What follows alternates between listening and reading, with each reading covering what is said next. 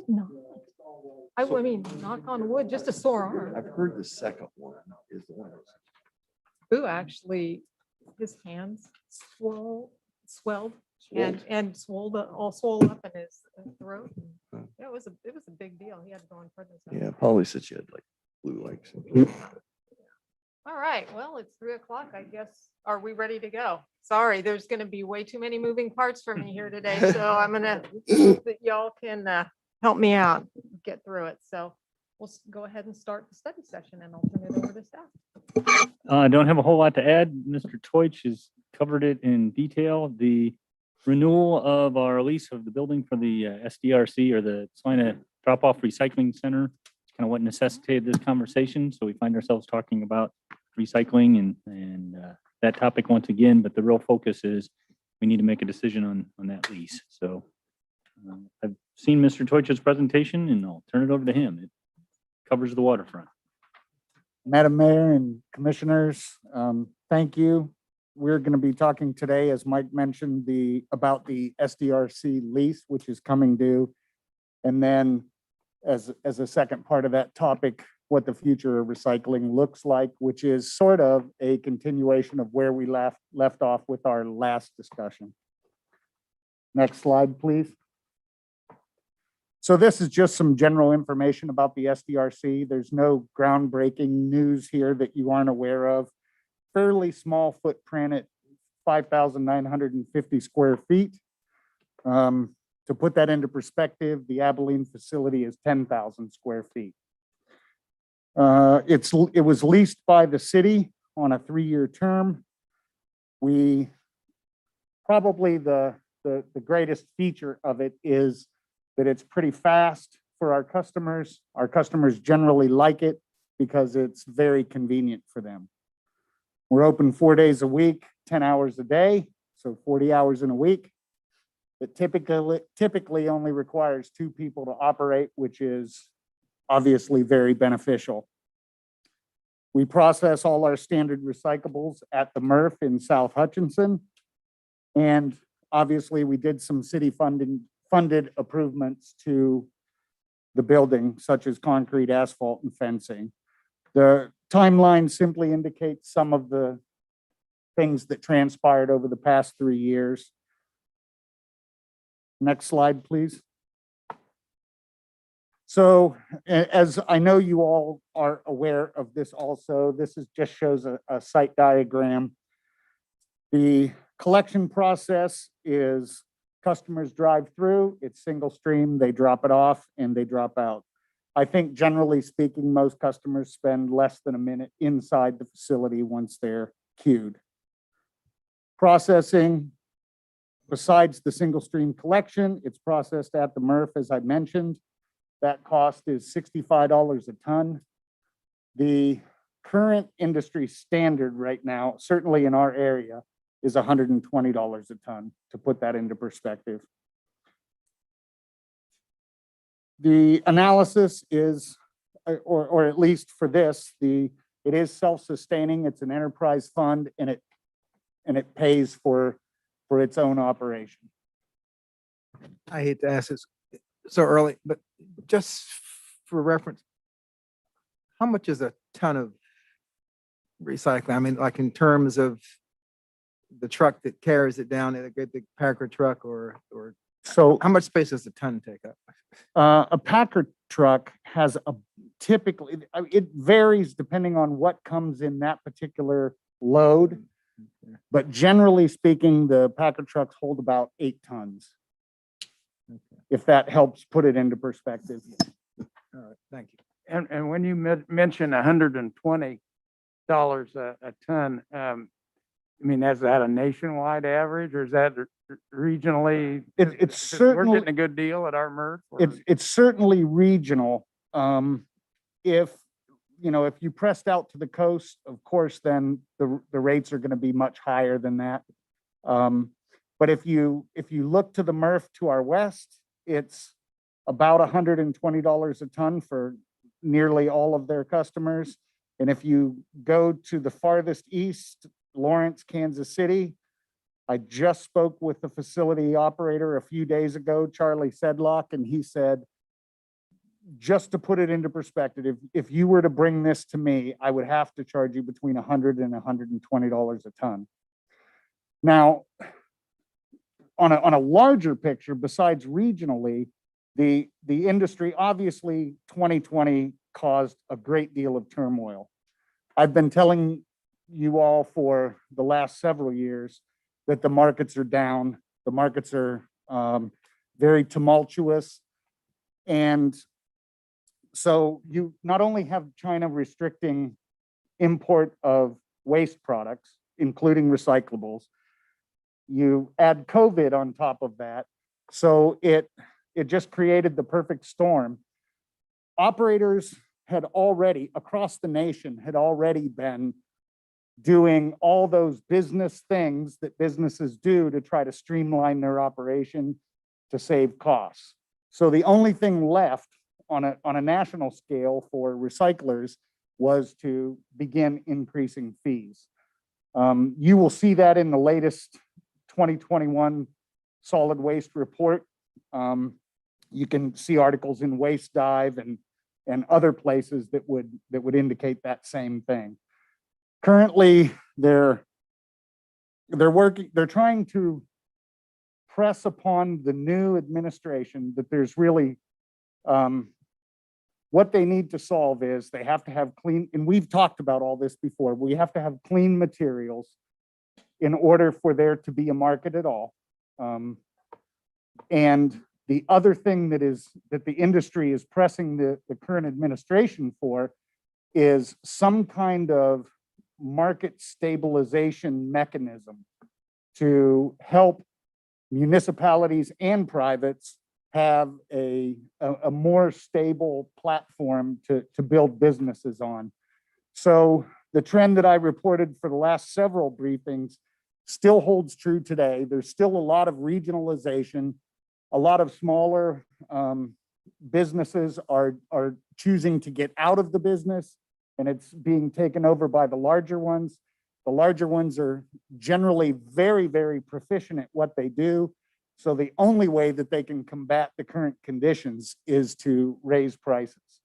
We are blessed, and we're in the situation that we are in because our materials are exceptionally clean, probably the cleanest that's received at that MRF, because we only take what they allow. So, and our customers are pretty good. The citizens of Salina and all our customers are good about keeping the material clean, which I think in any other circumstance, we would have seen our prices match what everyone else is paying. Next slide, please. So all of the slides in this presentation will say January 1st. That's not because I was trying to give you old data. It was just so that when we started this presentation, we had a place marker. And it just so happens that's a 6-month point. But I can tell you that as of today, we are now over 1,500 tons, which translates to over 3 million pounds of material diverted from our landfill. And we're now at 126,290 customers. So that's continued to grow. That's over 3 years. Just shy of three years, yes. It'd be 3 years in July. So that would be about 300 tons a year, 400 tons a year. Yes, Okay. 400 and And what is our total waste stream? About 80,000 tons? landfill waste stream, 85,000. Okay. And 28,000 customers or thereabouts. In the year 3, that's the next slide. Yeah, next slide, please. That's 590 a week. And on the curbside pickup, we had what, about 800? Yeah, per week? we had about 800 on, yes, that's Okay. right. But the 590, I mean, you know, a lot of those folks don't come every week. It might be every other week or whenever they need to be there. So it's not really a comparable figure. Correct. Okay. Correct. So this slide just talks about, what I wanted to show you here is just the growth from year 1 to year 3. I also have the updated numbers for this, just so that we can have a even more clear picture. As of today, the increase in customers from year 1 to year 3 is 30%, not 28. And the increase in the increase in tonnage is 21%, not 19. But regardless, you can see that we're continuing to grow, and we're growing at a rate about 3 times as high as what the industry expects to have occur in this industry. And I think that's because we have that market that you were mentioning, Commissioner Franz, that those customers who have not yet came over to us. Next slide, please. So there are several pros and several cons. Obviously, it's very easy to manage and to maintain. We already talked about the convenience to the customer. The price is $1.25 per water customer account, which for fee-driven operations, that's very, very reasonable. And again, I've already mentioned that it's funded fully through those fees without any additional subsidy. There are a number of cons, many of which you have pointed out, that we have to travel to South Hutch to deliver the recyclables to the MRF. The processing fee that exists at $65 a ton, that could be seen as a positive or a negative, depending on how you wish to look at it. We do not collect revenue from the recyclables. And of course, we could always get that phone call that says the fees have to go up. Even though you're clean, we just have to start charging all of our customers more money. So that is certainly possible. The next con is, I almost regret putting it on here, but I can clarify the market volatility and uncertainty, which we've touched upon in numerous meetings. The point is that con exists with any model that we were to build.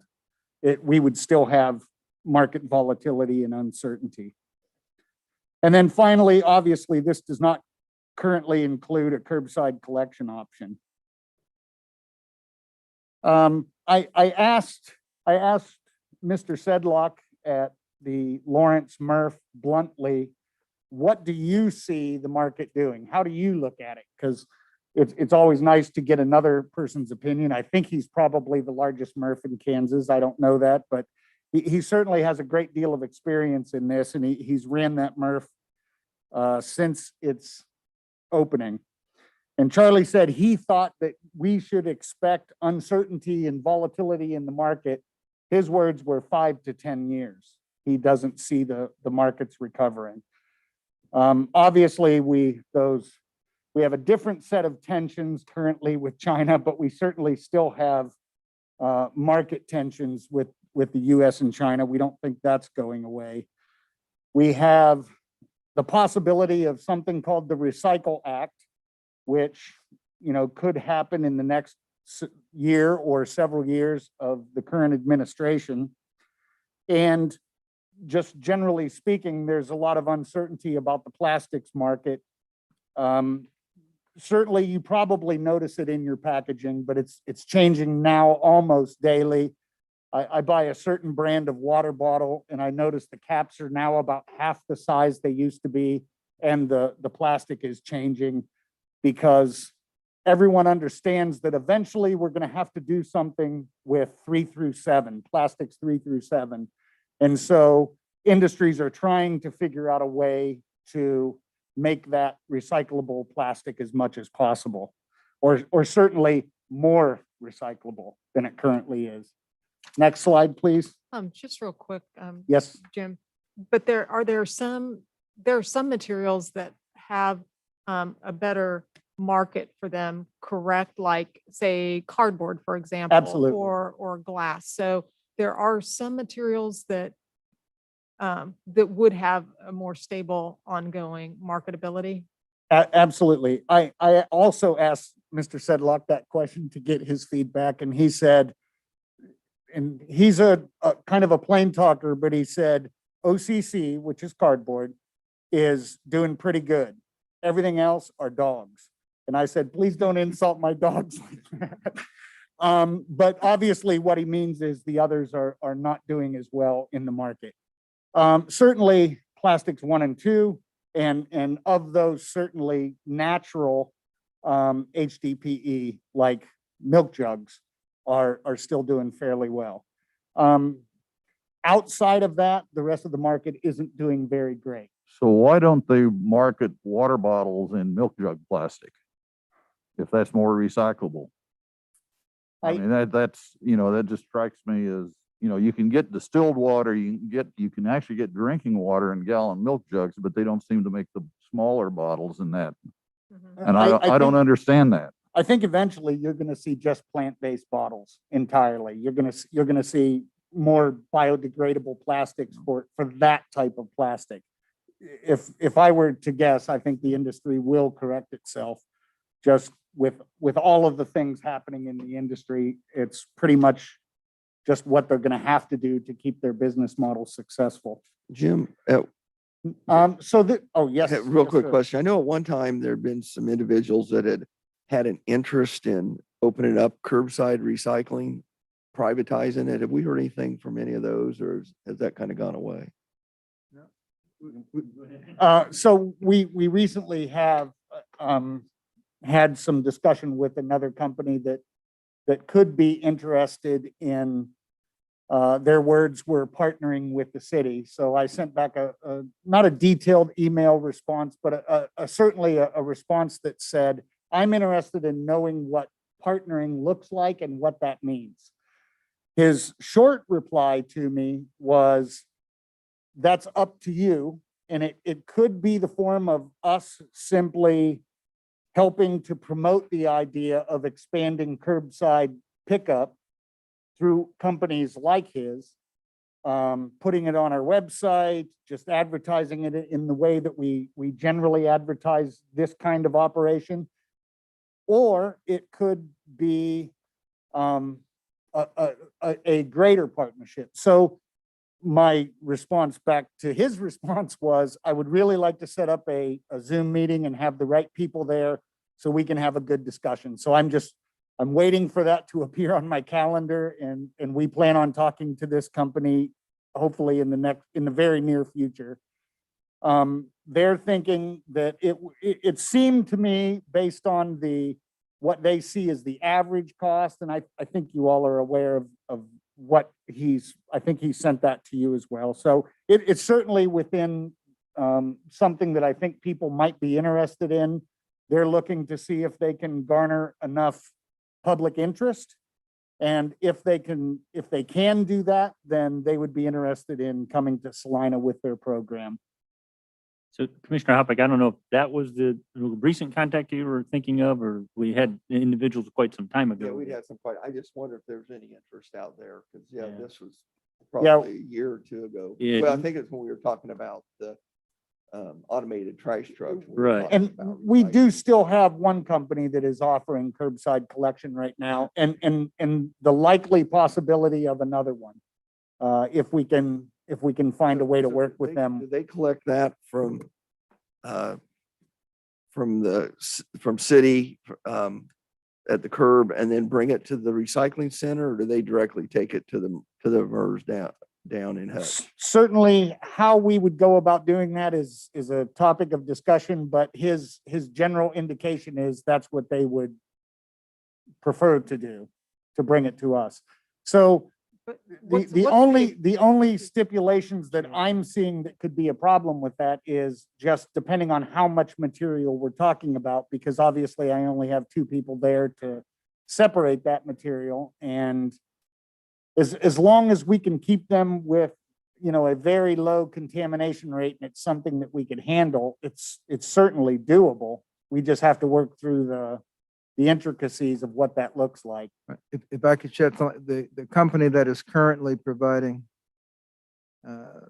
curbside pickup does require it to be separated, for lack of a better term, which makes it easier for Yes. that company to then take it to its collector and it be process, for lack of a Yeah, better term. and they are currently, they only use us occasionally now. He's taking his material elsewhere. This new company seemed to indicate that they may be bringing it to, they may want to talk about bringing it to the SDRC. So that would be an interesting conversation to have too. Is it JNN? J&N. Yes. JNN? And for me, I told him I don't need it to be collected, but every other week. Mhm.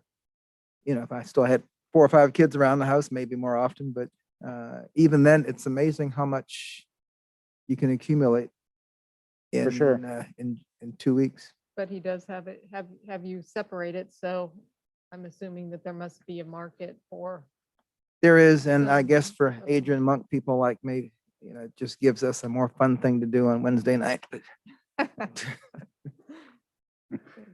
So if we covered all the questions, then this slide is talking about fund balances. Obviously, 2018 that's when we made all our capital purchases to stand up the facility. And we were doing that toward the middle of the year. 2019 was a much more normal year. And then you do still see additional growth in the ending fund balance as of 2020. You also see additional expenses, and there was increases in personnel costs this year, or in 2020. There was increases in V&E maintenance. One of the trucks went down that required major repair. And then we had a full year of tipping fees. So that was the increases in expenses that you see from 2019 to 2020. All of these funds are just currently being carried as a fund balance. Certainly, we could set up a capital replacement fund and transfer year ends or some amount thereof to Yeah, that I was kind of. about to ask that 235,000, including allowance for replacing those trucks periodically. It does. Okay. Next slide, please. So the primary reason for this discussion is that the lease expires in 2020. We're required to provide the notice to the property owner by July 1st. The contract initially indicated that we had a 90-day window in advance of term expiration to notify the property owner. I've been in contact with the property owner and he was perfectly fine with making a July 1st deadline. The intention that we have to provide to the property owner is either that we would extend the lease, purchase the building, or conclude the lease. Next slide, please. This just sort of walks through a little bit of the individual options. We could extend the lease. The cost by contract, those are contracted amounts. So it would go to $35,692 annually or $104 across the term. Obviously, plus we have to pay for increases in taxes and insurance, CAM expenses. The contract doesn't currently have an early cancellation clause, and we do have, at the beginning of the new term, have the ability to purchase at the end of the first term or annually thereafter. Next slide, please. So trying to have a way without having a formal appraisal done, and using what the Saline County current appraised value is for the property. The contract says that it's equal to the then fair market value, then being whenever we were to choose to exercise this option, not less than $200,000. Currently appraised at $250,310. You see the cost of our improvements, so that leaves an approximate cost to purchase the building at $208,855. Obviously, this would be subject to a actual formal appraisal to get what the current amount is. We certainly have fund options. We could purchase down the fund balance in sanitation, or we could finance in lieu of the lease. Additionally, if we were to choose to purchase the building, we could reuse or sell the facility if we ceased operations in the future and relocated. Next slide, please. Real quick question on Yes, the appraisal. Is there just one appraisal that's ordered? There's not two? And if there is one appraisal, who orders it and who gives directions as to how that appraisal's? I can't recall if it requires two. I seem to think that it only said that there was one. I could be mistaken. I would certainly have to check to know that for sure. And we would be responsible for the appraisal, for paying for the appraisal. Okay. Both parties have to agree to the appraiser. Two of the appraisers, okay. I got indication from the property owner that I think he would be interested in selling the property at this time. So concluding the lease, the contract conditions or the contract says that we would have to pay 150% from the time at the termination of the first term until we got out of the building. We don't think that it would take terribly long to get out of the building. So I would expect worst case scenario would be that we would probably have to pay a month's worth of that rent. And then obviously we would have to develop and implement a new recycling system if we were to no longer do this. Next slide, please. Staff recommendation to you is we think purchasing the building at this time makes the most sense. We talked about the lease costs being $34,692. The estimated annual debt payment on purchasing it, if we financed at 3% for 10 years, would be $24,000. Obviously, if we finance for 15, that would be even a greater amount of savings. Regardless of the future of recycling in Salina, the property has value, and we believe it's a worthwhile asset for the city to add to its portfolio. It's a good property. It's in a good location. It's in good condition, and we think the prices for that kind of property are only going to go up.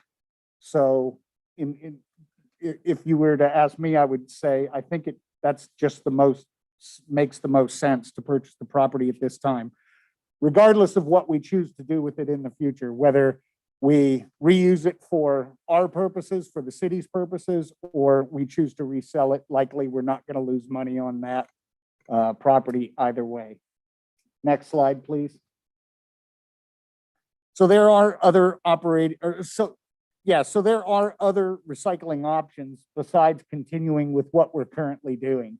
We could open a MRF and try to compete with the existing MRFs that are out there. We could open a fully separated facility short of an automated MRF, still functioning like a MRF, but obviously much smaller.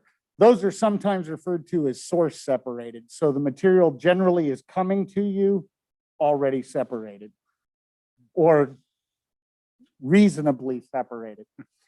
And obviously we could still at some point implement curbside recycling in conjunction with one of these options above. Next slide, please. So this is just talking about where we came from and what we know so far. This is the recycling feasibility study from 2013. Next slide, please.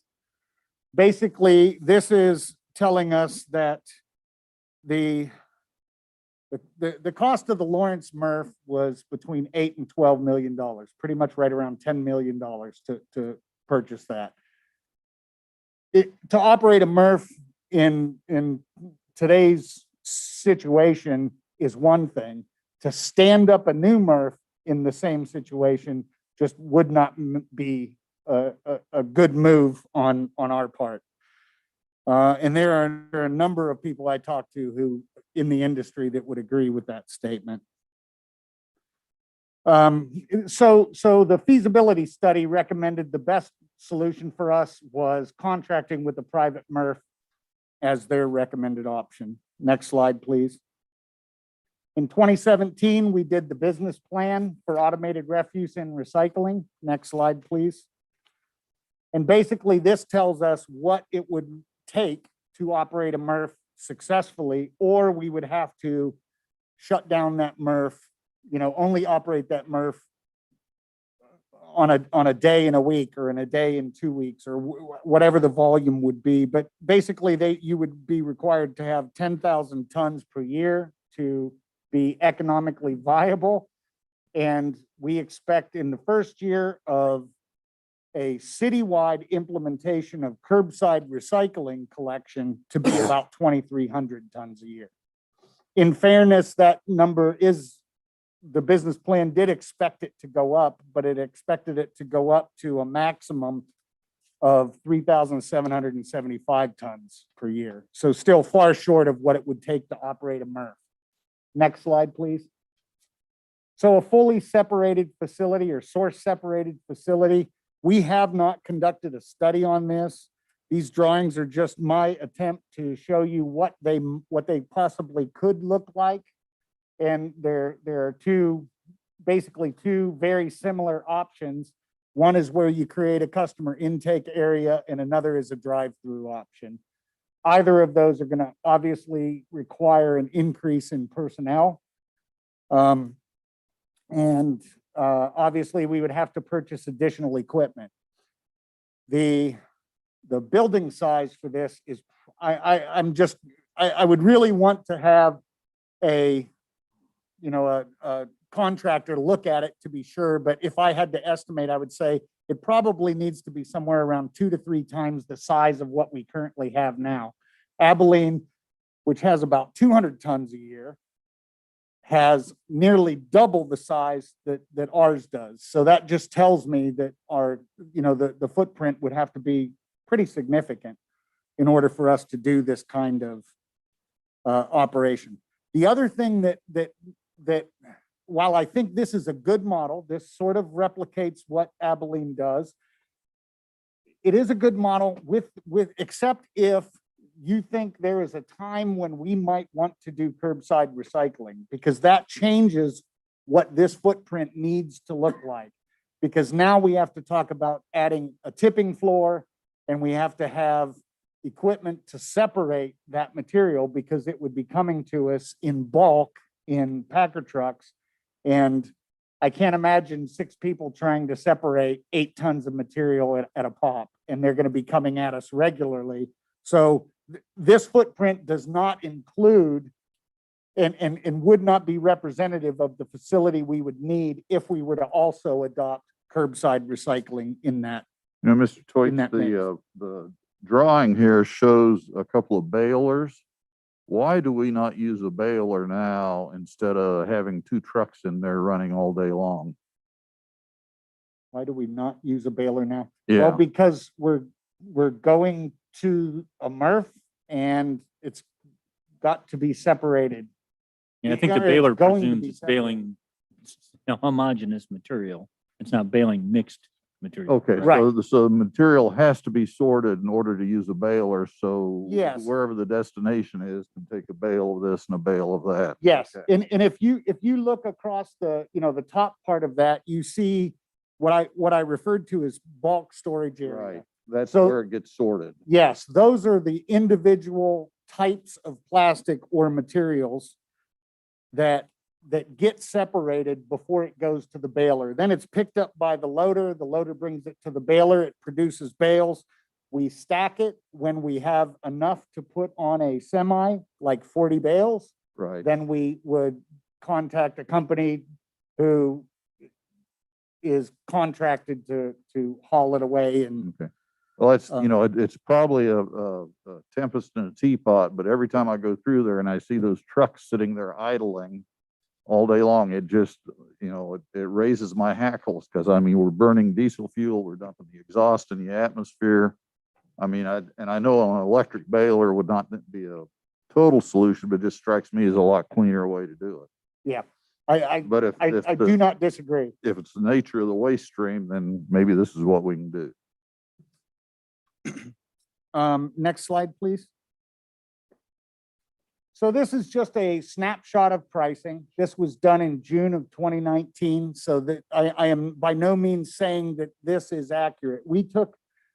If you remember, we did a presentation where we were shopping MRFs and we were trying to compare costs and value from Stutzman's to Rolling Meadows to Ham to even Fort Riley. And so we were shopping. Well, one of the MRFs, Rolling Meadows, said, hey, why don't you just bring us a load and let us take a look at it? So this was the result of that load. So it doesn't necessarily represent an annual, but I wanted to annualize it just to put that into perspective. So you have the different classes of material that would be accepted by Rolling Meadows.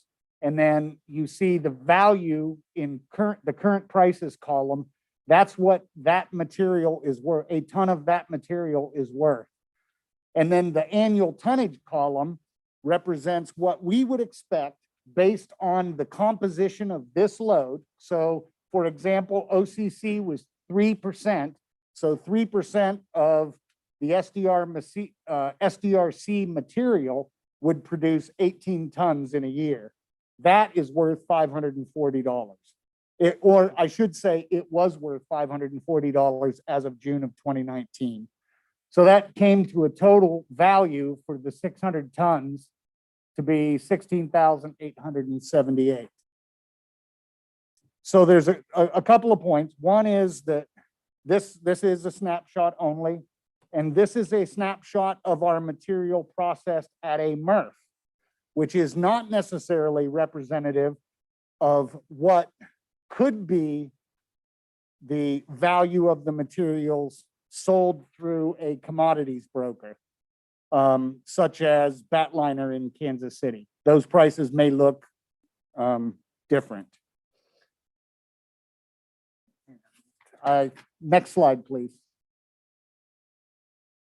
And obviously, and we touched on this briefly, but there are additional expenses that would be associated with this kind of operation. 2 to 3 times the size in building as an estimate, and then a whole lot of infrastructure and equipment costs in addition to the additional personnel. Next slide, please. I also have heard this from citizens and I think even from you all that there is an actual cost a ton to do business. The way that I arrived at 450 is I just took the 270,000 in revenue that we earned and divided that by the 600 tons and came up with 450 tons. Where do you get 600 tons? That is how much we collect in a year. I thought it was 300. Yeah, earlier in that conversation, I took the 1,500 divided by 2.5 years, and you get about 600 Yeah, I think, tons a I year. said, yeah, you thought it was 3, but we have. I just A didn't mil- want to call you out, Mr. France. Because right now it's 1,300,000, and at the end of this year, it's gonna be about 1,600,000. So you take 1,600,000 by, Well, I'm just 3 looking years. at the slide where it says 300 tons. Page 5, 308 tons for year 3. Let me see what we're talking about. So remember, this is not an annual total. This represents the annual total as of January 1st. So that's only 6 months worth of the material that we would have collected. But it It's- says year 3. Yes, That's an but annual total. yes, sir, but figures represent annual totals as of January 1st. So It doesn't matter. It's still an annual total. yes, from January to July. And my apologies. if That's not annual. That's 6 months. I understand. see, I was using my numbers off page I- 4. Yeah. This is funny math. Okay. So if you, basically you would double that and that's how we arrived at the 600.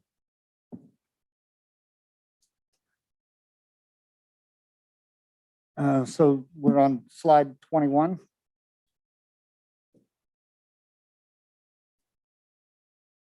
There alternative options. So the alternative options, the fully separated recycling facility, if you just think about that in terms of that facility does not increase participation in any way. So other than the growth that we are experiencing, we would not see an increase in the amount of materials that this kind of facility takes. The only thing that would increase are the costs. So that is why I say that the alternative options are estimated to be significantly more expensive. We're increasing cost without increasing participation.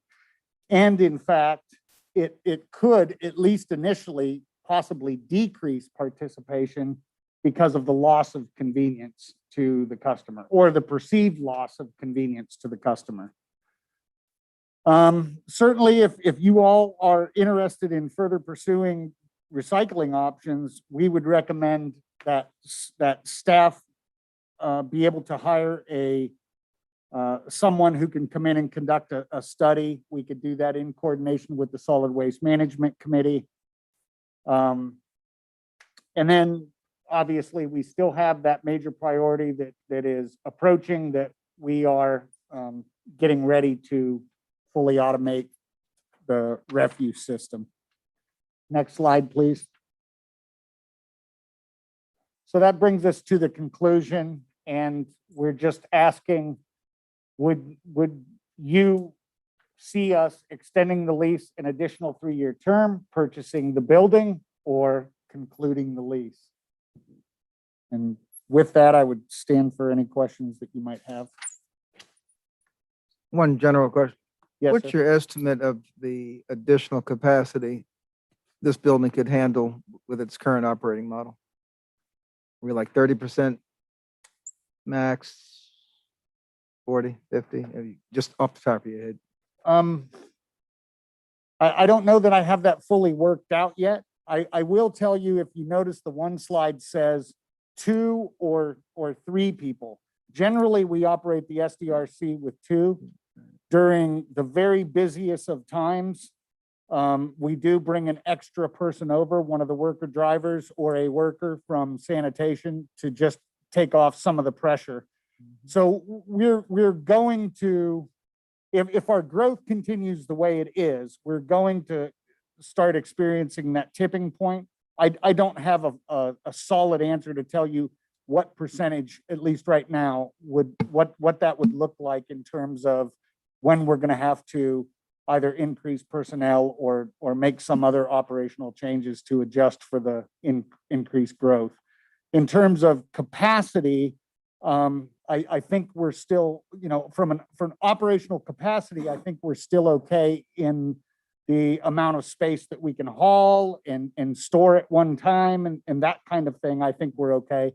I think the trigger point for that kind of decision in terms of what the max would look like is probably going to focus on when we reach that point where it's probably cheaper to bring on an additional full-time person or maybe even a part-time person until we get to that point where it needs to be full-time. But I think it's probably going to represent a personnel decision, if that helps. On the, excuse me, on the expense side of the ledger, and I think Commissioner Franz asked this, or maybe it's Commissioner Davis, the expense side, that includes, are we setting money aside to replace the trucks, you said? Yes. $33,000, I believe it is. Annually? Was the initial goal to Okay. set aside. Yes. Well, I for one appreciate all the work that staff has done to bring us this information. Just, I still don't feel like we've hit on our ideal operating model yet. And so, I mean, to me, the materials that you've presented today indicate that we need to at least consider separating our materials in order to, kind of maximize what can be recycled and maybe any value for those recyclables, et cetera, et cetera. Yes. So I think that, and I understand you're trying to get the automated sanitation pickup started, and there's a lot on your plate on that Yes, front. ma'am. And I guess, not sure, and maybe the other commissioners are fine with this model, but I guess I would be looking at just extending the lease and not committing to a purchase unless we know that, oh, we can move central garage here, or we can, move the parks department, or, unless we had like a specific backup use for it, I guess I would just be looking, more of just continuing on with the lease. And if in 12 months, we would have an opportunity to purchase, or in 24 months, if we, have it figured out about a different operational model, or that we just want to stay with what we've got. That's just kind of where I'm coming from. Well, I think it's important we continue to do this because I think it's an important image and an important message to send. Mhm. I wish it was 10 times the volume. I'd rather see 30,000 or 60,000, whatever the number might really be, as opposed to 300 or 600. That's really a pretty small portion of the waste stream, but I think it's important to continue pushing this as an image. And the total cost is really, in the grand scheme of things, is pretty minimal. I'm not sure that there is a good model. Yeah. That's just, I look at these different things and I just say, each one of them has certain drawbacks, and I know each one has particular fans also. I've heard from a lot of them. So, but I think it's important that we continue by whatever method we should choose. And that was one of the reasons that I'd asked about the capacity. Any major mindset shift among our residents will probably occur over a several year period. And if that building is good to go for, the metamorphosis of our recycling attitude for the next several years, if we're going to pay the same amount to lease it in 3 years as we are to buy it, we can probably take all those vehicles we're storing at the old pool and put them in there, nothing else. Well, I mean, Yeah. to be fair, it's not my decision what would happen to the building, but I certainly would say if we had a new building and we stood up a new model next month, I have use for that building right now. I've got 6 brand new automated trucks that are, $250,000 a piece that I would love to be able to use that building for. And certainly this isn't just public works. And you all know that we have almost crisis level infrastructure requirements for the equipment that we own. We have a lot of very, very expensive equipment that currently sits outside in the weather and ages and rubber dry rots. And I mean, literally, I would have that filled, probably as they're driving out, I would be driving in. if it's And I not- think any department could do Yeah, I was that. going to add to that. If it's not him, it'd be 2 other departments behind him. Yes. Yeah, There's need threefold. And the other There is point need. Okay. is just the value, the potential resale value. We think that if for whatever reason we collectively decided we should get it out of our inventory, I think we could recover our investment. I would favor purchasing the building. I think it's a good investment and just makes the best sense. And certainly we should continue the activity, but gosh, with the future so unknown on this, that it's maintaining the status quo and putting ourselves in a better position to make any kind of change makes the best sense to me. I bluntly asked several of my peers. I talked to the McPherson Area Solid Waste Utility, the person who runs that, and he's currently separating cardboard and everything else is going to Stutzman's also, because he can't, he's in the same boat we are. He can't, there's not a lot else we can do at this time. I think there are pros and cons to other models. I believe that we can get, I do believe we can get there. And I think eventually fully separated facility would probably be the best way to go. But I think there's a lot of hurdles to overcome to get there. Yeah, I prefer to own than lease, and I really think as I look at this, even if we were to look at a different model, we're probably 3 years out, and you'd have 100,000, you'd have half your building in lease payments that you now could have purchase. So I'm probably for purchasing it. So the consensus here is purchase Purchase. at this point. Okay. I think so. What about- Just from the fact that we don't see anything on the horizon, and even if we did, I think it'll be a while and that building will have plenty of uses. What about the follow-up study that Mr. Teutsch mentioned in terms of evaluating other options? How do we feel about that? I would wait. Yeah. I don't think we're gonna gather anything from it that we're not gonna have to go back and find out about. One thing that I Here. could offer is originally in the current landfill engineering consultant contract, we were supposed to have done a waste characterization study in 2020. That study was put on hold. Those funds are currently in a purchase order, so we have access to them.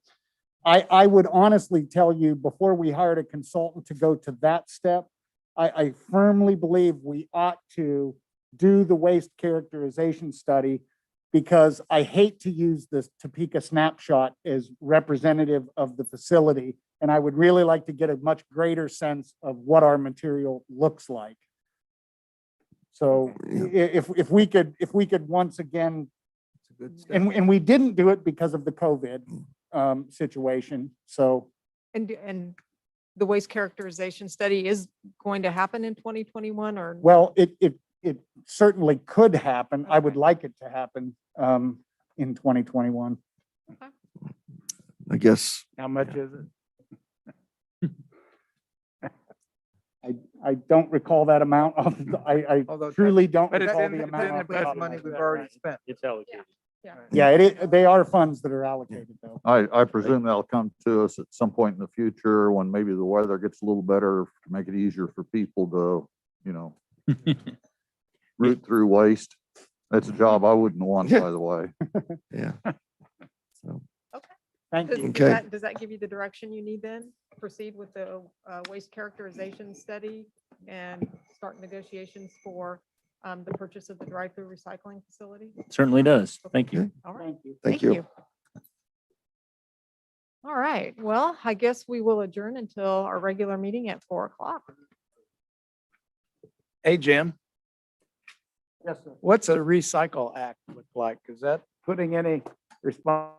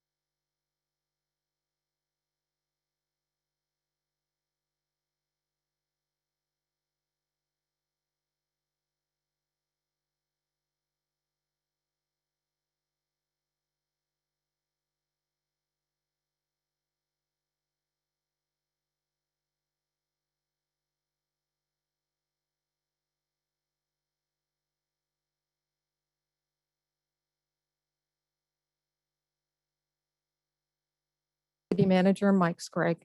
Thank you, Mayor Hodges. As you may recall, our data compares week to week, Friday data. So that's probably the easiest for us to compile. You may see information from the Health Department since last Friday, but just for a consistent basis of comparison, in the last week, we had 19 new cases compared to the prior weeks of 37 for the last 2 weeks each.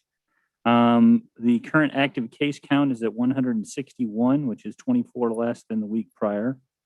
Total recoveries is now at 5,760, which is 43 recoveries in the last week. And there are currently 3 individuals hospitalized, which compares to 3 the week prior and 2 the week prior to that. And there were no deaths in that intervening week timeframe. That is good news indeed. And just because I know that I've had some questions about it, the county did allow the mass gathering limitation to expire. So we don't have limitations on mass gatherings. However, the mask ordinances for both the city and the county are still in place. And it's awesome to see a crowd like this here and see that you're all wearing masks. So thank you very much for that. With that, we will go to Citizens Forum. And Citizens Forum is an opportunity for any citizen to speak to the City Commission on any topic that's not on today's agenda. I would just ask that you identify yourself, where you're from, and keep your remarks to 5 minutes or less. Thank you. Hi, I'm Phil Black. I'm at 815 Spruce, and I'm the chair of the Solid Waste Committee. And when we had our study session here over the last hour, I wanted to at least make a few comments. First of all, the committee doesn't have a position at this point on the lease. And honestly, it didn't make it on the agenda. And I'm the guy who sets the agenda. So guess whose fault that is? Because I knew this was coming up. So I'll take the blame on that. But we've been focusing on long-term. We've agreed and voted to study, among several things, being able to reduce to 0 by 2050 in Salina. Now, we realize that when you talk about zero waste in cities, they're usually it's 0 to 10%. It's not absolute 0. We also realize that it's somewhat nebulous.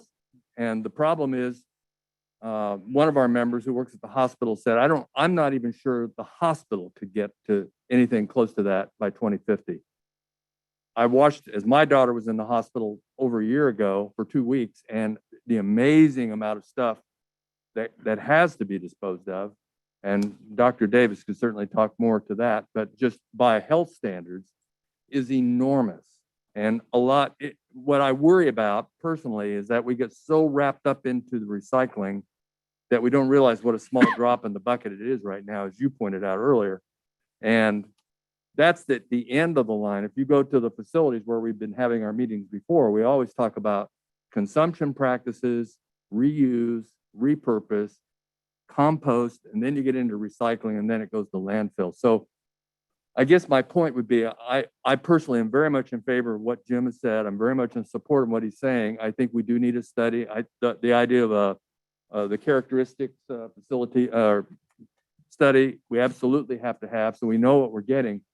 But in the long term, by another 3 years, I would hope that we'd have some sense of where we want to go and start looking at things like consumer practices. Mike, you and I were talking about that over at the coffee shop, and how can we reuse things? Those kinds of things are slowly changing. I know Starbucks is going away from straws and creating lids that don't need them. There's things like that are going to happen, but think in the big picture and don't get so wrapped up in the recycling, which we need, that we sort of feel like we've done enough, because that's just not going to be nearly enough. Okay? So thank you very much. And by the way, thank you for putting me on the committee. Oh, thank you very much, Mr. Black. Appreciate it. Is there anyone else who'd like to address the commission?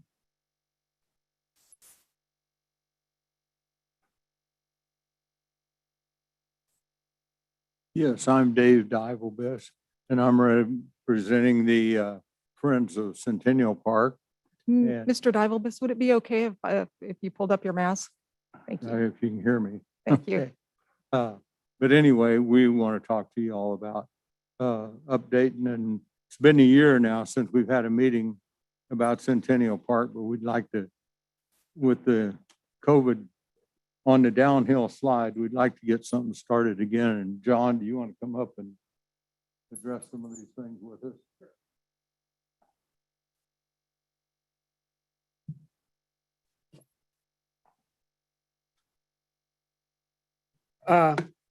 Thank you. My name is John Blanchard, and I'm a resident of Salina. And as Dave mentioned, there have been a number of community meetings with the Friends of Centennial Park. Some of them weren't under that name, but they were all either arranged by the city or by the neighborhood group themselves. Two of the most prominent ones were the Parks and Rec master plan person. Okay, not going to remember his name right now, but anyway, Dick Horton. Thank you. Dick Horton set up a couple of meetings. A lot of people attended those, and there have been a lot of things that have come up lately. The last thing that came up was the housing authorities wanting to use that piece of property and take it out of parkland. What we're here to do essentially is to, in recognition of what's gone on with the Salina Field House, the baseball enterprises, the net generation, and other successful private-public development partnerships, we'd like to come to you first in this process and not go through the city manager and then have it show up to you. We'd like to come to you first and ask you to help us get the ball rolling with the city manager's office on setting up a public-private partnership that is Friends of Centennial Park. What we're looking for basically is just to fulfill what's in the Parks and Rec master plan for walking trails, for the skate park improvements, for some picnic shelters and so on. They're all listed in the Parks and Rec master plan. And just to kind of give you an idea, we realize that this could potentially be an uphill climb. And the reasons is that we're not as well-heeled as some of the groups that have come in asking for the public-private partnerships. But we'd like to have the ability to work on an equal footing. The decisions that you've made on the field house, on the ball fields, and on the golf or the tennis ranges from naming rights to shows, resolutions of support, and so on. That's basically, we're just asking to be treated equal. And so we'd like to enter into discussions with the city manager, and we fully intend to make this process entirely transparent. We'd like the city manager to report back to you, but we can also report back to you as well. We've got a number of outreach ideas that we're going to do, but I just want to share with you briefly in the short time that we've had. And this was prompted by the comments that Commissioner Davis had made about Centennial Park during the Net Generations presentation on March 1st. And that support was greatly appreciated. But we're slowly putting together a group. We have members of the team. Our former commissioner and state senator Randall Hardy is going to be working on community outreach. He had a great community outreach program as a state senator. We have Derek Bernhardt, he owns Naturescape Landscape. He's going to be our technical advisor on all the landscaping, the trails, what needs to be done for construction and maintenance. Dave Divelbis is the president of the Friends of Centennial Park, and he's going to be involved in the process. Another person that is going to be a special advisor is Jim Vole. And some of you may know that Jim's son, Kevin Vole, is who the skate park is named after. And then I'm going to be involved as a park designer and project manager for this project. So we hope that, I'll end this now. I don't know where the clock is, but I'm probably getting close to 5 minutes, so I'm going to cut this short. I know you have a long meeting. During the presentation of the tennis facilities, and I might just say before that, all the projects I've mentioned before, those have been really good projects. I mean, we've got great people in this community. But one of the comments that was made from one of the people from Net Generation, they said that they believed that Salina, Kansas was the greatest community on earth. And our feeling is that great people make great communities, great decisions make great communities.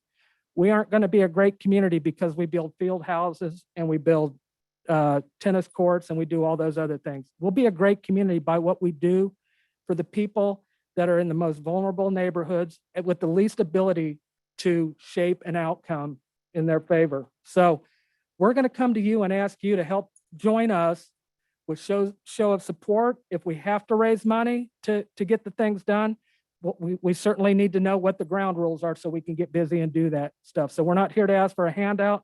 We're here to ask for equality. And so we hope that you'll be able to support us on that. I know the city manager and staff have been more than willing to work in the past on that, and we have every expectation that that will continue. And if Dave has anything further. No, I think you pretty much covered it, John, and we really appreciate all your help. Thank And you. Thank you. we're- Thank we're you gonna both keep very working. much. Thank you Thank both you. very much. I'll call you. Yeah, give me. And Yep. I guess just something as your, I'm directing this at Mr. Scragg. Is Centennial Park, have we established, is it parkland or is it potential development land, or have we established that yet? We've previously determined it to be parkland. Okay. I think the variable was the idea being voted by the Housing Authority for Okay. redevelopment, but Right. there is a process to transition from Okay. parkland to anything else. And do you need anything from the commission in terms of proceeding with any kind of meetings with the Centennial Park Neighborhood Association or? I don't, and unless you want to direct me otherwise, I'm Okay. prepared to go forward with that conversation. Okay, great. Thank you. Is there anyone else who'd like to speak today? Mayor Hodges and Commissioners, Larry Brittigum, 102 South Skyline Drive. I'm actually here on a couple missions today. One is part of Salina 2020 on a couple of projects we have coming before the commission today.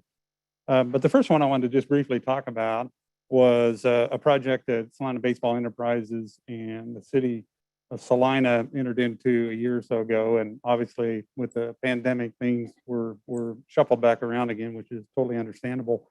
I really appreciated Commissioner Franz's comments last week about getting it back on the calendar or agenda. I don't remember the terminology exactly. And I know Commissioner Ryan and others were supportive of having that discussion again.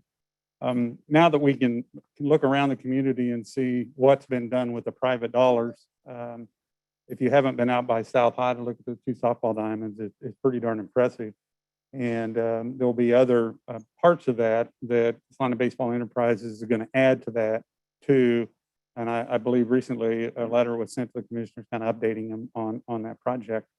If you haven't been by Dean Evans and either looked at the field, or looked at the behind home plate that's going to be finished, and also several other projects that are going to be done, it really will be one of the best facilities in the state and maybe even in the region. It's not a professional baseball field.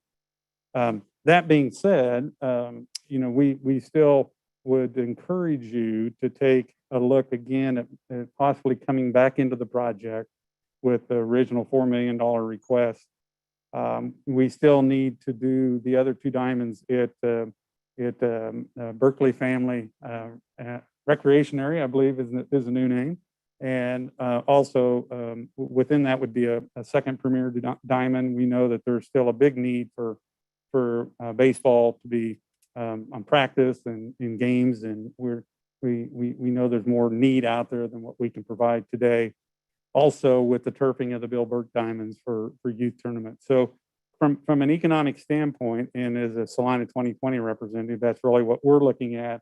Is we know these tournaments, especially baseball, where they bring in 60 teams or so into a community, it really brings an economic boost to the community during the week and on the weekends. And now that with the downtown project is off and running, and we have the field house is starting to open back up, and with one of the projects today called the Yard, that is again, if you haven't been over there, and you can have Dr. Gross give you a quick tour of that. It's truly going to be used to help kids that need help, families that need help, and to give them an opportunity that maybe they wouldn't have otherwise. So I think all of this ties together. I don't, it's like when we started the downtown project, we had a lot of plates spinning, and we didn't want any of those to fall off. And so we'd like to see the city's commitment on the baseball facilities. We'd like to see that plate start spinning again. So I appreciate it being brought back up. And I really do appreciate your consideration of bringing that back to the table so we can discuss it. So I appreciate your time. Thank you very much. Unless you have any questions. Mr. Burdigam, you mentioned the email that I think we all received. When is the grand opening? When is the dedication for Dean Evans Stadium at the Berkeley Family Recreation Area? I Wasn't believe that toward that's, the end of April?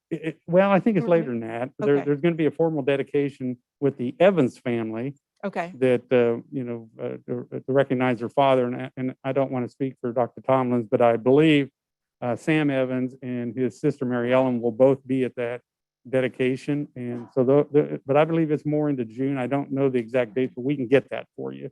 But awesome. there is a formal rededication, so to speak, of the Dean Evans facility. And they're both, I know the family is very excited about coming back. It's been 25 years since that was dedicated originally. So it's a true tribute to a family that did so much for Salina and the area and helped so many kids over the years. And so we're pretty excited about that. So Thank you. we'll get the date to you. Thank you very much. Sure. Thank you. Appreciate it. Appreciate it. If I might, I want to correct Mr. Brigham on two things. I think it was 2 weeks ago that I mentioned it. And, we really never backed out of the project. It's always been on our plate. We did back away from the funding mechanism temporarily. But I would like to ask the staff to get that scheduled on the agenda planner for, I think it's 2 weeks to the next meeting, 2 or 3 weeks down the road, so we can get that moving. Thank you. Thank you. Is there anyone else who would like to speak during public forum? Hi, I'm Tom Hestinger, Salina resident, Mayor Hodges, Commissioners.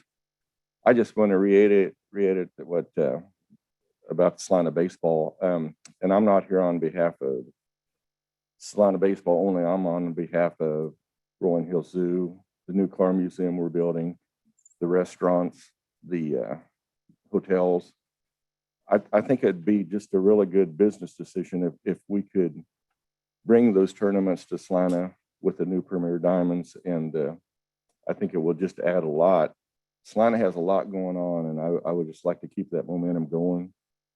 Like I said, just to help all the businesses here in Salina.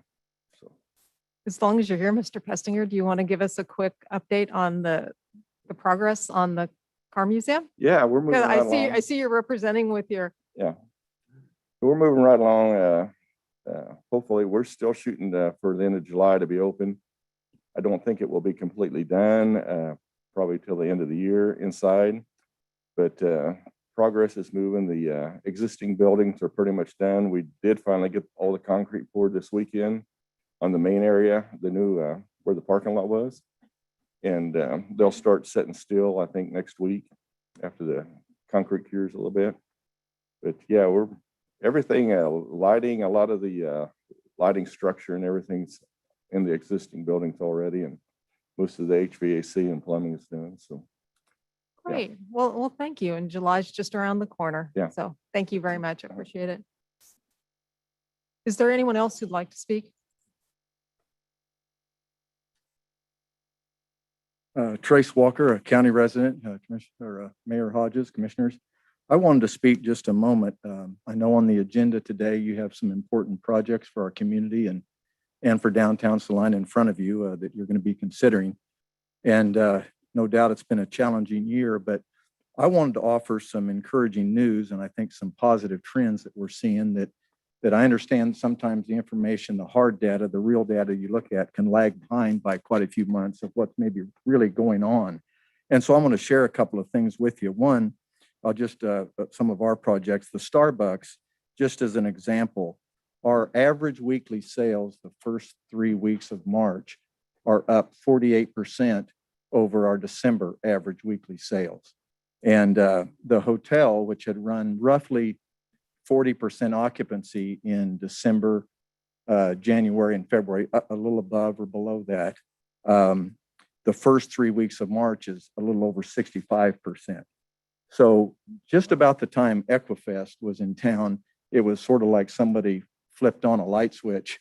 I think people are anxious to get out because that was our first time since we'd opened the hotel that it sold out. And so that's been encouraging. And I think there was a lot going on in town at that time. But even last week, when there was not any really big stuff in town, finally really starting to see some business pick up. Another example, I think, of the traction we're getting, and kind of to piggyback on what Larry and Tom are saying about keeping our momentum going. Grassroots efforts, we were here in front of you last, I think, September, seeking incentives for 3 buildings downtown. There's 3 50-foot buildings, if you'll remember, from the Stiefel Theater down to about Sanity Boutique. And you granted us those incentives, and we spent about $1 million improving those buildings. And at the time, they were really underutilized. And I don't believe any tax-paying business was in them, sales tax generator. And now we're talking to 2 more tenants that we expect them to sign a lease within the next 30 days. And if that comes true, and we think it will, they're pretty solid prospects. There would only, of that 150 feet of buildings, there would only be 1 25-foot piece left that doesn't have a sales tax generating business in it. So we're encouraged, and we didn't want, as you're contemplating these important decisions today, to be looking maybe at data that says that, you know, things are like they were in 2020, because we see a big change, and we think the downtown is really poised to take off. So as you're considering these things, we'd hope that you'd look favorably upon them. And we think the trends are going to support that decision. So thank you. Thank you, Mr. Walker, and thank you for all the investment that you've made in downtown Salina. And that's really encouraging news. I appreciate the update, and I think the rest of the governing body does as well. So thank you very much, and wish you all continued success in the future. Lots of sellouts ahead of you, I hope. So thank you. Is there anyone else who would like to speak during Citizens Forum? All right. Mayor Hodges, we do have some members of the Oh. public that are on the Zoom meeting. Okay. If you're on Zoom and you would like to speak, go ahead and raise your virtual hand now, or try and wave at us on the screen. The way you raise your hand is you go to the bottom of your screen and you hit the participants tab. There's a button at the bottom right of the participants tab that allows you to raise your hand, or if you're on an Apple, that button is at the top of the screen. And anybody is interested, go ahead and do that now. And I'm not seeing any at this time. All right. Yes. Chad Farber, I'm from here in Salina. Sorry, I didn't stand up in time. I was looking at my notes, to be honest with you. I took some notes so I wouldn't get ahead of myself today. I just want to address something that's been going on for a while now, and that's our mask mandates here in Saline County in Salina. I appreciate what you said. You look around the room and you see everybody's participating in the masks. It's not by choice. We don't have a choice to do that. It's almost like looking around and saying, hey, it's a good thing all the prisoners are in handcuffs today. That's kind of how some of us feel about that. I realize not everybody. But I wanted to just bring up a few things. And again, I'm a pastor as well, so I'd made notes so I wouldn't go overboard and try to speak too much. I realize that you have heard all of the data, and I appreciate that you look at all of the information that comes in and try to make decisions that are best, not just individually, but for our city. And I appreciate that as the commission. I personally am not against masks. I'm not against them. I wear them everywhere I go. If a business says you need to wear a mask to come in, I wear the mask. That's what I think the right decision is. I am, however, against the mandating of wearing masks. And I believe that's the issue that several citizens here in Salina have. I understand that you understand the data that says the CDC, or by the CDC, that says that masks like you're wearing, the surgical mask, the cloth masks, are about 55 to 65% effective against the virus. I like how one doctor put it. He said, it's like throwing mud through a chain link fence, is how the mask works for us right now. I realize, as you do, that the CDC says that any person fully vaccinated need not wear a mask when in proximity of other vaccinated individuals or around any asymptomatic persons. I realize, as I have stated before, Dr. Fauci refers to a mask as a symbol of goodwill toward your neighbor and nothing else. I realize in the world in which we live, there's a lot of virtue signaling. And as we've heard the term over the last couple of weeks, a lot of mask theater taking place as well. I would say the greatest argument for ditching these mask mandates is seen in the statistical equality of COVID-related cases and deaths between governmentally locked down and quarantined California and unmandated, open, and thriving Florida. The numbers, the case rate, the death rate are no different, even though Florida has an older population. About 20% or so are in the 65 and older range, the high-risk category. They are still seeing the same numbers from a completely masked society versus an unmasked society. I believe, as so many of us do, that every individual has the right to wear or not wear a mask, or 2 or 3 if they choose. I am against this body, this commission, mandating that every citizen of Salina fall under a guideline that you guys believe is the right decision for all of us.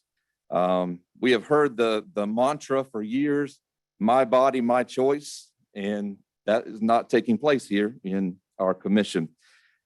Secondly, I want to say that I took umbrage at some comments by Commissioner Davis last week in this meeting, and I again have the quotes of that, so I wanted to bring them up.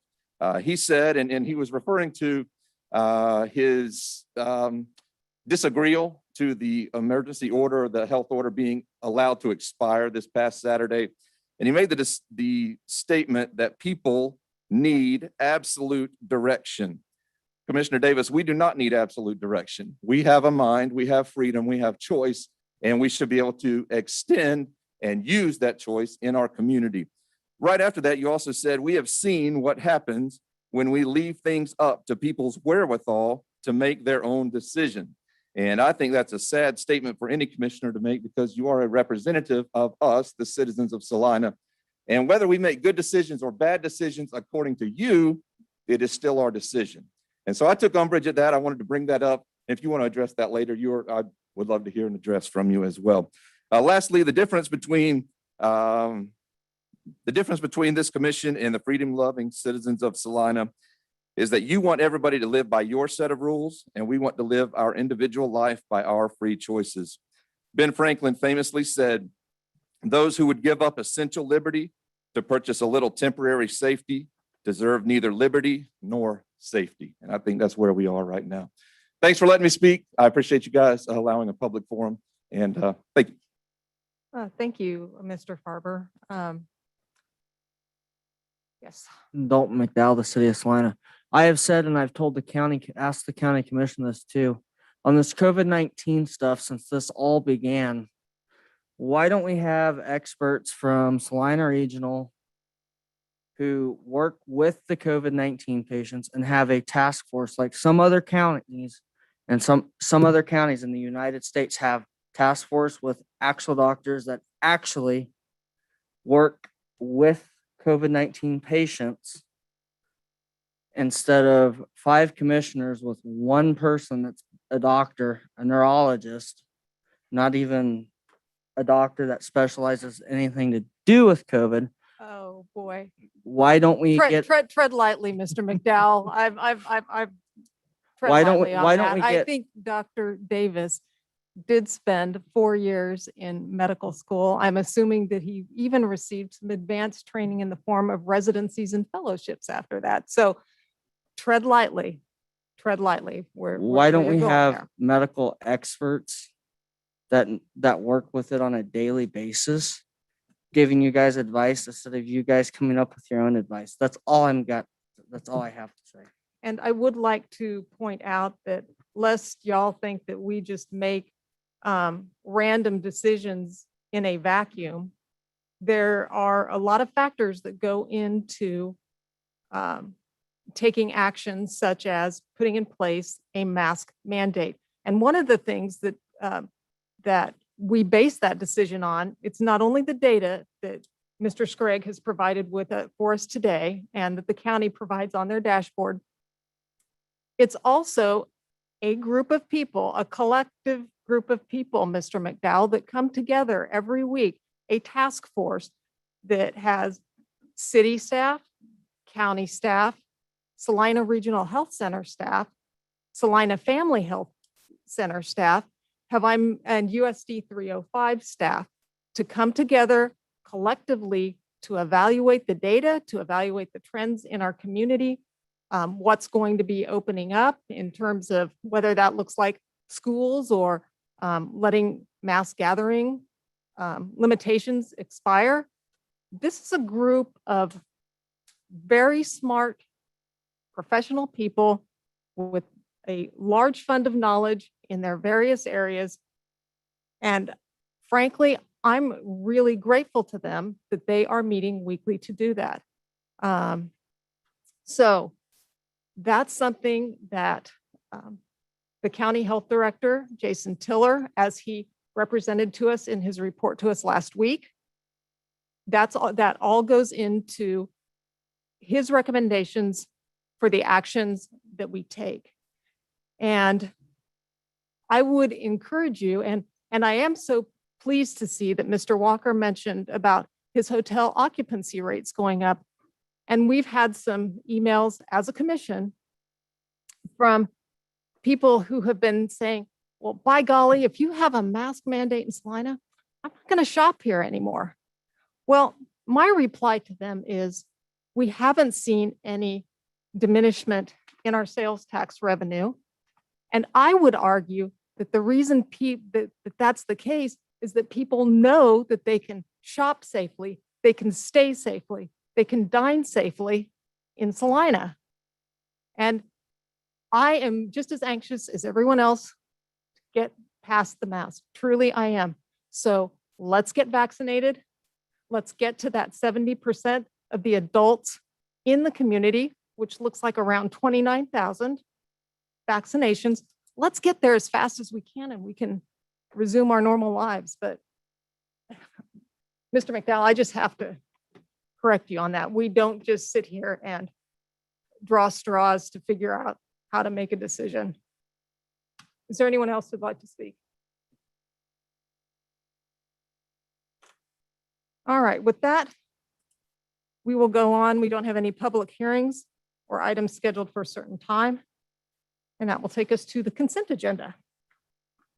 Item 6.1, approve the minutes of March 15th, 2021. Item 6.2, acceptance of KDHE amended consent agreement and final order for the former Schilling Air Force site.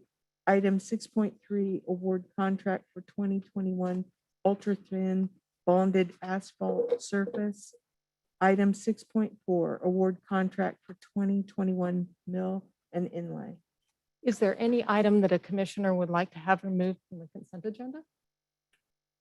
If not, I will just make a note that there was one small correction in the minutes, which I spoke to the deputy city clerk about, that where it referred to revisiting the breed-specific legislation ban.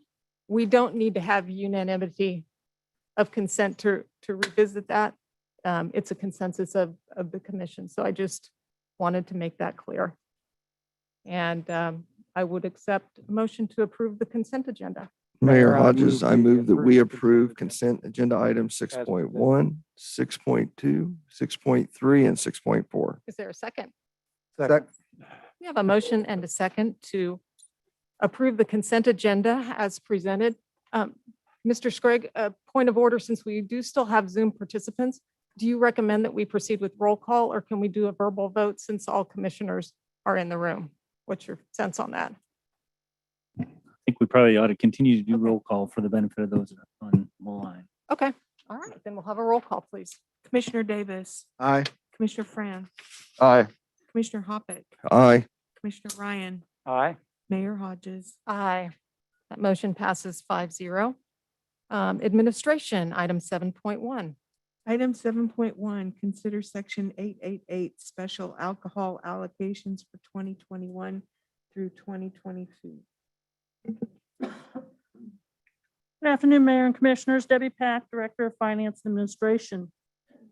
Kansas statute provides that any city with population of $6,000 or more shall receive 70% of the tax applied to special alcohol or to alcohol drinks that are sold in the city. Of that funding that comes to the city, 1/3 is deposited into the general fund, 1/3 goes into special parks and recreation fund, and 1/3 goes into a special alcohol and drug program fund. Monies in all of these special funds are under the direct direction of and control of the city, of the governing body of the city. Today's action, we are going to be discussing the monies in the special alcohol fund.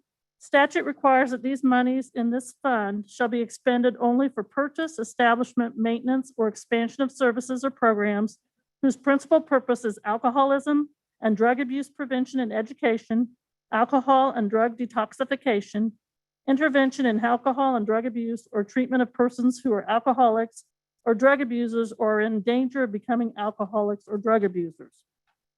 Since the city of Salina does not provide these particular services, every 2 years we issue an RFP to agencies in the community that wish to submit for funding for those services that they provide. In 2021, we received 4 applications from Ashby House, Central Kansas Foundation, Community Corrections, and St. Francis Community Services. We have representatives either here in the audience or on Zoom from each of those agencies that can answer questions as we get to the end of the process a little bit. I'm not going to go through their applications because they can answer those questions a whole lot better than I can. As far as a fiscal note, this is pass-through funding. So all the funds that come into the city that are divided into this fund are allocated back out to the agencies as you direct us. If there are any excess funds at the end of the period, those funds would stay in the fund and be allocated the next period. At this time, staff is requesting direction from City Commission on 2 specific questions. Does the application meet the statutory use of the special alcohol funds? And if so, what portion of the funds should the applicant receive? We have also provided you multiple funding options. I'm not going to go through them all, but as you make your decisions and you give us that direction, we will calculate that funding and we will sign an agreement with each agency as you direct us. Staff has identified the standard options for you to approve the funding and authorize the city manager to sign those agreements, to approve the funding with amendments, to postpone consideration, and to not approve the funding at this time. Staff recommends option 1 at whatever level and whichever agencies you should direct us. So at this time, if you have questions based on the applications, I'm sure that any of the applicants would be willing to come up and give you answers to those questions. Are there any questions either for Ms. Pack or for the applicants? For the applicant, would it be okay with the mayor if we maybe ask each applicant to come up rather than Sure. with 5 of us and 4 applicants, there could be 20 different Ping pong. exchanges at the. Sure. All right. Well, we'll just going in order of presentation here. Why don't we go ahead and have Ashby House come up and be available for any questions? Hello, my name is Andy Holberg, and I'm the Executive Director of Ashby House. I'm glad to, first of all, thank you to the Commission and thank you to the City of Salina for this funding. It means a lot to our organizations. Thank you. I guess my question's maybe not directed to Mr. Holberg, but to city staff. I know on here we show renovations of the facility in the amount of 60,000. Is it standard that we have used funds for this time, for basically remodeling, building, that type of stuff before? Yeah, go ahead. Not typically, however, Andy could explain their purpose and what they've been providing through the last year.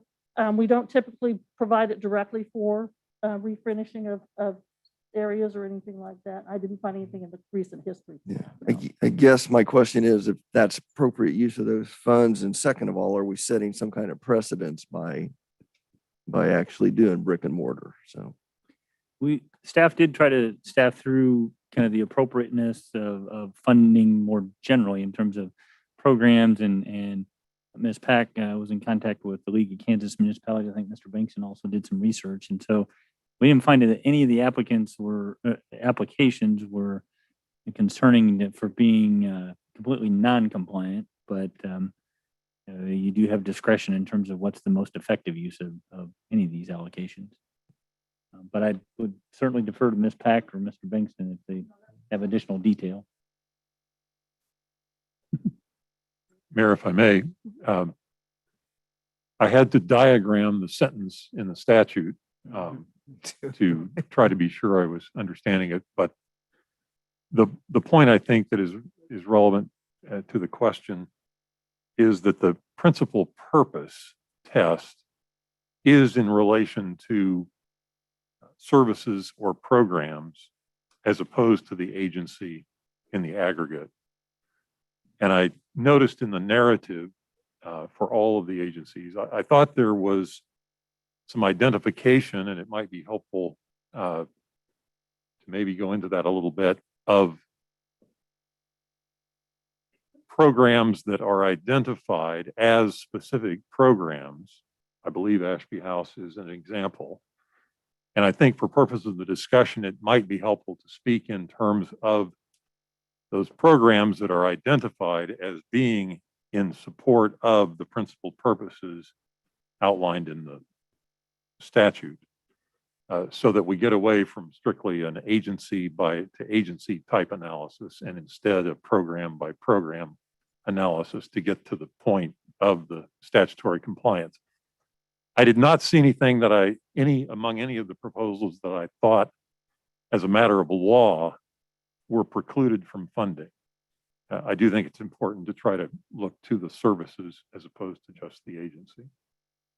Yeah, this particular program is a partnership with CKF, and the building that we are working on is specifically for childcare. So we're one of the few facilities in the state that allows women to have children with them as they go through treatments. And so because of the addition of more room needed because of COVID, we have to have the proper amount of social distancing. And that particular room that's going to be renovated is replacing a very small space where the kids are being monitored at this time. And so that's kind of why we felt it fit the description. And we interpreted the purchase, establish maintenance, or expansion of services or programs whose principal purposes is alcoholism and drug abuse. We felt that fit that. We interpreted that by saying that this would actually fulfill that in providing programming for the children. Tell me, Mr. Holtberg, is the child care provided under this program only while your clients are in counseling? Yes. Or at other times? No, it's when they're in solely for that counseling. purpose. Okay. Yep. Ashby House provides the life skills and case management, and then also kind of reentry type case management, where CKF handles the treatment side. And Shane's on via Zoom, and he can answer questions as well in regards to the partnership. But it's been a huge success, and we're really busting at the seams. We're needing more space eventually, more room. Unfortunately, I guess you'd say. If I might, another question, it's apparent that we don't have enough money to go around. That's, kind of standard for this.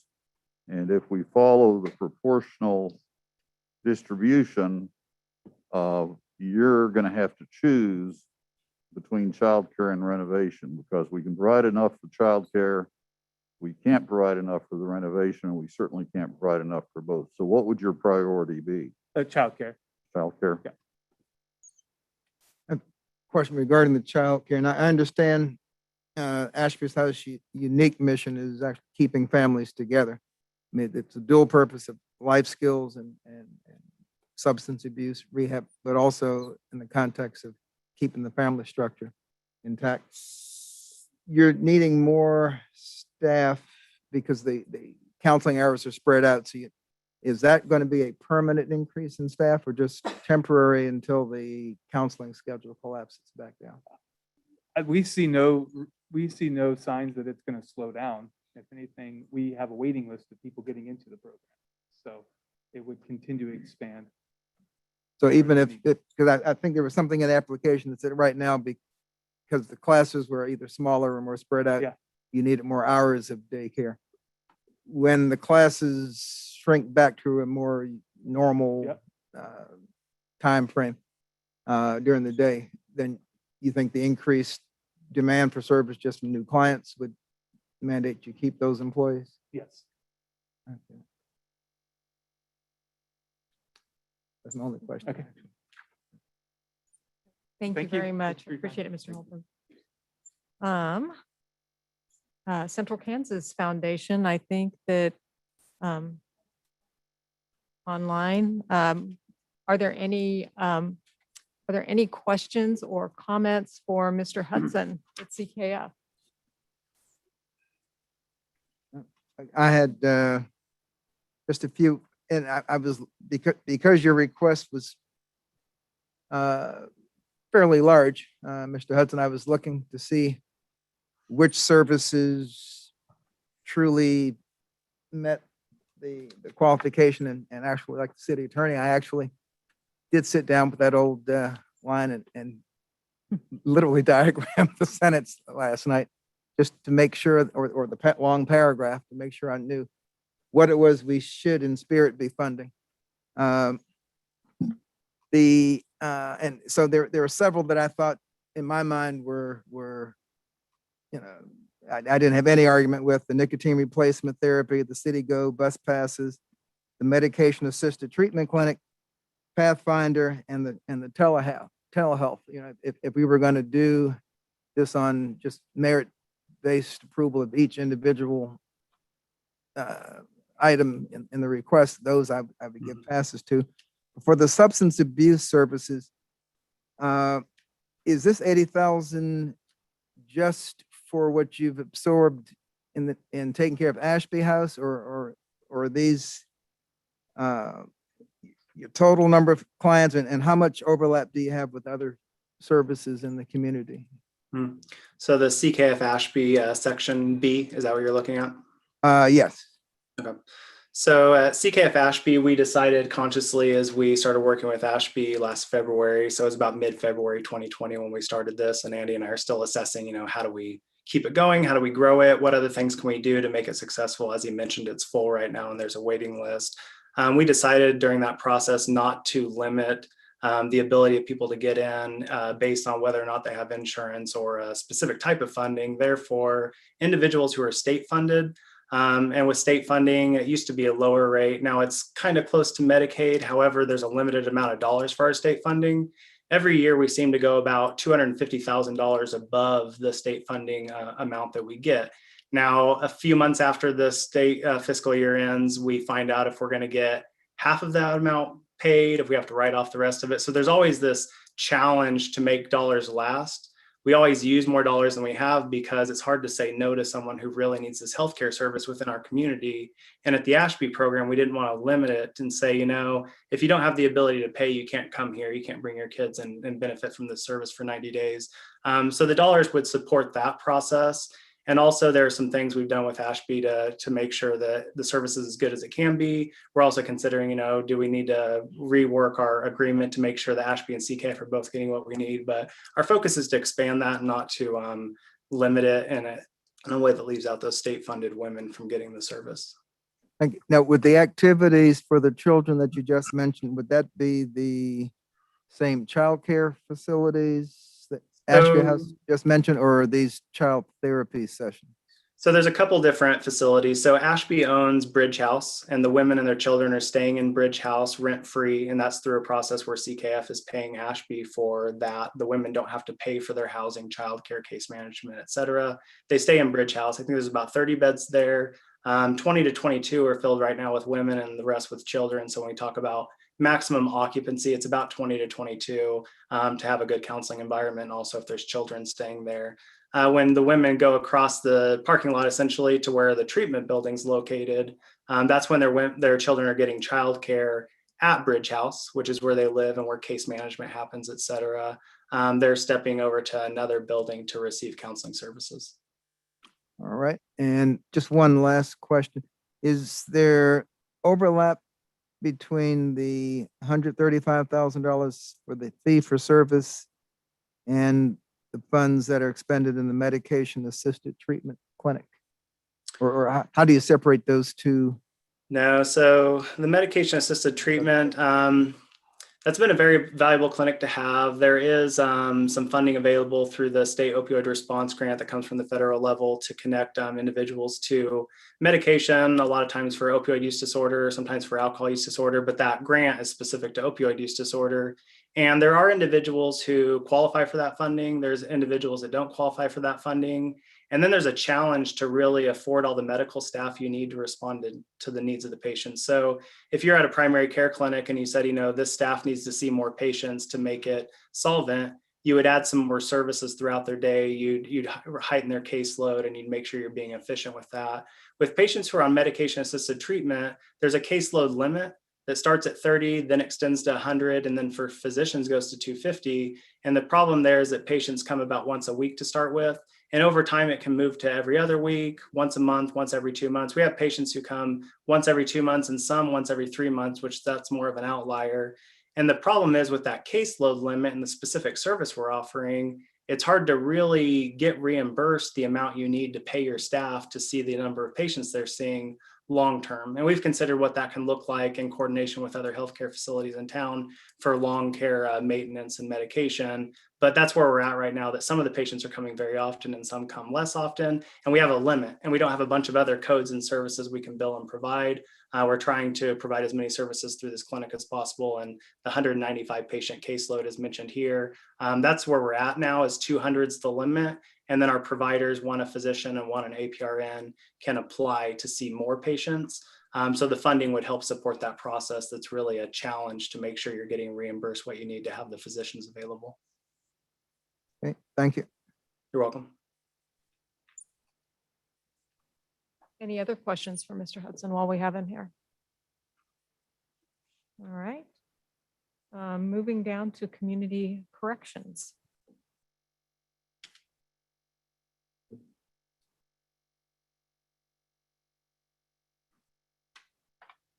Good afternoon, Mayor and Commissioners. I'm Annie Grievous. I'm the Director of Community Corrections. I just want to say this is the first time I've ever applied for this. As I think I outlined in the grant, because I do it in all the grants we do, Community Corrections is a legislated mandated program from 1986. The whole purpose is to reduce prison populations. And we've seen in the 35 years since I've been there, it's gone from lower level offenses that are so stay out of prison to much, much higher level offenses. Very dual diagnosis, mentally ill, substance abuse. COVID hit them like a rock, as you can imagine. And so we've seen legislative action since 1986 increase our population, increase our expectations, but community corrections statewide must fund themselves with grants or funding requests. We are not supported by any just budget dollars that are put into the state, the county, the city, anywhere. So we write, I write federal funds, state grants, federal grants, foundations. We reach out and try to pick scopes of everything that might fit into what we do, because we work with adults, youth, families, the whole gamut. We sit at about 500 adult offenders, about 125 juvenile offenders. We work frequently with Ashby, CKF, and St. Francis here locally. We try to keep all the dollars local because we want to continue those programs. Again, COVID hit us all very hard. We were one of the few agencies that did not shut down. We tried to come in compliance. Well, we didn't try. We did come in compliance with all the PPE, but not sometimes for clients that we see and families, we're their one resource. We're their one contact. And so for us to keep that going and to keep them healthy and well, it then pays back to the community and keeps our community healthy and well. And when families and youths are kept in their homes and substance-free and allowed to get the services they need for their mental health, we see that our community crimes drop.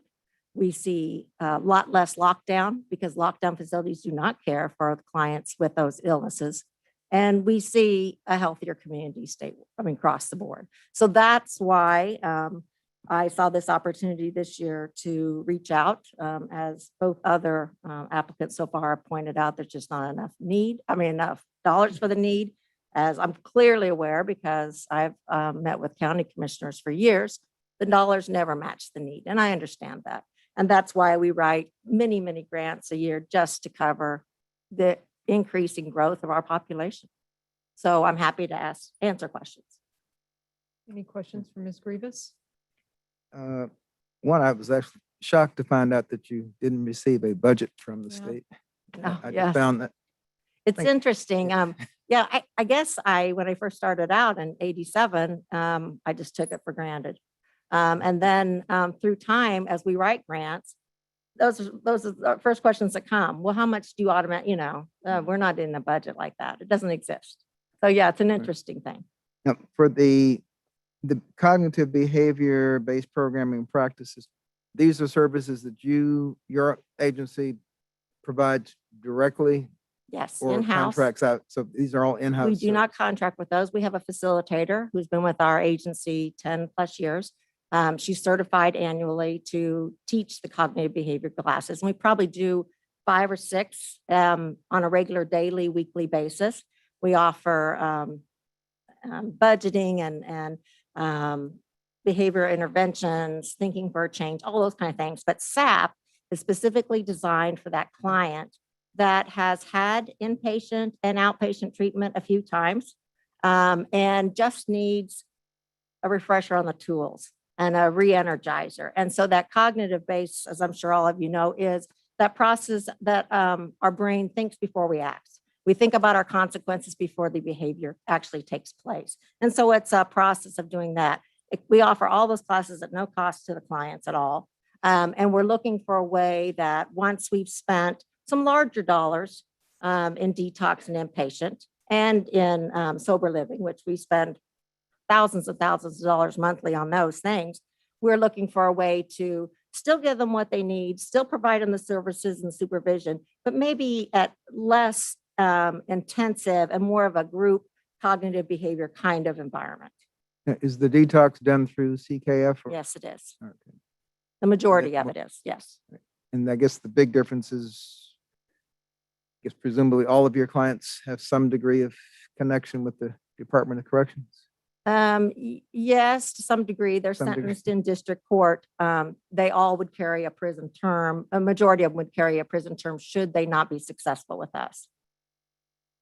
Good motivation. Yeah, well, unfortunately, sometimes it's not enough. So we look for every incentive and caveat out there to get them. But we found as we expanded and started paying for healthcare and other things that we're paying for, it encourages them and they appreciate that it isn't just about you committed a crime and you deserve the punishment.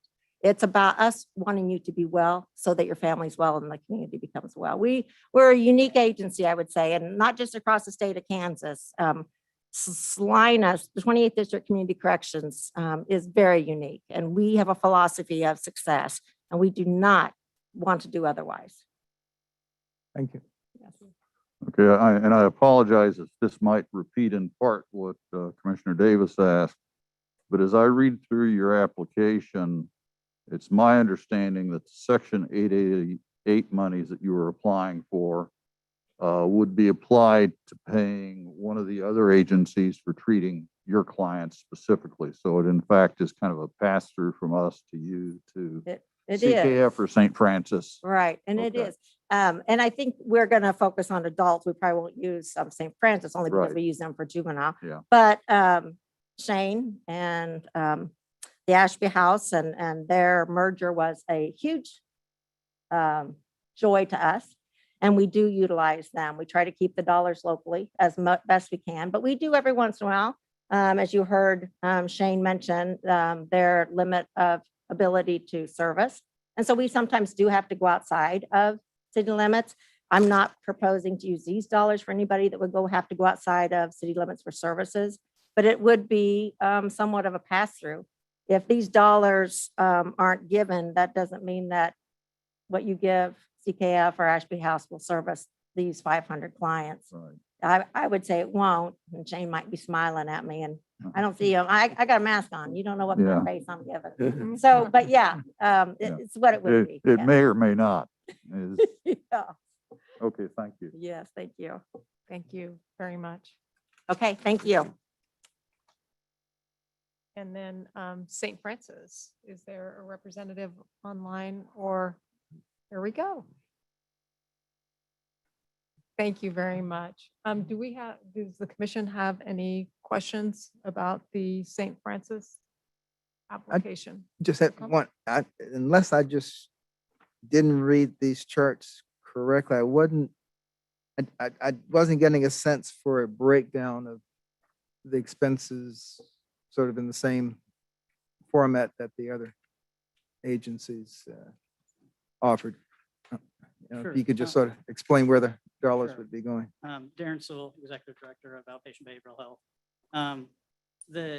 Our proposal, the primary reason we wanted to apply is to help support the community and clients that need service in the community. So generally the breakdown of how we wanted to spend that money would be primarily to support the services that we are already doing, support those clients that are underinsured, non-insured currently in the community. Also, to be able to, a large portion of that money would go to fund additional services, peer support services, by hiring a counselor as part of that to be able to provide a peer support in our program. The rest of that would also be allocated, or a small portion would be allocated to training, educational materials, those kind of things that are slowly getting outdated in our practice. This is Susan Montague. One of Oh, the other, could I ask you to step closer to the microphone, please? Thank you. one of the other factors with St. Francis, we work a lot with the kids in our community, especially the junior high and high school age kids and the kids that are in truancy court. And one of the things that we've discovered is that when we can work with the kids from truancy court, sometimes then they get reinvested in school, they stop using. And one of the other factors we found is that oftentimes we've ended up with the parent back in treatment with us also. So we may not even just be treating the child or the teenager, we're treating the parent too.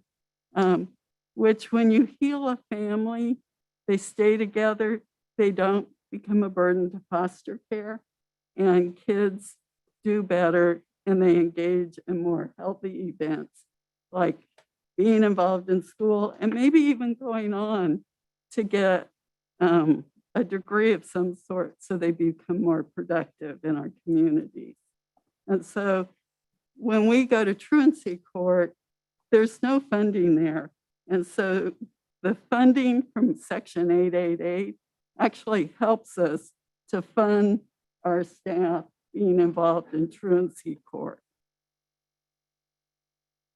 Thank you. Any further questions or comments from the commission? Thank you both very much for being here today. Appreciate it. Do we have any other questions for staff, or can we open this up to public comment? If there's any member of the public that would like to comment on this issue, you're welcome to come up. Reminder to state your name, where you're from, and limit your remarks to 5 minutes. Not seeing any takers here in the room. Mr. Wood, are you seeing anyone online? I do not see any hands, Mayor Hodges. Thank you very much. All right, well then I'll bring it back to the commission for further discussion and action. You know, Mayor Hodges, I always struggle with this because some years you have 2 agencies and some years 3 and some years 4. And I always struggle with this question of, is it better to concentrate resources in 1 or 2 places rather than distribute them, you know, over several. And of course, each agency has a slightly different target group. So maybe that's an irrelevant question, but nonetheless, it always occurs to me every time we consider these applications. I would say that I do have a little bit of a concern of opening the door to facility modifications as a program. I realize that technically it's probably in compliance with the law. I think I would just rather err in favor of, you know, staying limited to service provision. I think the childcare provision probably meets that. And given our funding and the proposed ways of distributing the money, if they're distributed on a proportional basis, which I think is what we've always done in the past, they will, you know, Ashby House will be funded for the childcare portion, but they wouldn't be able to do facility modifications. That was the purpose behind my question to Mr. Holtberg as to what his priority would be. So I'm overall okay with all of that. And I guess my question, and I don't know if it's for Mr. Holtberg, if you have the staff in place, but you don't have the facilities to provide the care for the children, you know, would you still be able to use the resources for childcare if you don't have a place to care for the children? And I don't know. Yes, please, if you don't mind. Yes, please.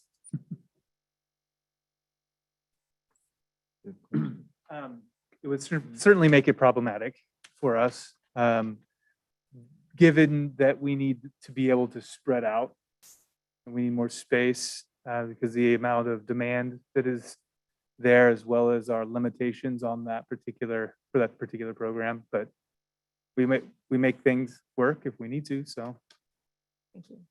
Yeah, and I guess my question or concern would be is that, you know, you're asking for the additional area due to COVID-19. And I think we're hopefully reaching the end between immunizations and herd immunity, that might not be as Well, big a concern also. I could see that. Definitely COVID has made it more apparent that we need more space. But if you've worked with, you know, 10 children in a space that's about the size area of this here, you can see how that would be problematic either way.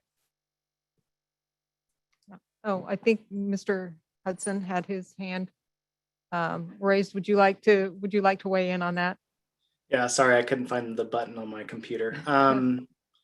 So we will figure it out. As I mentioned, and Andy's alluded to, I mean, we've been doing this a year and we've worked on some things together. We split costs for some facility things that have come up. We will figure it out. We will continue the program and make sure that the children have the space they need for childcare. So some of that might come down to us just, you know, re-looking at our contract and figuring out how we split costs and just help it continue, because it's a good thing all the way around, and we'll figure it out together. So I feel like the building improvements, whether we look at grants together or what we can do together, we'll work on it together. So it will happen one way or another. Thank you very much. All right. Any other comments or questions from the other commissioners? You know, I guess there are two items here that just a straight percentage would probably negatively impact. Maybe I'm just a bleeding heart for the community corrections, but that is about as specialized a set of clients for whom there's not much other sympathy in our society. I would hate to see their request decreased, and I'd be inclined of funding them completely. And you can play around with numbers, and if Ashby House's unique niche, much like St. Francis, is keeping the family together. And if that need for the child care if that's a hard need, I would see funding that completely. But that leaves, if we expect to get 360,000, that leaves 284,000. I can see where the numbers break out for CKF. I'm not sure where the numbers break out for a specific program with St. Francis, but if somebody put me up against the wall and said, well, you got to divide that 284, 700 somehow, I'd probably at this point give around 108, well, around 200,000 to CKF and the rest to St. Francis. But that's it's a very arbitrary personal approach to how to divvy up a certain finite number of dollars.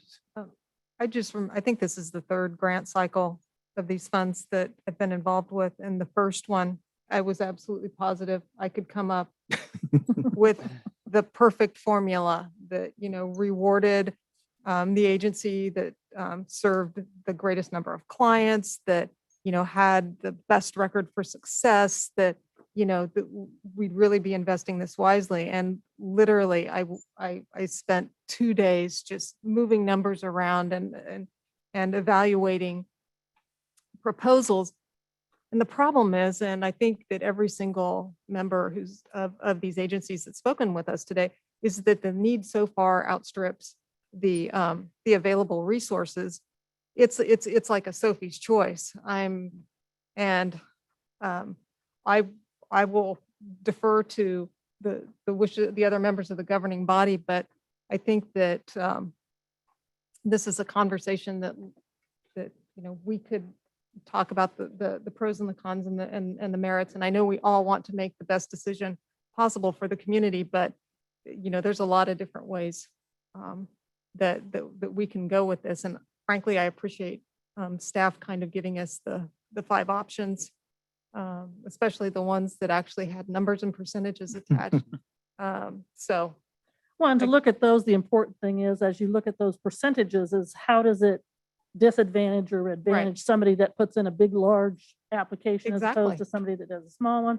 And that's why it's important for me to give you that information so that you can make that decision, not only based on that. I will add, though, when we did these estimates back in June of 2020, the special alcohol tax had dropped from a normal $150,000 a quarter to $70,000 in the third quarter. Those numbers have come back up.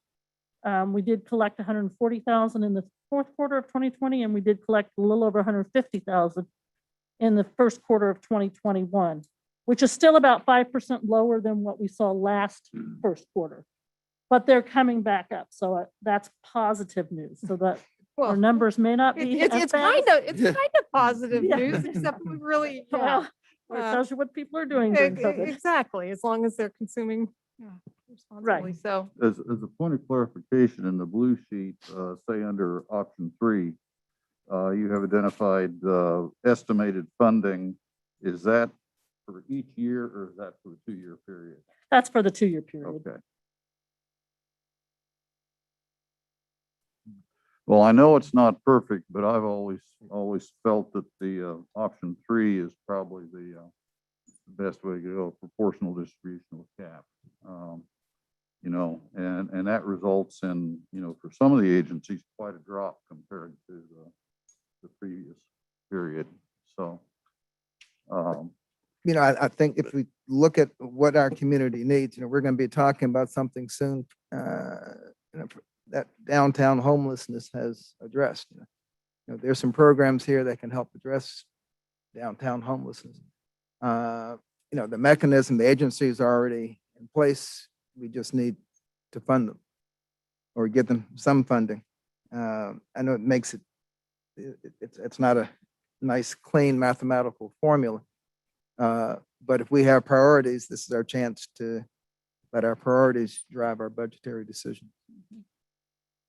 I guess I kind of agree a little bit with Commissioner Franz and probably Commissioner or Mayor Hodges about we all have, whether, we're dealing with St. Francis and dealing with truancies. I mean, we all can pick out if we all 5 put our own formulas together, we'd have 5 different answers. So I understand where you're coming from, Commissioner Davis, but I still think that each one of them the sad part is, I think was previously stated, is we don't have enough funds to fund all of them 100%. But I do believe that the equal distribution same would be appropriate.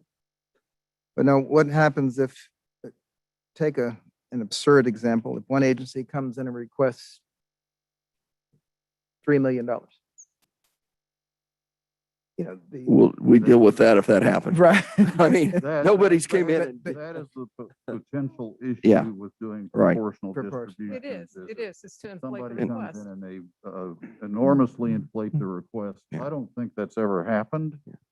And I You think Central CKF obviously has the largest, but if you sit here and you listen, you have Ashby House and you have Community Corrections and everyone pointing their finger back to CKF and the fact that they are the main standing agency that deals with this. So I really don't have a problem with the size of their request. I agree with the proportional approach. And number three, the need way outstrips the funding, and I can't imagine that I agree with Commissioner Hoppick that if we put 5 proposals out there, they'd all 5 be different. Let me clarify something, though. Number 3 is a proportional without a cap, which means that community corrections, who has a lower submission, could theoretically collect more than what they've requested. Yeah. Option 2, which is the proportional with a cap, would cap them at their request. Right. So that community corrections may get 100% of their request, and the others may not. But they'll get theirs faster because it's a smaller. In recognizing Commissioner Davis's concern, which is, I understand that you would rather Ashby House get a larger amount than the proportional distribution would give them. Well, actually, they would end up, just in my convoluted math, they'd actually end up getting less. But I would swing every dollar that I could to fully fund community corrections. To community corrections? Yeah. Yeah, okay. I was about to say, without a cap, so you just distribute everything you get to the agencies in that proportion. You know,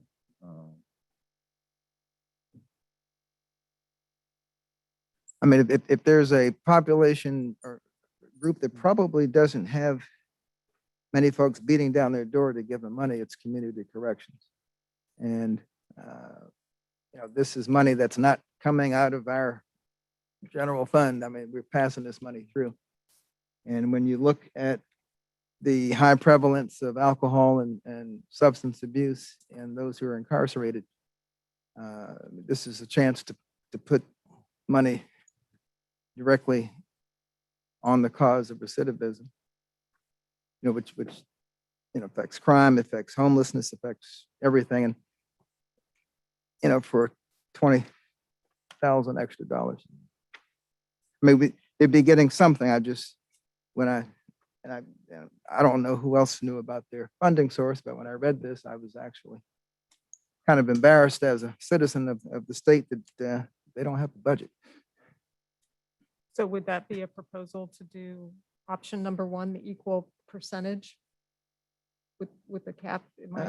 Something told me not to Um, close the book. because that Which would, page? that would get community corrections be the most likely avenue to get community corrections fully funded. but Well, we also would cut CKF. Yeah. 399,000 Right. to 109,000. And in my way of thinking, that's simply not justifiable given the number of services they provide, the number of people they serve. I guess for You for know, lack of anything else, I'm going to make a motion. We'll see where it goes. Mayor Hodges, I move we approve biennial spatial alcohol funding request for 2021, 2022 funding period for all Ashby House, Central Kansas Foundation, Community Corrections, and St. Francis Community Services as defined in option 2 above, and authorize the city manager to execute funding agreements with selected vendors. Do we have a second? I'll second that. We have a motion and a second to approve distribution of the special alcohol funding requests per option number 2 as presented in the blue sheet. Any further discussions? One question. Is it possible to manipulate that math to take out the 45,300 for community corrections and then apply the same percentage total request on the remaining money? I'm not sure. I didn't- Is your intent to take out the 45.3 and fund that first and then proportionally distribute the remaining 3 bit applications? Stated much better than what I did, yeah. So with a motion on the floor, Well, I mean, I just throw that, but, right, well, I know we'll have to vote on the motion on the floor. well, what I'm suggesting Oh, is or that as an could be an amendment. amendment. You could propose that as an amendment. I will look at the original. Well, one option, on knowing there's a motion on the floor, would be to take option number 1, equal percentage with a cap, except then remove the cap for community corrections, which means that if there's more money comes in, they would get all of the extra, but it's unknown what that would be. It's a And lot that of could math take in a them short over their period of time. request too. if it- Pardon? And it could take them over their It request could, if it's it large could. enough too. So Say I Absolutely. spent 2 days Yeah. on this. I- right? Everybody heard me say. I leave my motion as is. Okay, well, then we will be voting on, just to restate the motion, to approve the biennial special alcohol funding request for the 2021-2022 funding period for Ashby House, Central Kansas Foundation, Community Corrections, and/or St. Francis Community Services as defined in option number 2, and authorize the city manager to execute funding agreements with selected vendors. Could I have a roll call, please? Commissioner Davis, Nay. Commissioner France, Aye. Commissioner Hoppick, Aye. Commissioner Ryan, Aye. Mayor Hodges. Aye. So that motion passes 4-1, and please note that all agencies have our thanks for the work that you do, and I hope that we can better fund you in the important work you do in the future. So thank you for making these presentations and making yourself available. Good luck. Mayor, could I request a short break? Absolutely. Let's take, is 5 minutes 5 sufficient? minutes? Okay. We'll take a short recess and resume at 5:30. Oh, man. Brent, I couldn't hear you on that. I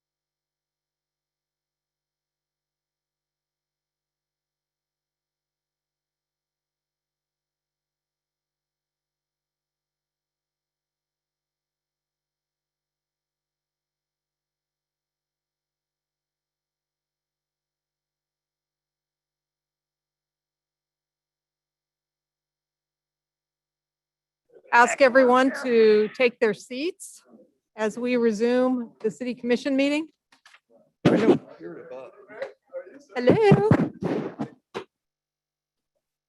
Well, Put it closer to your mouth. can you hear me? I don't think the mics are on. Kind of.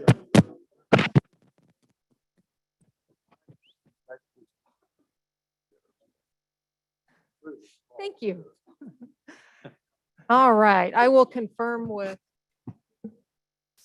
Salina Media Connection that we're good to go. All right, thank you very much. Okay, we will resume the meeting with item 7.2. Item 7.2, Campbell Plaza redevelopment acquisition request discussion. And I believe that we have a couple of recusals on the commission. Mayor, I will be recusing myself from this item. Thank you. And Mayor Hodges, I will be doing the same. All right, well, thank And- you very much, gentlemen. We will call you back in. Mayor Hodges, and I, Oh, yes, and and Commissioner in the- Davis has, unique position of unrecusing myself. Uh, well, welcome back. And I'll just read I previously chose to recuse myself from the discussion regarding Restore Properties' request to obtain Campbell Plaza for retail development. That action was taken because I thought my having previously contracted with Restore Properties to build an addition to my house constituted a conflict of interest. While I always operate under Salina's general ethical principles, if unable to do so, I would recuse myself. Aside from these general guidelines, in reviewing the details of the ethics policy of the city of Salina and in discussion with the city attorney, I find that I do not meet the defining standards of substantial interest or common law conflicts of interest with Restore Properties. Therefore, with the one disclosure I made above, I choose to rejoin the discussion and deliberation. Thank you very much, Commissioner Davis, and welcome back. I will turn this over to City Manager Mike Scragg. Thank you, Mayor Hodges. Recognizing your desire for staff reports to be brief and the fact that you've discussed this previously to some extent, and that there's quite a bit of information provided with the packet, you can certainly ask me questions. I will try to keep it brief. Restore Properties approached the city with a proposal, which is attached to the staff report. In very brief terms, I would describe it as a proposed transfer of ownership of Campbell Plaza in return for them renovating the stage, relocating the recently renovated stage structure to another location, essentially of our choosing, and then completing the Campbell Plaza renovations at their expense rather than city expense. So no additional expense to the city, and then no additional financial contribution proposed. Staff's looked at possible locations. There certainly could be others, but we did look at existing plazas in the downtown and compared to the size of the stage structure. And the two options we've been able to identify at the moment are either the lot immediately north of Ad Astra at the intersection of Ash and Santa Fe, or possibly putting it in storage and using it as part of the river renewal project when the 4th Street public gathering space is completed. The Restore Properties indicated that they've been in contact with the Canvas Project, the group that's working on installing murals in the downtown, and there's an interest or willingness to install murals on both of those walls on either side of the plaza. As I'm sure you recall, there's currently a mural on the backside of the stage. Staff's looked at that, and we don't necessarily have any prohibition against removing that. We don't have any obligation. We certainly would consult with the artist, but it would be at our discretion that we could remove that if we chose to do so.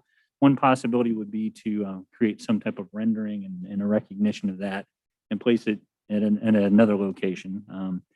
So Restore Properties is proposing to fence the plaza area and for the purpose of controlling access while allowing public access through. If you have questions about that configuration or how that might work in terms of alcohol, I can certainly answer those questions. They've indicated a willingness to accommodate the city and SDI in terms of programming the plaza if it is conducive to their use of the plaza. Questions have arisen about whether we have an obligation as a city in terms of how we would essentially dispose of that property. We don't have any obligations to solicit bids for the property. And we talked about this a little bit earlier this evening. This location also qualifies as a park property.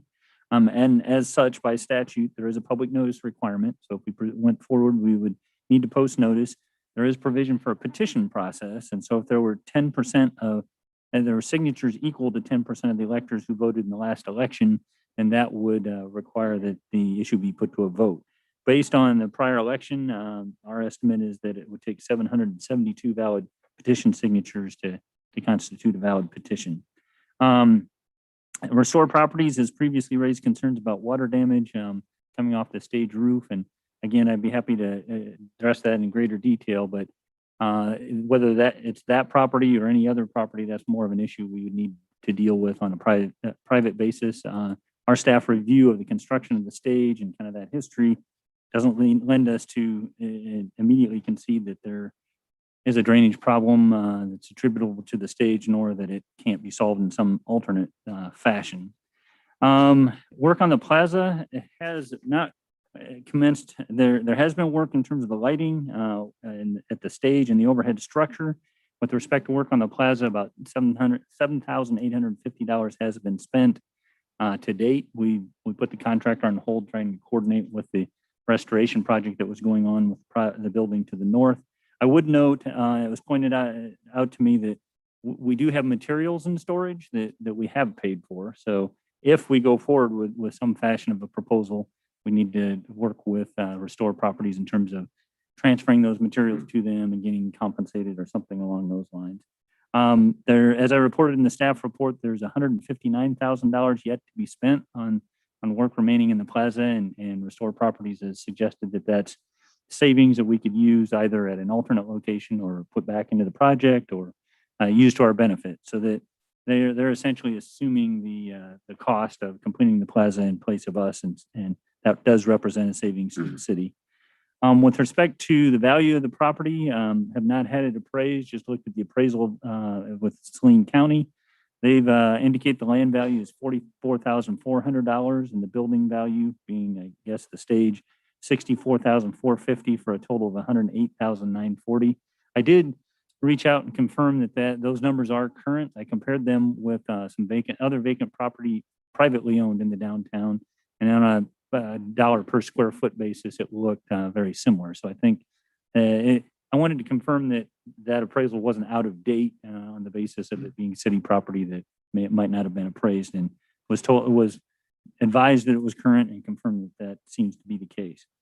When we last spoke about this, you indicated that you wanted an opportunity for public input.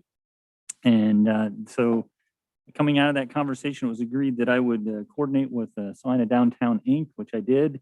They have provided the attached letter of support that's attached to your staff report.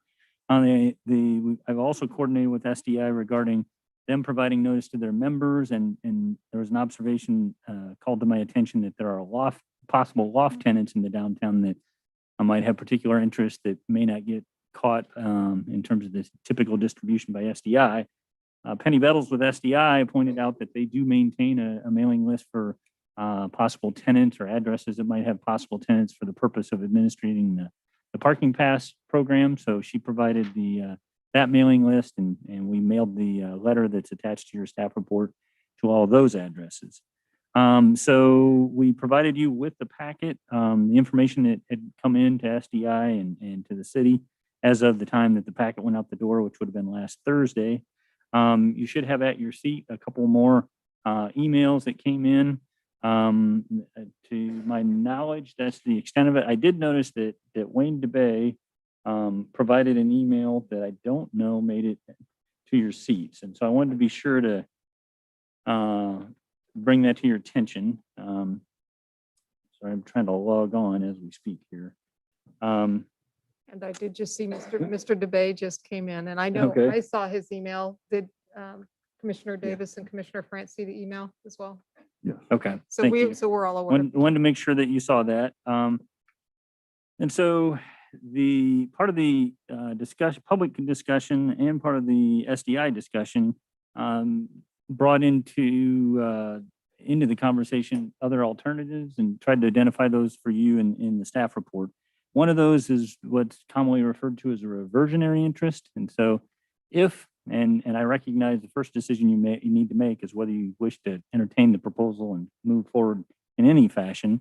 But one possibility, if you wanted to go forward, is the agreement could transfer ownership, but recognize that certain conditions needed to be fulfilled. And if they weren't, then the ownership interest could revert back to the city. As an example, we have a reversionary interest dating back to, I believe, the 30s on a school property that's used there in Mulberry. If they ever cease to use it for the agreed upon purposes, it would revert to the city. A similar approach can be taken here if, number one, that's what you wanted done, and then secondly, if that's acceptable to restored properties.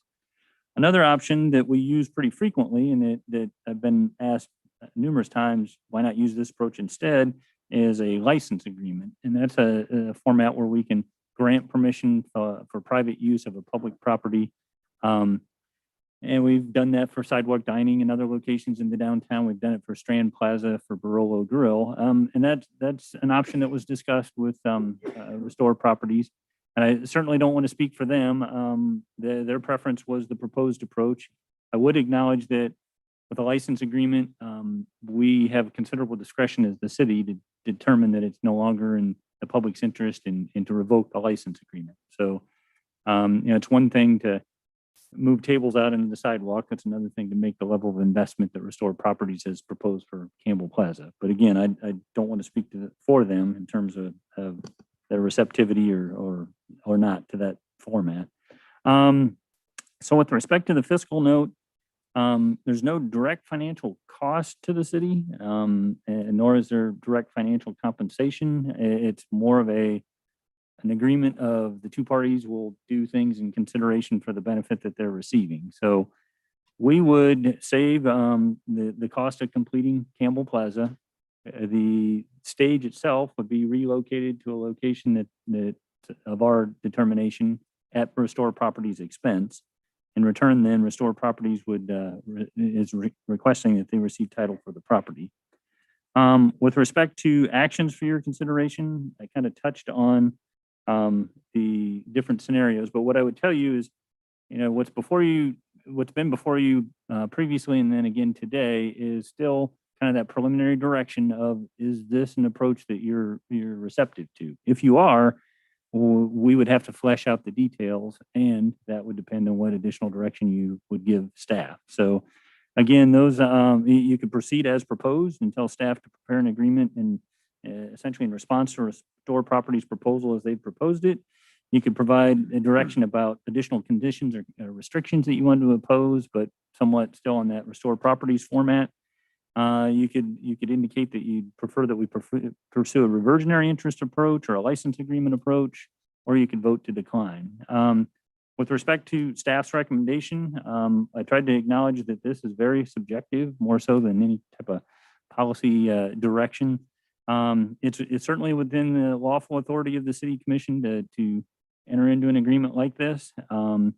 And we've attempted to provide you with sufficient information and solicit public input to facilitate your deliberations. But I haven't provided you a definitive recommendation of kind of leaving it open to you to deliberate on and provide some direction. And I reassure you that you certainly don't need to provide infinite detail. We can work that out amongst the parties, but I think the initial question is kind of twofold. Number one, are you open to this approach to a transfer or a repurposing of Campbell Plaza at all? And then secondly, if so, what general approach would you prefer? And we can certainly staff that through going forward if you give us that direction. So with that, I'd be happy to try to answer any questions. I know Dick Wilson and others are here on behalf of Restored Properties, I believe, and they can answer questions that relate to their interest more appropriately than I can. I'm going to look at my fellow commissioners here for a second. Do we want to go through our questions? I mean, maybe you don't have questions, but if you do we want to try to organize these for questions for staff, questions for the applicant, questions for Salina downtown, or does one of you gentlemen just want to jump in, or we could have the applicants speak first before we begin our questioning? Well, Any? I just have one sort of technical question for the city manager. historically, what's the typical length of a license agreement? What's the typical length of a license agreement? Yeah, I mean, Oh. do they go on in perpetuity? Yeah, a lot of times they don't necessarily have an end term. There's just a recognition that it can be rescinded at the city's discretion if we deem that it's no longer in the public interest. Okay, thank you. Okay, I'm sorry, you said that there's no specific length? Or, I'm sorry, what did you? Correct. Yeah, usually Okay. it's open-ended. Okay. Okay, thank you. Commissioner France, do you have any questions? You know, I have my questions organized as for the applicant, or I suppose staff can answer them if they know. Okay, And then I've got some questions for staff. So, okay, okay. Commissioner Davis, have you Well, exhausted your list? oh, no. Okay. I tell you what, let's have- Although, let- I did have one question at the very top, which would end this in 30 seconds if we were of mind to do so. And the question would be, should Campbell Plaza be decommissioned as a park or a plaza for any reason? And obviously, if the answer to that question was no, then the issue was over and done with. That's very true. I mean, if we want to start from that, that question, it would probably at least indicate. I guess the germane question there would be is what purpose would decommissioning the plaza serve? What furtherance of the public interest is done by decommissioning the plaza as a park? That's, I mean, that's kind of, that's, Yeah. that's the whole, You know, that's the and whole there enchilada right there. and there may be a second related question, and that is, what purpose is served by treating this location different than any of the other locations, which all have license agreements So for outdoor dining? I recognize I don't have the right answer to either one of those questions necessarily. And again, I don't want to speak for the applicant, but I do think in the conversations that I've had with them, I think they would like the opportunity to Sure. explain what their vision is and how that, Okay. a rising tide raises all boats in the downtown, and their private investment compared to our public investment maybe. But, I think I would agree with you. Question number one is your receptivity to the concept. And I think whenever you deem it appropriate, I think the applicant would like an opportunity to address that. Well, why don't we go ahead Go and ahead. have the applicants? I Yeah. think they're both here. You're both welcome to come up, or whoever's going to speak on behalf of the application. Bob Moeller, part of Restore Properties. I'm a Salina resident. Good to see you, Dr. Moeller. Hello. Just want to thank you guys for, seeing this proposal. We have a vision for the Campbell Plaza with, like you saw with the murals and the outdoor dining. We feel that especially nowadays, outdoor dining's, key, and adding that, helps. Being a part of the sales tax initiative is always, beneficial to the downtown. Everything we've done on that block has, been part of the downtown revitalization vision. And we want to continue to do that. So I'm here to answer any questions. We have Tim Blake if you have any questions regarding the outdoor seating and restaurant. So please let me know. Well, first, I'd be remiss if I didn't say thank you from the governing body, from Salina, from all the downtown businesses. Thank you to Restore Properties for the, and your partners for the incredible financial investment that you've made in downtown Salina. It's been truly remarkable to see the properties that you all have developed. They're wonderful additions to our downtown, and they're going to be huge assets in the years ahead. So regardless of, however this discussion goes, please know that we're well aware of the contribution that you've made to making Salina downtown a thriving, vibrant, I can't remember all of the goals there, but we do appreciate your investment Thank you. in downtown. Are there any questions? for the Well, applicant, or do we want to go right back? I have some points of clarification, I think, just in reading the application letter. The stated purpose is to provide an outdoor dining area. You know, how do you see that? How many seats? What area is it going to occupy? Will it involve outdoor food preparation? I mean, exactly how do you, are there any concept drawings as to how that's going to look? Yes, there should be some concept drawings part of the packet, I believe. And Tim would be able to answer you the actual outdoor food prep questions and exact configuration. Okay. Yeah, that was going to be a question I We had don't too, know because that. we have like a layout, but to me, it looks like the interior of Yeah. of a restaurant. I wasn't quite sure what we were seeing. Mayor, Commissioners, Tim Blake, We State Hospitality. Yeah, as far as just a direct answer to the food preparation question, everything would be, the property that we're looking at is 123 South Santa Fe, adjoining the plaza on the north side, and all the food preparation would take place inside the restaurant. Inside. It would be merely an outdoor dining venue, Okay. and How many tables and how would they be configured? everything, and I think as proposed by Restore would be, and as to my understanding, they're looking to develop the other side of the plaza as well, because they manage both sides of the plaza. Okay. We would be merely a shared space on the north side. I think it changes by the types of events that we have down there, and there would probably be some flow through both sides, but as donated as on the diagram there, I think the understanding was to be that there would be pass-through capability during business hours. That we definitely. Well, the diagram I have has a men's and women's room and a waitress station. Yeah, I think that version They're got bringing up cropped another off in image printing behind you. somehow. So, You know, and that doesn't make any sense for the well, outside. yeah, if you're willing to turn around and look at the screen a second, I think what, for some reason, the printed version is a small subset of that, where the dark black line running up and down on the left-hand side is the exterior wall of the restaurant. And then right, yep, right in there is the plaza area from there to the south or left. Okay, that's the plaza area? Correct. And so those entries that are indicated are openings in the fence. Okay. And we're talking about they occupy pretty much the entire plaza except at the very center. The north side of the plaza, I should say.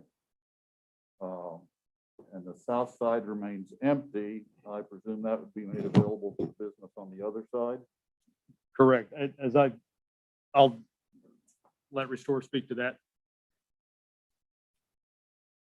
The south side is to allow, passers through on both sides of the street, Santa Fe, as well as the parking area on the east side. And then, yes, the tenant, Lauren Quinn, will have access to the plaza on her Okay. side of that area. And I presume that the plans then involve removing the stage structure? Yes, the these plans concrete involve stage removing structure. and relocating the stage.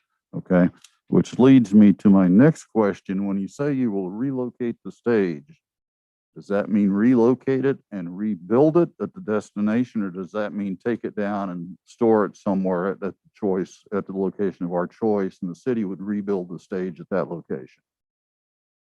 I don't believe we've gotten that far into it yet, have we? Well, it makes quite a difference. Right. What was represented to me was put back up at another location. So Yeah. we would put it back up, yes. Okay. What kind of improvements do you anticipate making in the plaza? You would say you would relieve the city of that responsibility. So the current condition of the plaza is it's in I've disarray. seen it, yes. Yeah, so Yeah. we would replace the entire concrete area. Okay. So would it approximate what the city's plan is? Or would it be different? Because in looking at the city's plan, there's some art pedestals there's some loose tables scattered around. I'm not sure what else is included They there. had some planners involved and Right. stuff. No, so no, it would not be exactly the way the city has Okay. it planned. Because just thinking about it, we're talking about 160,000, I think, to finish that, if I remember the number correctly. And that's quite a bit to trade for a $40,000 piece of property. Mhm. Okay. How are you going to manage the public pass-through? It says during business hours. What is that? How did you make that inviting? My perception is if you park in that parking lot behind and you approach the plaza, now it's pretty much an open area and you understand you can walk through it. If it's marked off with a fence, with a gate, and it's clear that there are private activity occurring there, there's going to be quite a motivation for somebody not to walk through it. It's just like I don't walk through, I don't know, Blue Sky to get from the parking lot behind to the street up front, unless I'm going to Blue Sky to give him some business. So I'm just wondering if effectively that doesn't block off the plaza in any event, even if you attempt to provide a path through the plaza. I don't disagree with you on that. The issue is the fence will be open. So Right. that way, I mean, Somebody could. anybody Yeah. could go through. So on you both say sides. during business hours, what are business hours? Be Our intention was to have the gates open at least 8 a.m. until very late into the evening. And then more so the securing of the gates overnight was merely to restrict activity Okay. during those overnight hours. And then I get to my basic question is, we've got a number of other locations, including at least one other plaza, several sidewalk locations, and it's always been done with a license agreement. And that's been our standard policy. What public interest, what public purpose would justify doing this one any differently?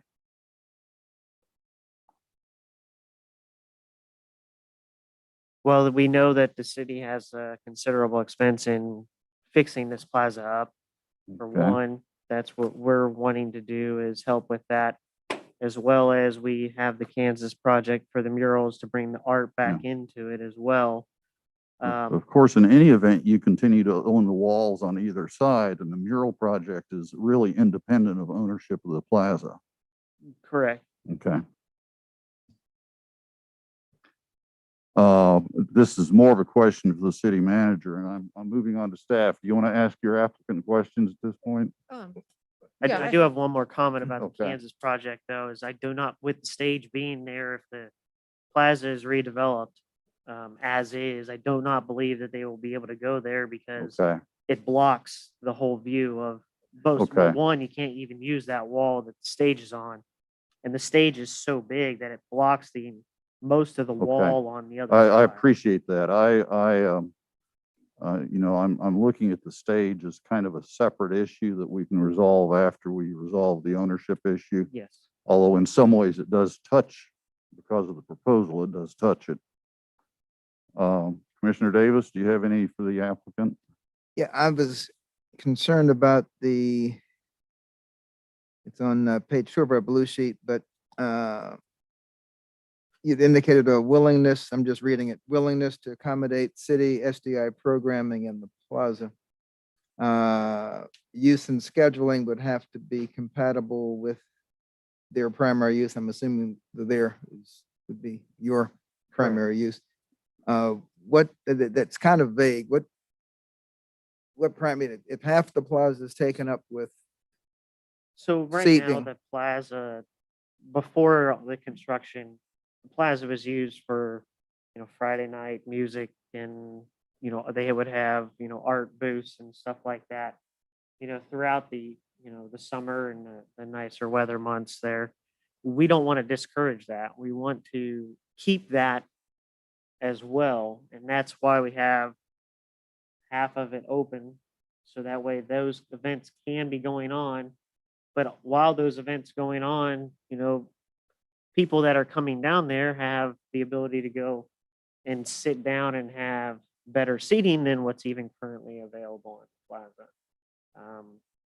So we want to keep that open as well. And then in terms of, a conflict, well, let's say we have a wedding reception booked or whatever, then that booking, and we would not be able to double book it. But is really what that meant. So now that would imply that the south half of the plaza would be kept free of any permanent furniture or structure, maybe The be south kept half open, is, there's no plans for any. because there was a reference to the owner or less whoever was using 129, I think, would have, the ability to use their half, so to speak, of the Correct, but there will plaza area. always be a path through to go through either side. We do not have plans for a restaurant or anything. She's a flower shop there. We don't know what her plans are for that area yet. We'd want to be able to have the ability to, we'll always keep the ability to pass through from one side to the other. Okay, and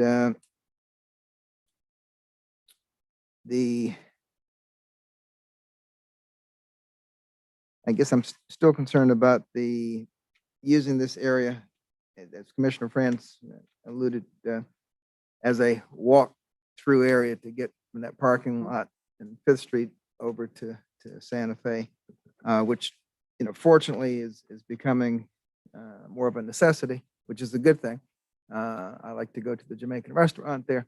And the spots on Santa Fe are taken. Again, it's a good thing. Right now, I just park on Walnut. But, the other option is parking on Fifth Street and just cutting through. I share concern that people will be hesitant to walk through if there's a large fence with a small gate going through. It's not meant to be a small gate. It's a full double gate is what's planned. So I mean, it'll be substantial to allow. I mean, when you see it's open, you'll know that you can go through. So for the restaurant's purposes, then you would not be needing the entire plaza technically. And again, I don't want to speak on behalf of Restore, but I think the main concern is that with editorial control over the plaza, I think our intention is to keep seating on the north half of the plaza, but we may have a charity event. We may have some other type of event, all that. And I think we're flexible in how we design that and how we approach and how we approach this topic. But that from a permanent standpoint, I think is to have the permanent seating all on the north side of the plaza, not to say that we might have an event or two that would bleed over onto the south side. Currently, if someone wanted to have, let's say, a wedding reception in Campbell Plaza, could the entire plaza be reserved and cordoned off? Yes. Yes. It can be. All right. So I say that just a fence would not be necessary to, or for alcohol? Okay. But it wouldn't have to be fenced off if there was no.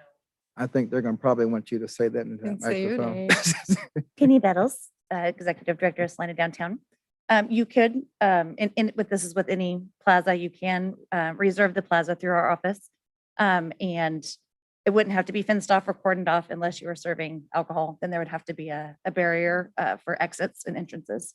And that's just per ABC guidelines. So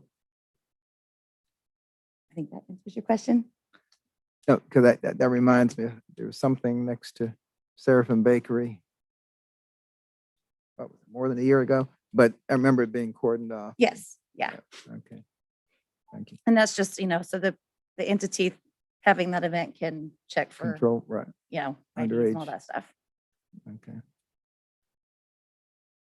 And don't go too far, Ms. stay right Bettles. here. I'm sorry, I didn't mean to interrupt. Commissioner Davis, do you have any further well, just- questions for the applicant? One other question. How much of the water damage is coming from the roof of 129 coming down that wall as opposed to the gutter? If other properties that are adjacent to other plazas in town are having the same issue. Makes me think that that stage alone is not the major contributor to the water damage. Well, the issue is the stage doesn't have the downspouts, and that was part of the issue and has since been capped. But the water was running right behind the stage because of that. When the water would rain and water would run back, and without the downspouts kicking the water to where it needed to be, it was all puddling behind the stage. Now that they've been capped, all the water is just going there and just running straight behind it. You know, were Behind the the- gutters that were mentioned in this report, were the gutters found to be working or theoretically working? Well, I may have to call in Chris Cotton, our Parks Director. We confirmed that they were in place. I don't know that, I didn't observe them in a rain event.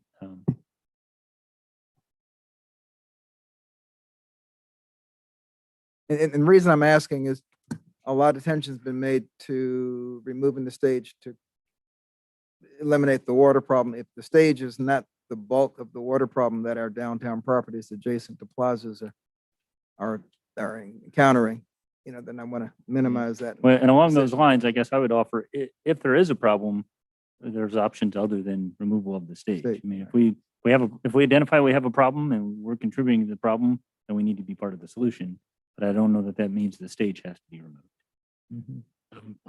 I did climb around on top of the roof of the stage. I did observe some of the issues that are being discussed. There are two downspouts on that gutter on the stage. The one to the west is removed and capped. The one to the east works fine. The building, I think the building that we're talking about also has a guttering system that deposits into our guttering system. So I don't know how that affects what we're talking about, but I do want you to know that the gutter does drain on the east side, and there is another guttering system on an adjacent building that dumps into our guttering system.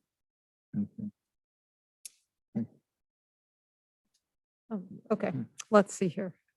Did you, I'm Yes, sorry. hello, I'm Jacob Wilson. I'm also with Restore Properties. I've sat out there in the plaza several times when it's been raining.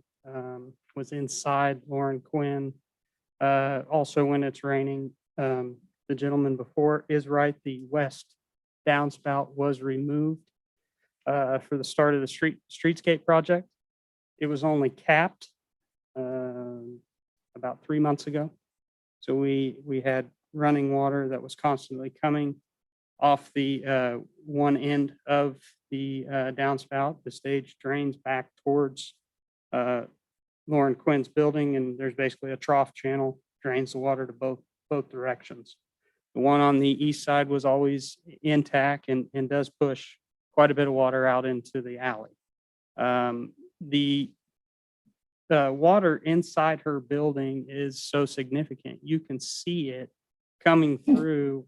We exposed the brick walls in her building, and you can see it coming through those masonry walls when we have a large rain event, and it is actually running down the walls. So my recommendation is that at least the brick structure that is behind the stage for sure would need to be removed so we can get inside of that plaster wall, the plaster coating that is over the internal bricks.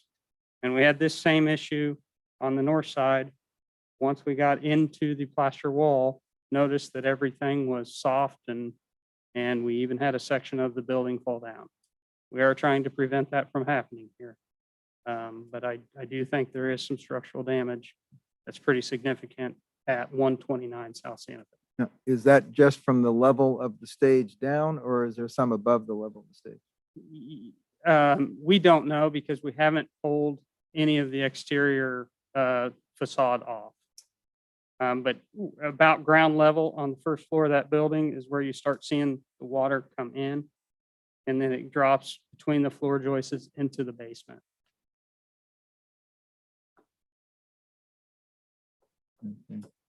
I'm sorry. Oh, no, that's fine. I'm trying to get to my questions for Restore so that you all can take your place if you want, but in our packet, I did not, I can maybe clear up some questions that were earlier about the south side of the plaza. Okay. And whether that tenant there remains, is wanting to operate. We had talked in the early stages of if such a situation was possible, that we could put her storefront access into the plaza. That was a thought and something that was briefly talked about.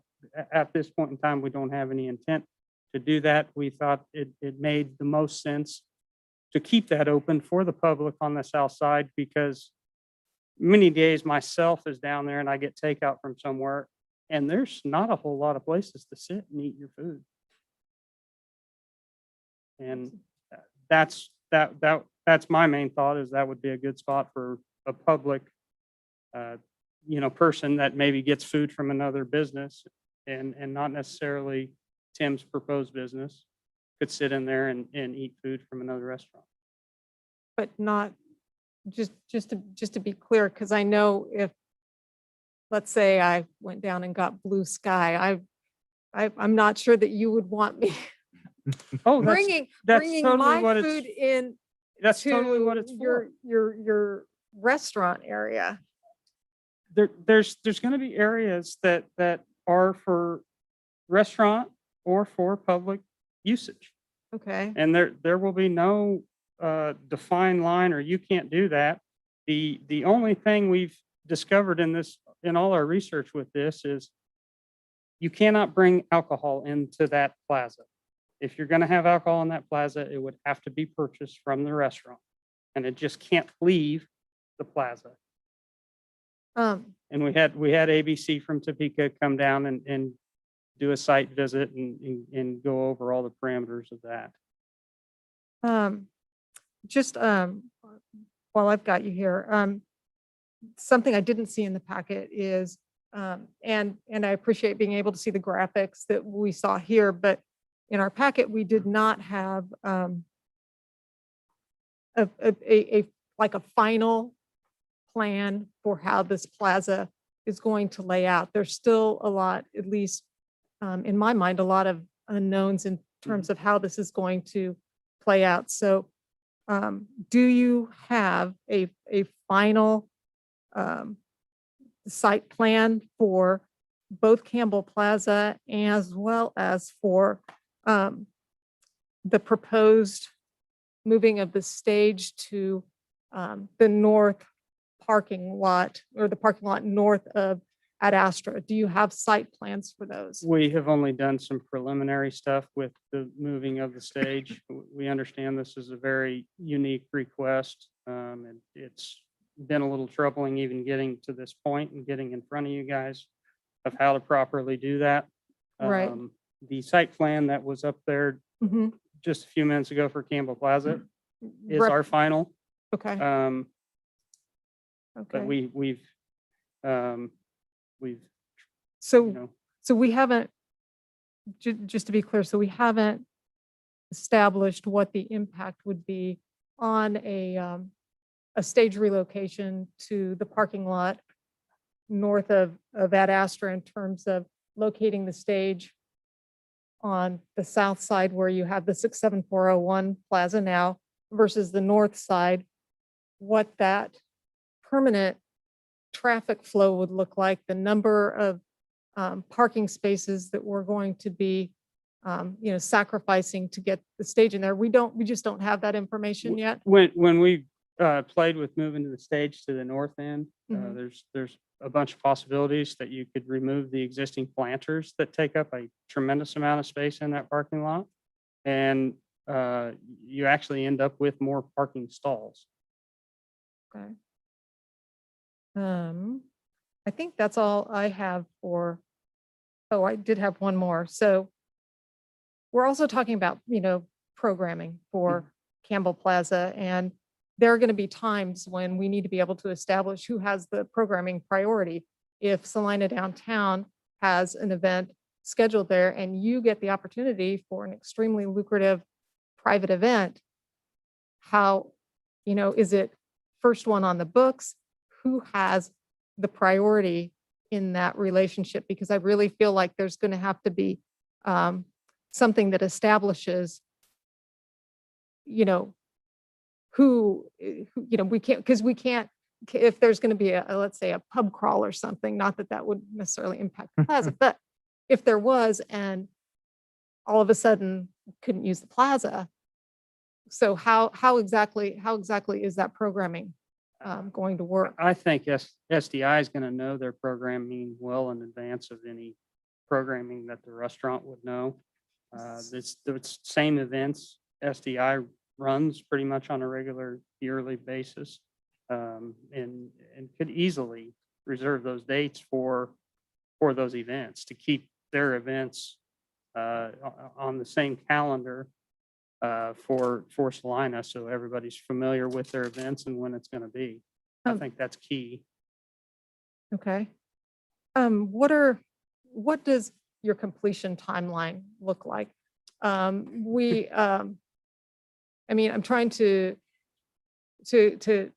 understand, if we leave Campbell Plaza where it is with the stage, what does your completion timeline look like? If there's a removal of the Campbell Plaza stage and a relocation, what does your completion timeline look like? Yeah, so it's been a challenge to get the building to the north, to the stage we have it right now. We've tackled the significant items. We waited a tremendous amount of time for the roof structure to come. The lead time was extremely long due to COVID. We have all that in place now. So we're trying to be done as quickly as possible. Tim might have a wish list, but it was actually March of this year.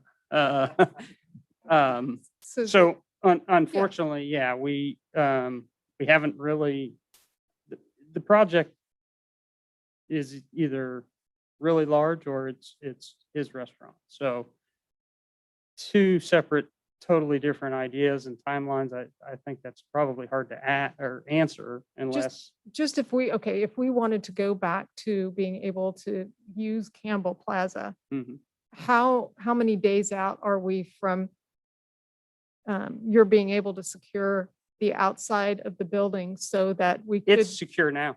Okay. It's secure now. Okay. Well, it's secured, but is your question to secure it or to have Campbell Plaza in the condition that it could be used with the Program. scaffolding gone and so on? And that I think is a slightly different question, and I think that's your intent. That was exactly Okay. my intent. And real quick question for Mr. Scragg. I know that it looks like we have the $8,000 worth of work performed to date on the site, $160,000 remaining. What have we invested to date? I wasn't sure if I saw that in the staff report in terms of the stage and the stage structure. Do we have a sense of our investment? Yeah, the numbers include lighting that's more, and I believe more than just the stage structure. It would include the overhead structure adjoining Campbell Plaza. But Okay. I think that was about a $460,000 project, and about 300,000 of it has been spent to date. Okay. I don't have any further questions for the applicants. Mr. Sprague had indicated that in his conversation with you or your representatives, that you had indicated an unwillingness to proceed with anything other than fee simple ownership. That would be correct? Okay. Yes, we think the sizable investment that the restaurant is trying to make there, for them to feel comfortable, I think the plaza needs to be in a situation where the city can't revoke it. Just Okay. I'm sorry, that the city can't. the licensing agreement gives the city the opportunity to revoke the usage. They're open-ended. And so the restaurant operator is concerned about making that sizable of an investment and then having that be an option down the road.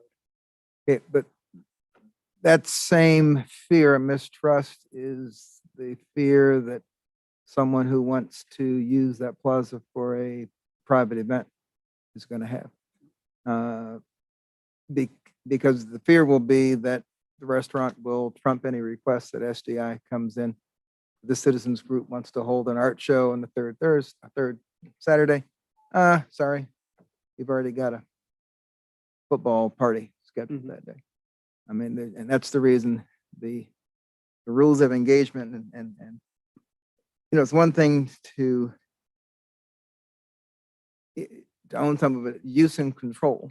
And so question, if we don't have clear lines of who gets to call the shots, that's where the mistrust. As an example, the baseball folks at Berkeley Family Recreational Area, they have a long-standing agreement as to who schedules first. I mean, when I heard it, I said, well, you know, if the people who participate are happy with it and it's worked, you know, far be it from us to break something that's working. And I see these lines of agreement being quite vague right now, which would, I think a lot of the questions that are being asked are reflective of this area being considered a city park. It would be like saying, well, let's take that area between the city county building and the library and let's, you know, let somebody operate it. Well, no, but we go there for this, we go there for lunch, we just go there to sit. And that's the reason at some point we have to come back to the original question of, is this, you know, a park that the city would otherwise be looking to get rid of? When we talk about moving the stage, now I'm assuming the bottom part of the stage you don't move, you demolish it and then you Yes, there's a- retort. Yeah, the base of it is a concrete Right. pad. So that just gets correct. Truly rebuilt. Correct. And we're talking about moving the, Yeah, there's support structures and then there's a trellis big lighting. system and then there's the decorative metal that right, it's in the that Art fits Deco with the theme. arches across. It's Correct. basically sitting on 3 concrete piers that could be unbolted and Lifted up and the moved. whole structure would be lifted intact. All right, so that would then also have to be moved to wherever, Correct. assuming it fit. Correct. Now, Yes, if it didn't fit aesthetically, what's the alternative use for that lighting structure? I think we'd want to find another location that we think is acceptable, whether that's 4th Street or some other location in our system. Okay. Right, and I guess the only other questions I have right now would be for Penny. Thank you. I do have a couple. for I'm staff. sorry. I do have a couple for staff. Okay, you I can go might. ahead. Thank you. I'm curious, you know, we have done 6 or 8 of these things at various places.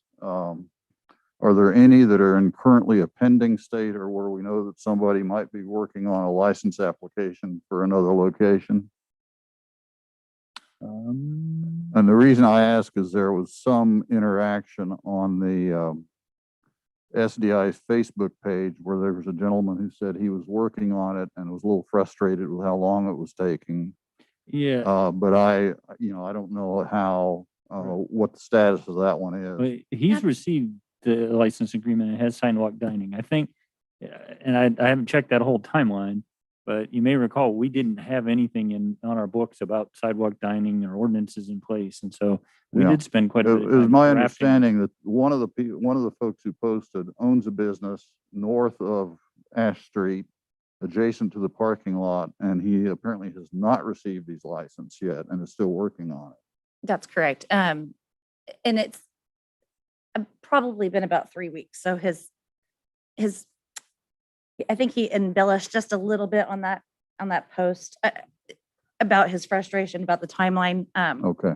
So But the point is there is an outstanding application. there's an application he's Okay. working through with Mr. Andrew and Lauren Okay. Driscoll, and they're kind of, they have had communication. There's some things that he still needs to get them for So- his application to. So I'm gonna get to my question. It's not for you, Ms. Battles, but Okay. that's Mr. Craig. If this gentleman says, I want a part of the parking lot in fee simple, just like you did for Restore Properties, what is our basis for denying that? denying a request for a fee simple. Well, it's, you know, ownership of the I want parking to lot. own it. I don't want a license. But it's completely within our collective discretion Okay, whether and we if wish to Barolo dispose of the Barolo property or Grill not. comes back to us and says, I want to own this. Oh, you mean if we did this, does it then create a precedent for future? It requests? absolutely does. I'm sorry, I Yeah. thought, I didn't understand your question. And I guess my point is, I think there has to be something specific about this particular situation that we can point to as saying, this is very unique. And it can't be used to justify other similar requests.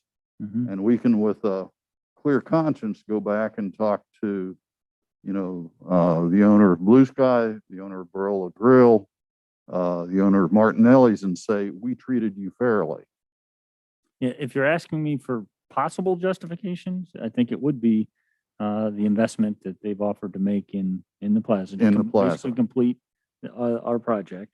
And then the second part of that, which may not be agreeable to the applicant, is whether we can agree to conditions that perpetuate the public interest. And you know, whether it's this application, whether it's a zoning request, there's so many instances where we can talk about a vision and we can, you know, have some general consensus about what the vision is. But when ownership transfers, unless we put other provisions in place, we don't necessarily have a binding basis to maintain that vision long term. Okay. Now, I know Mr. Wilson has expressed unwillingness to consider a license agreement. But if we were to go down that direction, and I've looked at the, you know, the concept plans, at least for Campbell Plaza, as it's said, and it has planters and it's got some public art pedestals and a variety of other things that I think clearly would interfere with an outdoor dining area adjacent to his facility. I guess if we were able to get that request from him in advance of us making those improvements, would the city be willing to alter our plans for the plaza to accommodate an outdoor dining area on the plaza adjacent to the restaurant? Yeah, I think we certainly could entertain that. I mean, when there was preliminary conversations about this interest, the size and the configuration of the stage does dominate that plaza. There's no doubt about that. It does, and I'm for the purposes of simplicity, I'm trying to rule the stage out of consideration here because I do think that that demands some attention separately, however we proceed with this.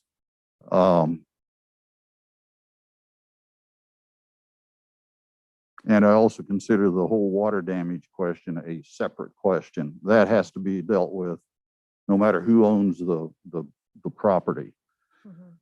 So somewhat in response to your question, staff did spend some time trying to brainstorm how that co-use might work. And I think if we're creative enough, we could probably come up with something. Part of the issue just becomes whether, if there's going to be a programmed event there, whether the expectation is that tables and chairs get moved out of the way and the practicality of doing that on a regular basis. But, well, and if they're going to serve alcohol, of course, it has to be in a separate fence and all of that. We did learn that, you know, the understanding that actually the direction that we had from ABC originally was that you had to enter through the restaurant to get to the sidewalk dining where the alcohol was consumed.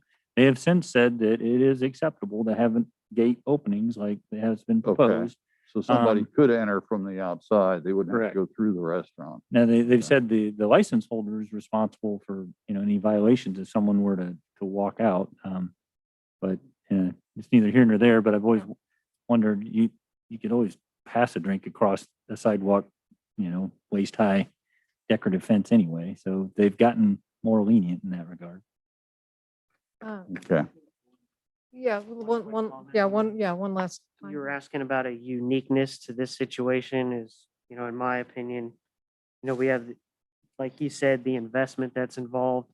We're also bringing the art back into it, where you're bringing up examples of other leased spaces, you know, that we're doing all of the improvements to the plaza, those other places, the city has done the improvements and then, you know, the company has fenced in a small area, you know, we're talking a pretty large, substantial area that we're wanting to fix up and invest in for that. Whereas you brought up the parking spot. Well, the difference is that tenant or person didn't buy that parking spot or put any investment into making that parking spot, whereas we are. So that's Okay. one big unique thing. And then, you know, what I agree with you, keeping it aside is, you know, the damage on the sidewall is, you know, another contributing factor to it. Yeah. So Okay, thank you. I hope this is helpful. And with respect to the license agreement, we also had conversations about a reversionary interest. And I certainly don't want to speak incorrectly for Mr. Wilson, but our initial conversation, I don't think they were receptive to that. The SDI board and imposed that or suggested that as kind of a condition of their support of the project. And I think a noticeable difference there is that, and the city attorney can correct me if I'm wrong, you know, the ownership and operation transfers. And so there's more of a presumption that the ownership can be maintained unless the owner fails to meet the conditions. So they kind of control their own destiny more so than the risk of a licensing agreement being revoked. So But- are you saying that with the license agreement, the city has a capacity to rescind it for, you know, any particular reason? Yes, as long as we deem it that there's a higher public interest Okay, for the use of the so property. it's a little more open than a reversionary. Yeah, a reversionary interest would specify the intended use, and as long as that was met, Okay. then they continue their ownership. But Have we ever revoked a license agreement of this type? none come to mind, but Mr. Bankson? I don't recall that we have. I don't know if Mr. Andrew is available. I raised that question with him and I thought he gave me an example of where there was a change, but I don't recall that it was unilateral on the city's part So not as that far we as recall. initiating it. But, you know, and not to be argumentative, but we could tomorrow. I mean, the part of the point is we have that level of discretion. Those are traditionally on a 180-day notice timeframe. There would be that determination and then the 6 months transition period. Now, a license agreement does not have to be renewed every year. Is that a correct statement? That's correct. Okay. Now, under the proposed or soon to be proposed downtown ordinance, would that change? There is a process as it relates to sidewalk dining, reviews and renewals. And so, yeah, that is a possibility. Okay, so there would be something we would have to change there to be consistent with what we do now. We'd either have to create an exception for that or create an exception for dining that's not on sidewalks, but on a plaza area. Okay. Do we want to, does that take care of our questions at this point? We'll open it up. Well, Ms. Bettle? Did you have some questions? For Penny, yeah. I'm sorry. Just wanted to wrap my head around something. In the information we were given, suggested that SDI members and downtown residents were asked for their opinion. And there was some opinion that Campbell Plaza should not be, I'll just say redeveloped in this way. But that the board of SDI wrote a letter of support. Correct. And I'm looking at, and I don't know whether these are emails, tweets, or what. Most now. of those were Facebook messages. Okay, Yeah, thank on our private downtown merchant page. There were a few emails that I attached to the last of those Facebook messages. Right, so if I add in the one email from Mr. DeBay and these two emails and a lot of these messages, I haven't written down in one column versus the other, but my impression is that most of the sentiment is against this being redeveloped in this way. And I'm just Yes, curious that why the board wrote a letter contrary to what it looks the like. merchants are, Yeah. I do feel that social media is a hard place to gather input. There were a couple positive comments on that Facebook feed that got deleted from the person. Because after they put it, they felt attacked, so they deleted him. I also I'm not sure that I relayed the information to the merchants as best that I could have in that post. And then it just kind of went from there. So yes, it was kind of, this is a tough, weird position for me because my job is, to act on my board as my board of directors, but also as what the merchants want. And so this is a little bit of a conflicting scenario for me. So, Because yeah. a lot of these are very well-written. People have signed their names to them. I mean, it's, I take this as the equivalent of them, doing a formal email or formal Right. written letter. And it just seemed to be a different sentiment from what the board's letter of support Yes. indicated.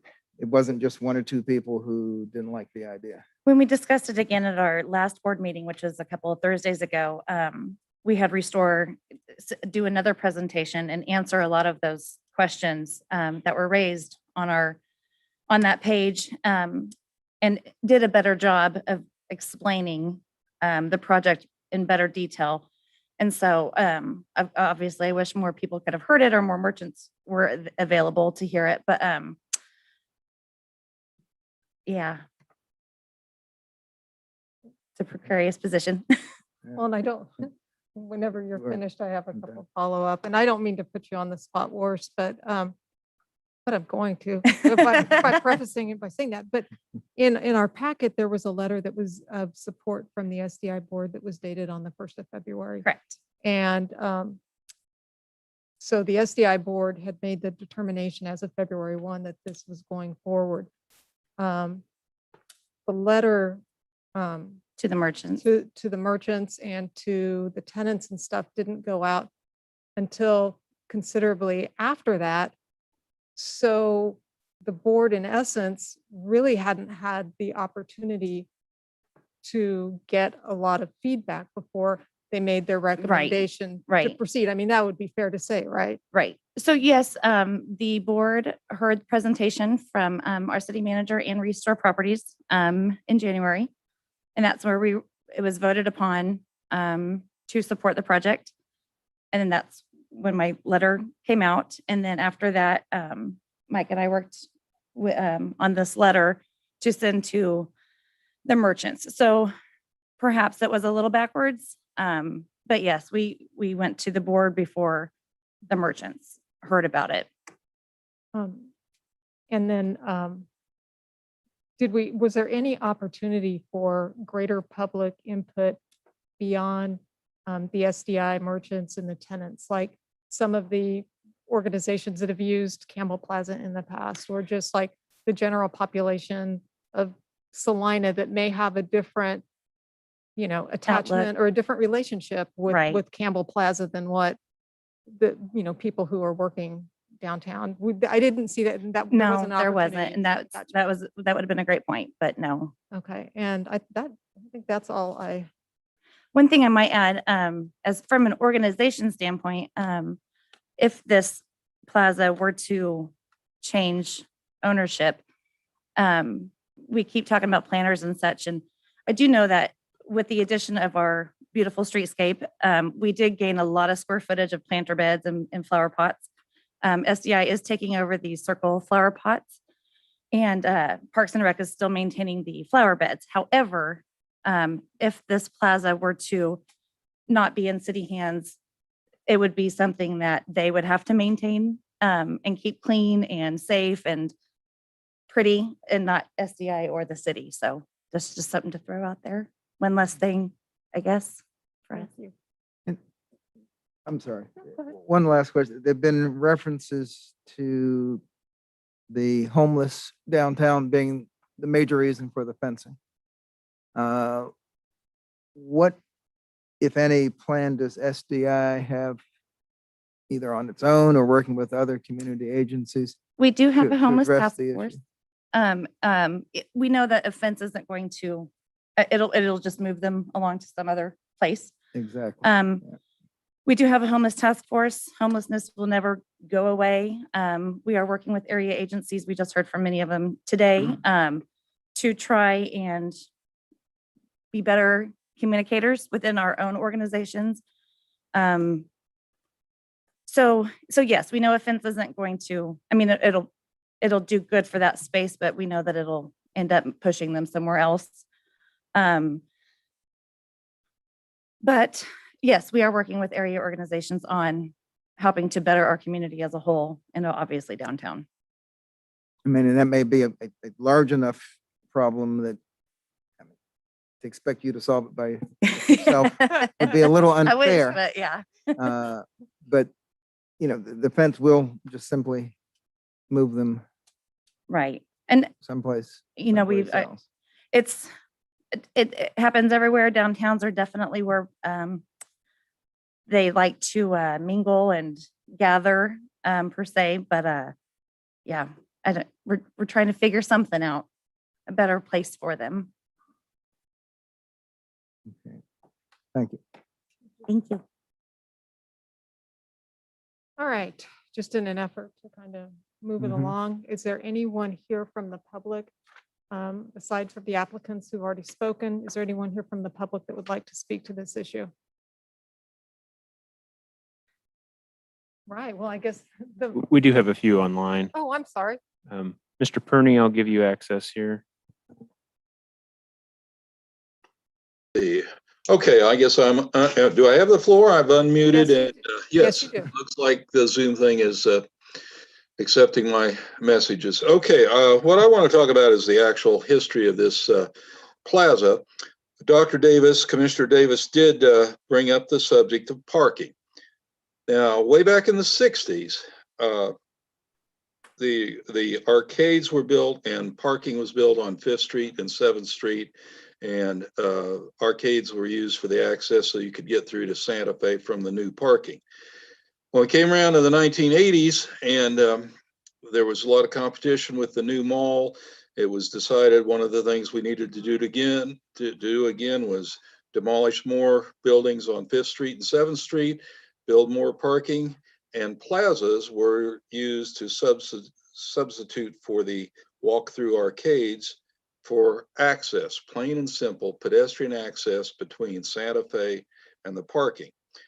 Now, you may know, you may not know, I'm the only person in this conversation that right now that actually lived there at 129 South Santa Fe for 15 years.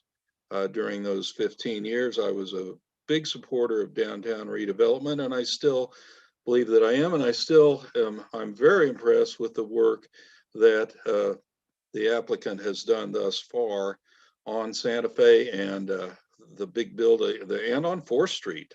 You know, 4th Street has been neglected part of downtown, but we get to pay the fees forever since the 1980s renovation. And now stuff's happening on 4th Street, and much of it is due to Restore LLC and their associates and their efforts. And it all looks good to me. But back to the Campbell Plaza. It was built primarily as access for the new parking on 5th Street. It has been used for that access and is still very much necessary for everything, and especially for the Stiefel programs. When that Stiefel has programs, which sometimes run very late at night, that's probably a #1 parking area. That and then the one over southwest of there on 7th and Walnut. Those two parking areas are the primary parking places for patrons to the Stiefel. And so that gives you the need for late night access, which may be beyond the so-called normal business hours. The other portion of this, so I think at the very least, or I don't know, I think it makes a lot of sense that we have another restaurant. The restaurant on the north side of the plaza makes a lot of sense. The plan that the sponsor has submitted shows that just half of that plaza area is dining space for the restaurant. The other half is undefined, but they talked about having window or door access into the store building at 129. I think that south half for sure needs to be open, and it needs to be open 24 hours a day for all practical purposes. You can't conveniently expect people to use that parking area to get to their homes on Santa Fe, to get to businesses after normal business hours, which business people have to do from time to time, and have that gate locked there. I think that that's a bad plan. But having a fenced area with outdoor dining may work. I think from my 15 years of having lived there, it is not the best place in the world for dining. And I don't know how much the actual dining sponsors have thought about that. But the truth is, there's a microclimate effect. When they get their wall built back up, the sun shines on that wall all day. It is hot over there. It is just plain hot on that north half of the plaza in the summertime. And it'll be worse when you take down the stage roof, because the stage roof is virtually the only shade you had. And you have right now still, but I'm not really opposed to moving the stage. I think moving the stage does have some merit. The plaza was not initially designed as an entertainment area. The city manager and everybody has talked about this as a park area. It only became a park area as a secondary thing, as a way to manage it and maintain it. It was not designed as a quote public park. It was designed as access to public automobile parking. Anyway, the suitability for dining, besides the direct heat, is it's a breezeway. The wind blows through there. I can't see that it's going to have 80 or 90 or 100 days of pleasant weather as a place to dine. And I don't know how much the restaurant sponsors have really considered that. But that's their gamble. I did also want to say that, let's see, I have a note here. Besides the parking access and the restaurant potential for the outdoor dining, talked about the drainage problem with the 129 building. I lived in that 129 building. I owned that building until, it's been 11 years ago now, till 2010 from 1995. I never had a problem with that wall or with the plaza stage, but the roof drainage worked both to the west side and the east side. So apparently that's a new problem relating to the 2020 reconstruction, and when they dove into stripping the plaza down, apparently some of the drainage was blocked, because it worked fine before that time. At any rate, my recommendation is that if you consider going ahead with this, that you hold on to the fee simple title, at least of the south half, and make that the public passageway. I could see then selling or transferring title to the north half, where the restaurant proposes their outdoor dining and where they are assuming all the risk for its operation, and where they would have a fence around that, so that they still have the security that's required by the liquor laws, and for some effect toward discouraging homeless. One of the things that happened in regard to Mr. Perney, yes. I am going to have to ask you to wrap up, please. Okay, well, and my wrap up is, that's what I was doing. Fee simple disposal of the north half would be okay. Keep the south half open, not fenced, for 24-hour a day access to the parking, and worry about where the stage is going to be transferred at a later discussion. Thank you. Thank you very much. I appreciate it. Is there anyone else who's on the line that would like? Mr. Anderson, you should have access now. Thank you. And just to be clear, I'm wearing my City of Salina hat briefly and will only take a second to respond to a couple of questions that came up regarding programming. My understanding in the early conversations with folks from Restore and property owners, and in our conversations with city staff on very tentative plans for a relocation, was from a programming standpoint, through arts and humanities, we feel like that we'll certainly honor and respect anything that the governing body does in their final recommendation, but there is a potential for additional programming space with the consideration of this option.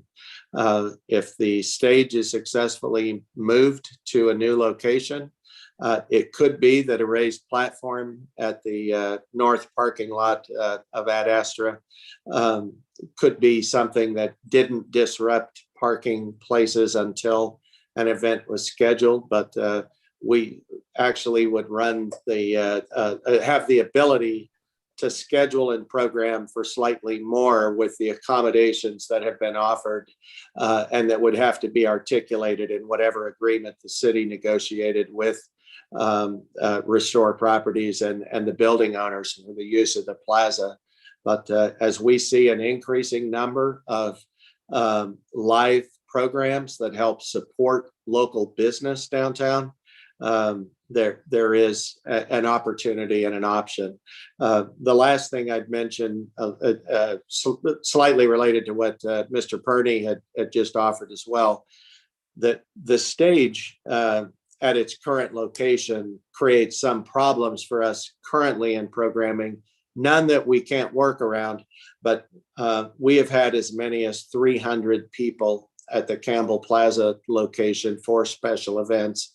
And the stage isn't currently oriented in a way that's conducive to crowds of that size. And that's about our maximum capacity.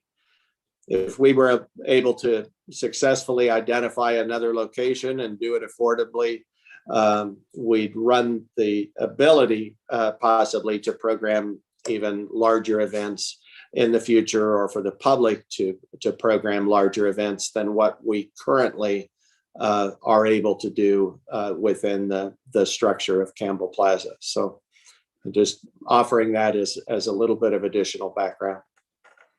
Thank you, Mr. Anderson. I see that Cassie Strite has her hand raised. Should have access now, Mr. Strite. There you go. Hi, Go ahead, Ms. Strite. Cassie Stride. I'm a business owner here in Salina downtown. And actually, Brad hit on half the things I was going to bring up. So thank you, Brad, about, we are expanding. We do need more places for performance. And the current setup at Campbell Plaza is cramped whenever you have large performances. I'm on the board, and I just kind of want to address the board's support for this proposal. It was brought to us in proposal format, and we would not, as a board, collectively have considered the proposal if we had felt that it wasn't equitable for downtown. Not only does this place, privatizing this space, bring in more tax dollars for downtown, it does alleviate some responsibilities, as Penny stated, through SDI and the city of Salina. It will be interesting to see how this would play out, I think.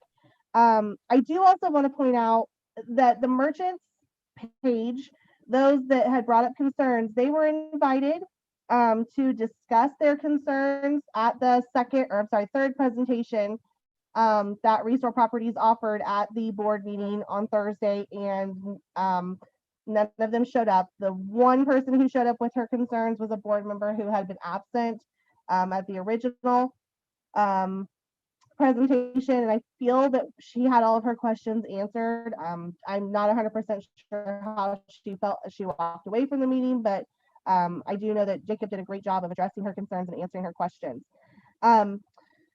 Mayor, you had mentioned pub crawl, and something came to mind. How awesome would it be if we had a space that would allow for bagpipes to be playing, just throwing that out there because it's St. Patty's Day, pub crawl is in my head, as well as serving drinks in an outdoor patio situation.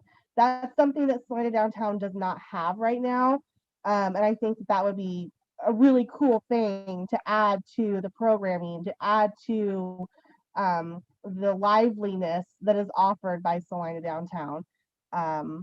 A lot of dollars have been invested into, I know, on resource part and on the city's part, and your merchants, I know we are working hard to continue to revamp our mindset and to offer services that no other downtown offers before, because we want to make sure that our downtown is successful and vibrant and here for future generations. And I really feel through the presentations that I've sat through on this project with Restore, that being here for future generations is something that's really pertinent in their mindset as they develop areas.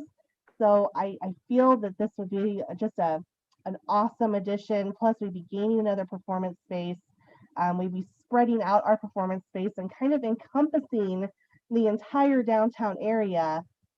Whereas we don't really have, we kind of have a gap right now on the north end of our downtown area.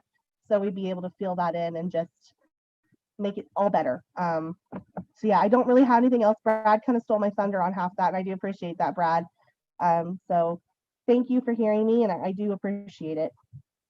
Thank you very much, Ms. Strite, for participating. Is there anyone else? Any other public comment? We have one here have a live one.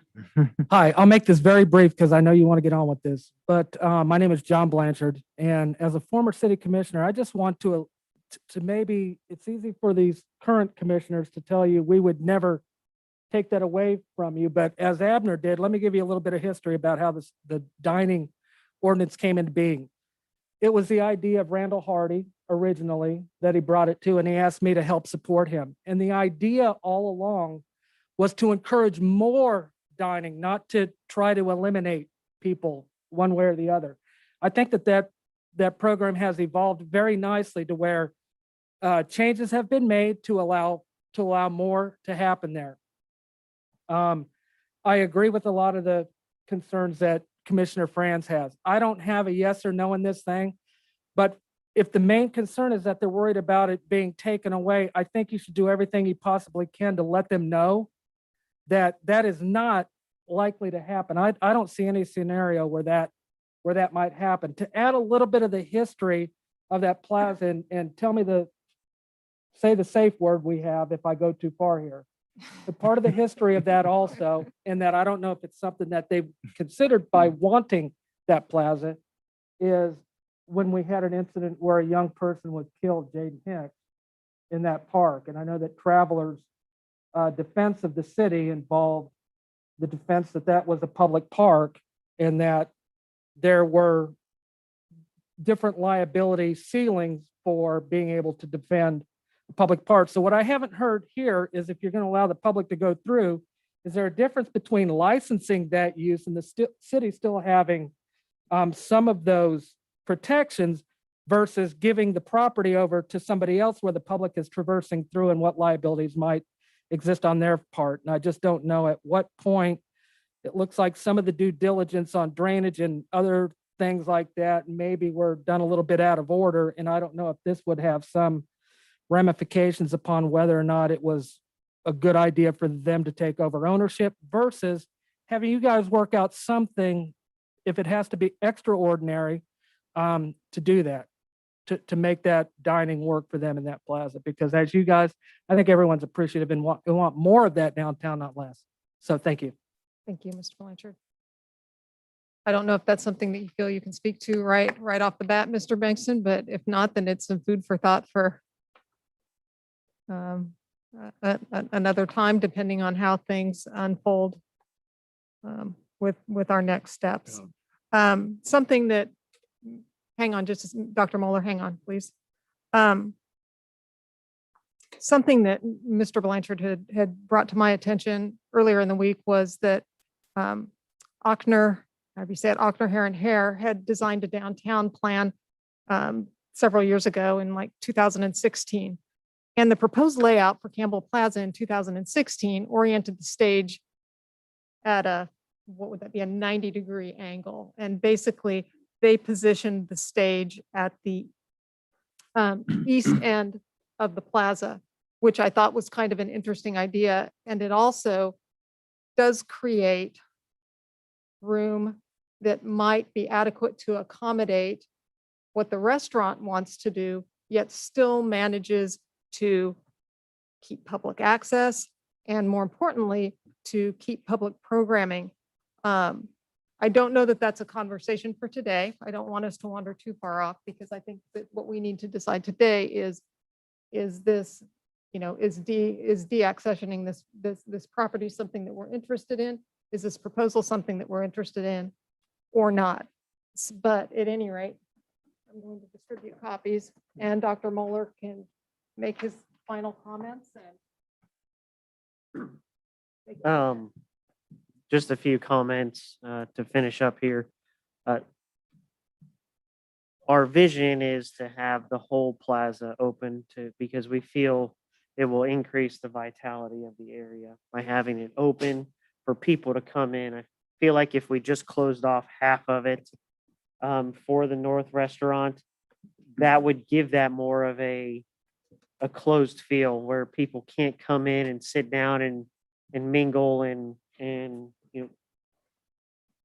bring in food or from other places, or go in and feel free they can sit there and after shopping and stuff like that.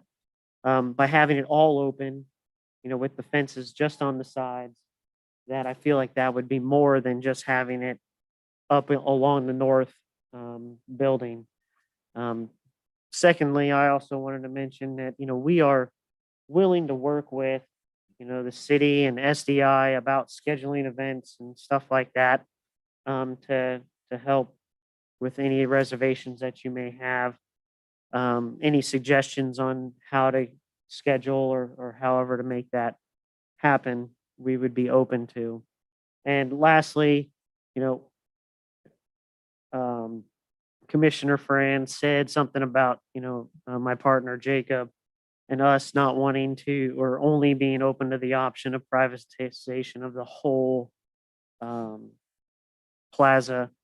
We are willing to, discuss with the city and SDI licensing agreement options, with the understanding that if we don't get private ownership, that we're not investing all of this money into moving the stage and fixing up the plaza, that would be, part of, the city's responsibility. If we're just going to get a licensing agreement or something along there, we would be open to communicating and working something out. I appreciate that. Question though, could you foresee sitting down with an architect and jointly planning with the city, if both groups want to create an art space, a relaxing space, there's no reason why that northwest corner or north half can't be designed in a way so that, both goals are achieved. And the property line, so to I think speak, the issue it can is- be invisible, but Correct. to someone walking past, they see just one space. I think the issue is the liquor licensing doesn't allow that because you have to have a fence. How to be high able to does that serve- fence have to be? To be able to serve liquor? I'm not sure how high. that The is. sidewalk dining fences are 3 feet or, 36 inches. And is it your concern that a 36-inch fence would not keep homeless people out at night? I I mean, wouldn't- that, wouldn't- that, I that, wouldn't no totally one wants to think say so. it out loud, but that's a big issue. One of the reasons for basically locking us up at night. Otherwise, Correct, you would correct. need a fence, just, leave it open 24/7. I mean, if somebody wants in bad enough, they're gonna get in. It doesn't matter how high the fence is, but a 3-foot fence you can step over. I don't feel that's secure or would be considered secure. So if I may ask. for But this- yes, we would be willing to work with the city and an architect to answer your question. If I may ask, for the sake of the commission's deliberations, reversionary interest, is that where does Restore Property stand on that? As far as if we are putting in the financial investment, we would, we feel the reversionary is not applicable. Just because we put in all this money and then the city can just come say, nope, you're not using it to our accord, we're gonna take it back. And then we put all of the investment in.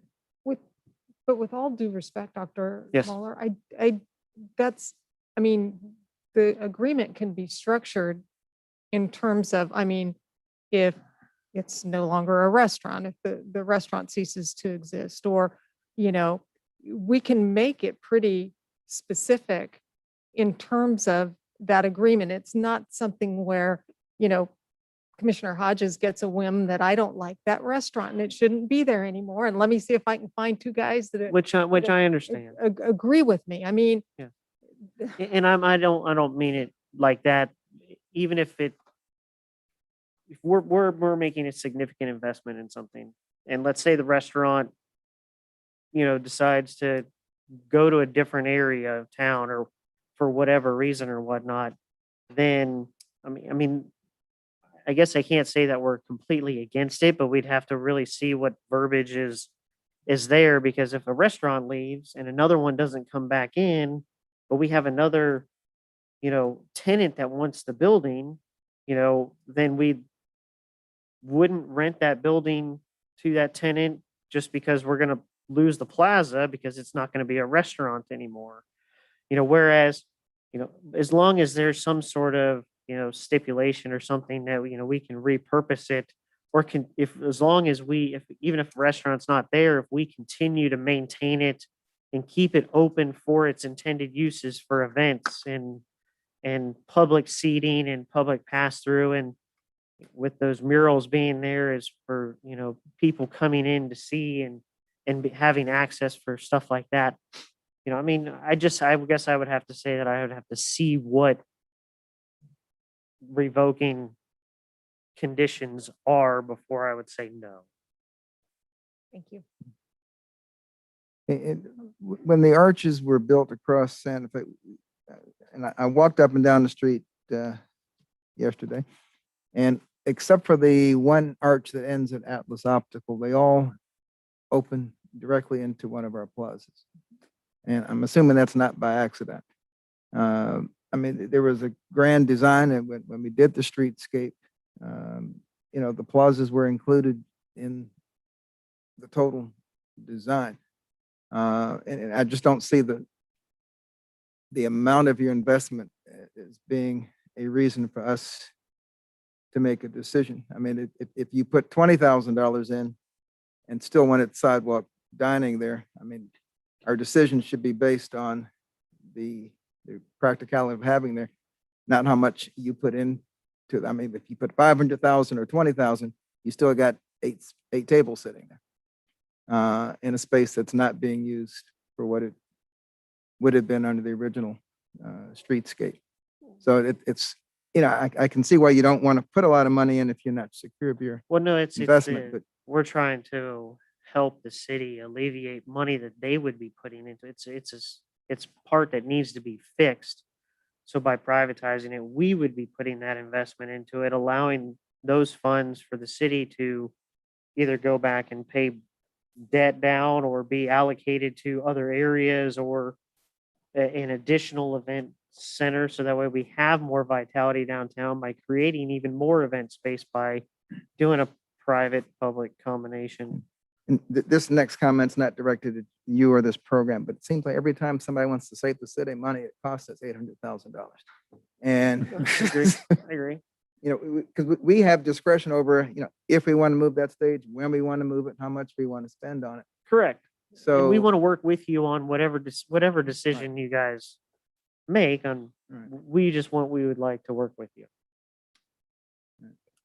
Thank you. Anything else? All right. Thank you. Nothing for me. Thank you. It looks like we have another public comment. We will take another couple public comments if there's anybody who would like to speak. Go ahead, Mr. Thank you. Walker. Yeah, I appreciate it. Absolutely. Sorry, I was late. I just wanted to, Guy Walker, Salina 2020, and I just wanted to make a couple of comments on what Dr. Moeller just said. Obviously, Salina 2020 is very interested in continuing to see, well, and a lot of people have said it. Cassie mentioned it, seeing the vibrancy continue to increase. And I agree with what Jacob said and what others have said, that there's not a lot of areas downtown where that's readily available. I think the size of the stage makes Campbell Plaza difficult to use in that way. And I just wanted to share, I think from Salina 2020's perspective, I think it sounds like the decision that the three of you are going to make today is whether or not you're willing to even continue discussions with the applicant about the various options. A lot of options have been discussed, and we would sure at least encourage you to continue to work with the applicant and try to come to an agreement that works for both the city and the applicant. I think they're making some, I mean, obviously you have the city's interest in mind, and they're making some great points about the size of the investment that they're going to have as well. So we would just encourage you to continue working towards an agreement that works for both. I think not just the use of the plaza, but the addition of another restaurant that a local person is willing to, entertain for downtown is just continued to be great news. And I think I certainly believe in the notion that a rising tide raises all boats, and that the more restaurants there are, the better all of them will do. So anyway, that's it. Thank you. Thank you very much, Mr. Walker. Is there anyone else for public comment? Okay. And I'll close public comment and bring it back to the commission for further discussion or hopefully action. The staff has given us 5 options to consider. I'm sure we could probably come up with 5 more, but just for the sake of getting this started, our options that have been identified are to instruct staff to prepare an agreement to transfer ownership as proposed by Restore Properties, to instruct staff to pursue transfer of ownership with additional conditions or restrictions that the city commission deems appropriate, to instruct staff to pursue an agreement format, including a reversionary interest and including any other conditions the city commission deems appropriate.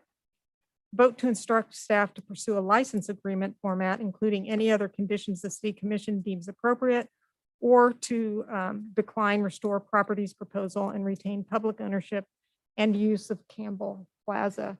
So I think it all comes down to the question that Dr. Davis identified at the very beginning, followed by Commissioner France, is, are we interested in, first of all, are we interested in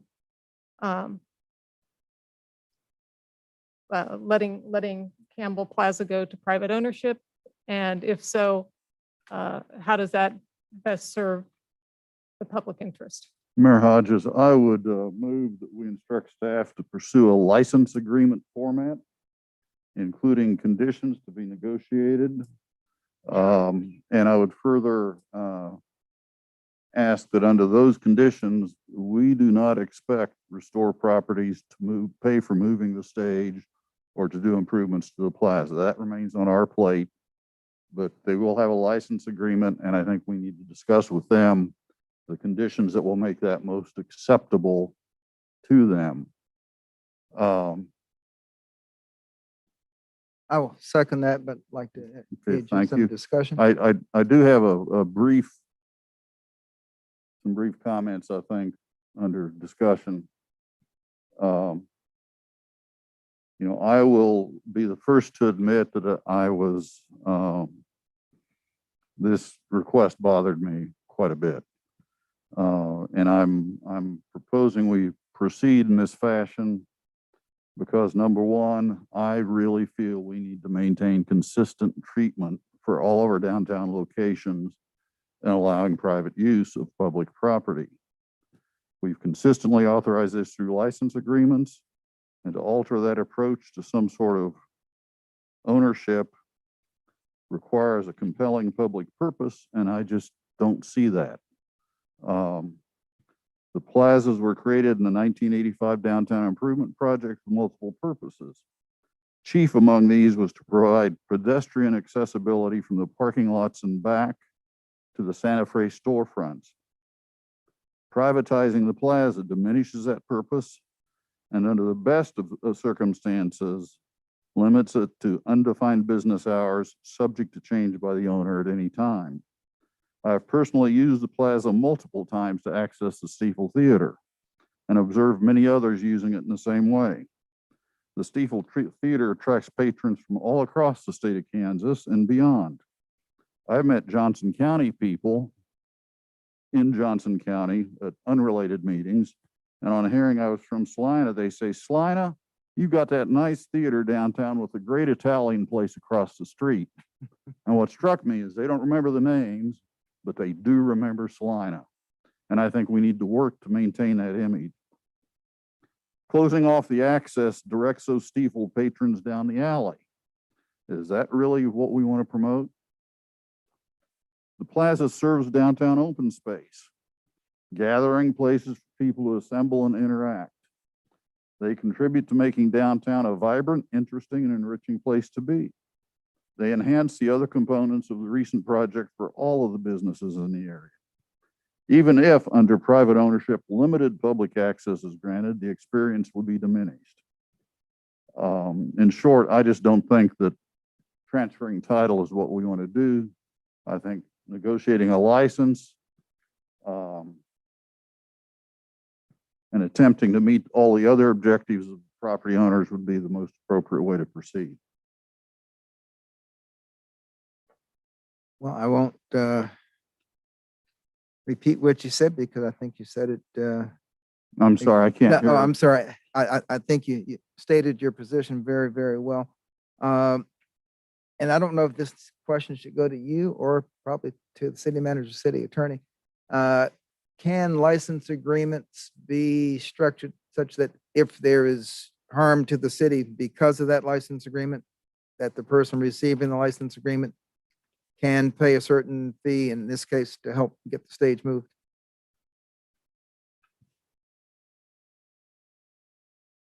Because it's obvious the stage and the outdoor dining aren't going to coexist in that space where the stage is positioned right now.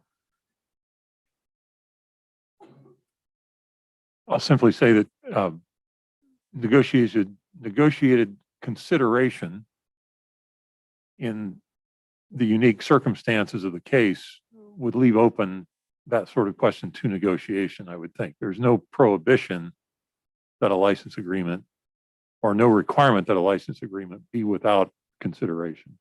Thank you.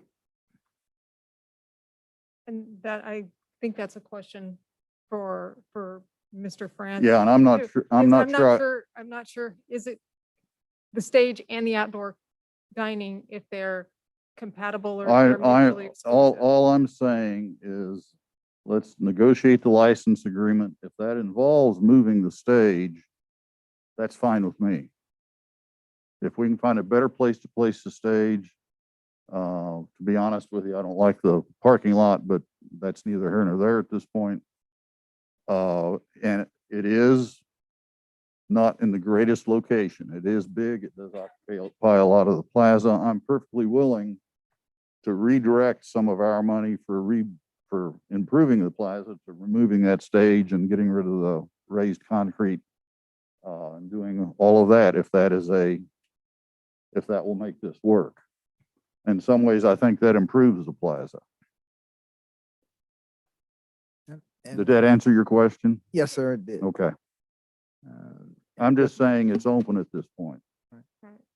And, you know, as an aside, because the stage will ultimately come into discussion here, you know, I've always thought we needed an emotional center intersection downtown where, you know, when the Chiefs win the Super Bowl next year, we want to shut off downtown and have a big party. Well, gosh, you have a stage, you have an intersection, you've got the arcade. For those who go to bars, you got bars up and down. You know, would not be the worst place in the world to have a stage.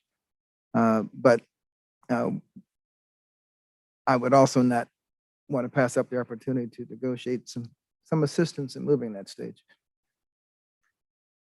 And I think that for me, um, uh,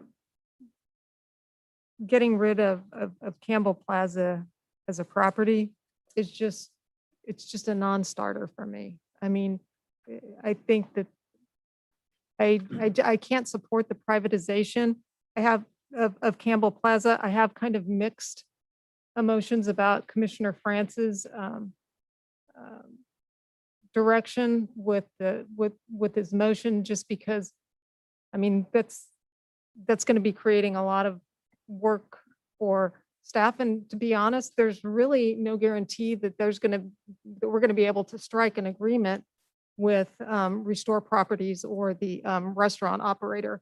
So, you know, coming back to the original question, I think it's really important that we retain public ownership of Campbell Plaza. And I understand that your motion calls for retaining public ownership of Campbell Plaza. It's about getting a licensing agreement in place. Well, it is a point at which we can continue in this conversation and begin the next conversation.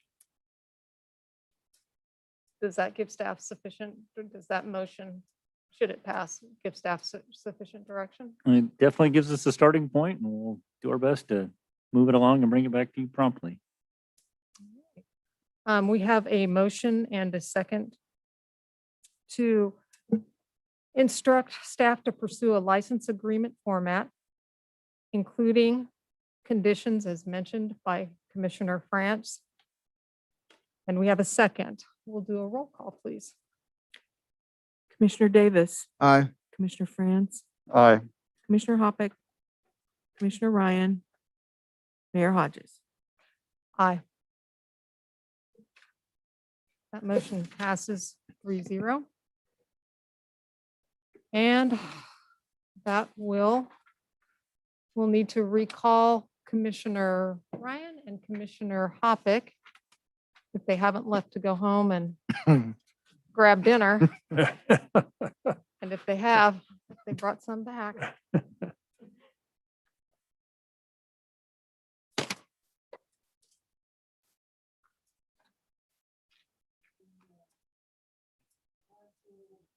I've got a jacket on.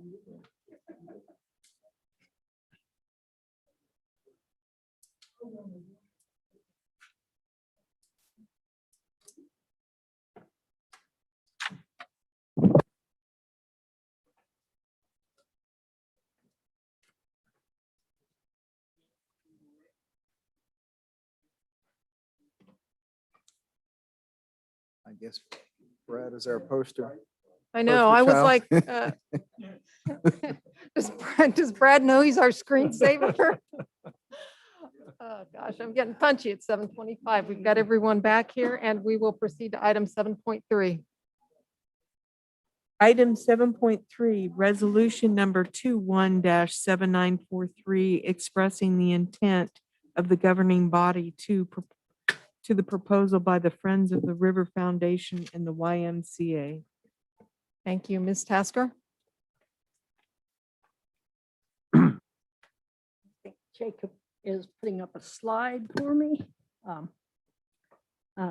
Thank you, Mayor and Commissioners. Martha Tasker, Director of Utilities.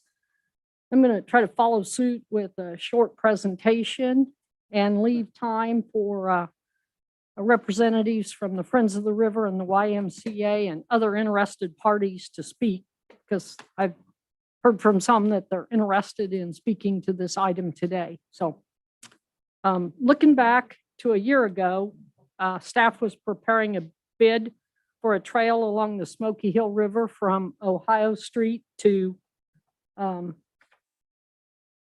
don't think my pointer is going to work on there. It's the red dashed line from Ohio Street, there you go, over to south of the YMCA. And that's what we're going to call phase one on here. And phase two is a blue dash line going around the north side of the YMCA. It's a trail we'll talk further about today. But the phase one project was funded by a grant from the Kansas Department of Transportation through their Transportation Alternatives Program, and the city of Salina funds from the Federal Exchange Fund receipt. And looking back a year ago, COVID was just starting to get serious in our area, and we're in the early stages, and there was a lot of concern about sales tax revenues being available or being reduced for sales tax projects. As you might remember, this phase one trail was removed from the 2020 budget. The Friends of the River Foundation and the YMCA have requested a public-private partnership to complete a trail from Ohio Street to the north side of the YMCA. As you can see, the red and the blue trail on the map. And their request is for a total of $450,000, which is similar to what was the city's portion of the KDOT project. Phase one requests $250,000 from the city for that project to begin construction in spring of 2022. And phase two is $200,000 from the city and construction in the spring of 2023. In both cases, $208,000 per year or per project from Friends of the River and the YMCA. The Smoky Hill River Renewal Master Plan and the Parks and Recreation Master Plan both identified trails as an experience valued by citizens. The River Renewal Plan, it was number 2, which closely followed getting the water flowing. And in the Park and Recreation Plan, it was identified as number 1. The proposed trails will provide a linear park from Bill Burke out by the levee to Kenwood Cove. The 2016 sales tax initiative included funding for the Smoky Hill River Renewal Project, which included a slimmed down project to get the water flowing in the channel, a single accessible hike and bike path, and a community gathering place. The city's current budget includes $12 million for construction of the first phase of the River Renewal Project. And the U.S. Army Corps of Engineer budget includes $10 million for ecosystem restoration. City staff has been working with the U.S. Army Corps of Engineers and HDR to value engineer and right size the projects to match the available funding. As we speak, there's never enough money for everything that everyone would like to have, and we're seeing that in this project. It's necessary to look for partnerships to leverage city dollars and get more bang for the buck. And this is to allow us to meet the community goals for trails and amenities along the Smoky Hill River and at city park facilities. Might note that the city and the Friends of the River successfully partnered to fund the 2010 Smoky Hill River Renewal Project, and other partnerships have funded community improvements such as soccer fields and the field house, and there's many other partnerships being discussed at this time.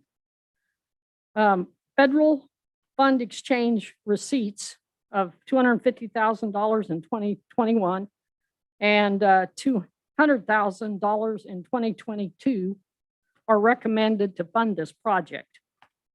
In addition, there are some sub-CIP trail funds of $161,000 that are available through the year 2022 that could be used to offset federal exchange funds if that was a choice. Might mention that KDOT's Federal Exchange Fund program identifies constructions of trails as an approved transportation project.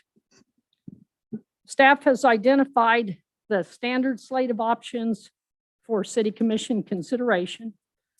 The first is to approve the resolution or approve with amendments, postpone, or deny. Staff recommends option 1, which is to approve the resolution, number 21-7943.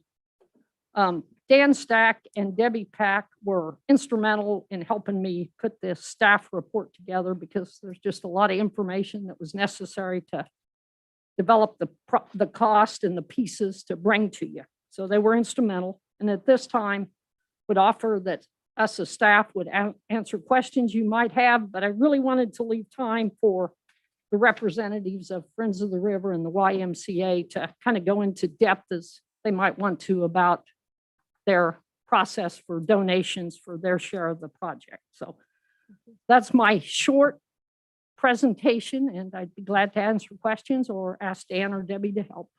Questions from members of the governing body for Ms. ju- Tasker? Two, I noticed there's a add alternate sidewalk connection to the YMCA and that the red and the blue portions would be constructed in separate years. Yes. Is it meant that the red part would be usable, that winter or whenever before the blue part's constructed, in That- which case you would need access off the trail? So And we put that in as an add alternate because we're looking at budgets 1 to 2 years down the road. So we want to have that in as a function that we could include if the funding is available or to not. But the intent is to kind of trail these projects right behind each other.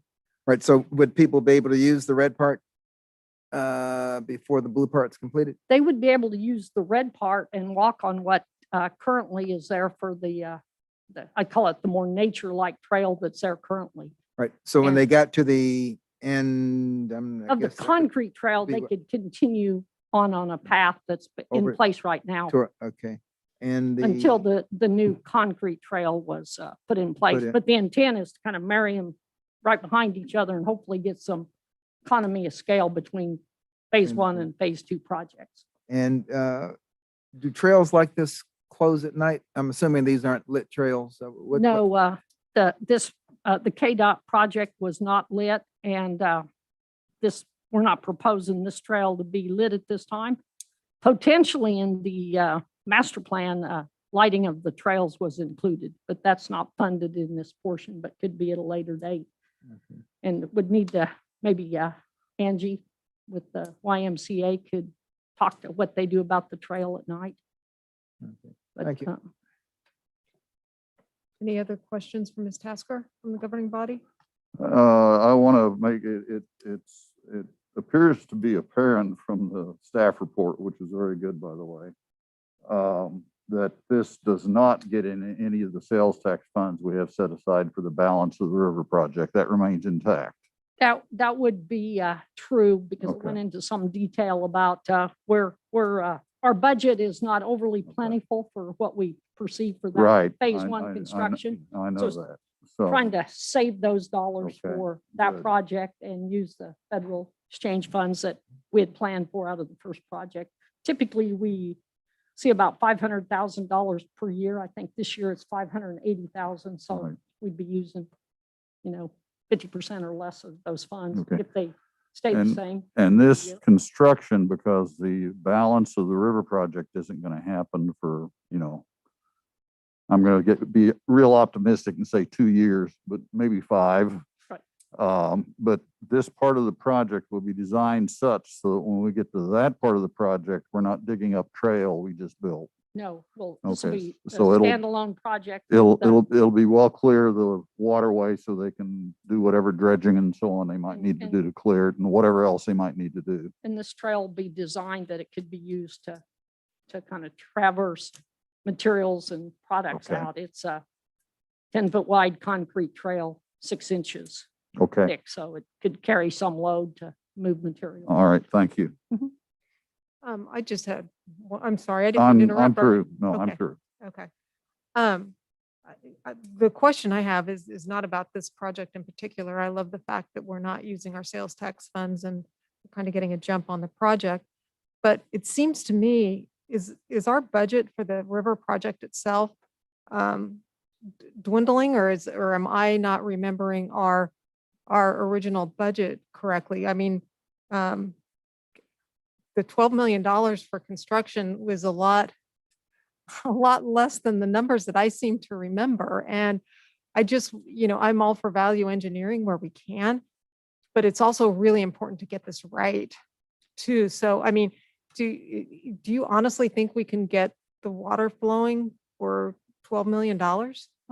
We've been between the U.S. Army Corps of Engineers Right. funding and the city's funding. That's what we're looking at right now is matching those two projects together and getting the water flowing. So that would be more like $22 million Because it will be construction the budget if we city's- were to realize the whole 10 million from the Corps? Yes, in fact, their project realizes the use of all 10 million and a few dollars more.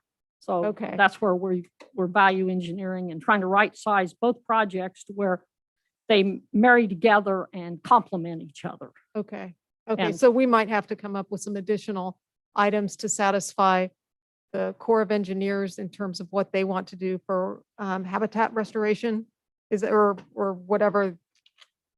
And so Wetland restoration. wetland This restoration, sorry. particular program allows the Army Corps of Engineers to put $10 million into the project. They can exceed that by a small percentage, but they can't go much further. And whatever they can't put in then would fall back to us as the sponsor to pick up. I got you, because they may have some stipulations that their own budget can't cover, so then that would be expected to be taken out of our budget. And the way Is that, that's I don't know if I'm put saying that so together, that it makes there's sense. kind of a mix and match of getting the components that we need.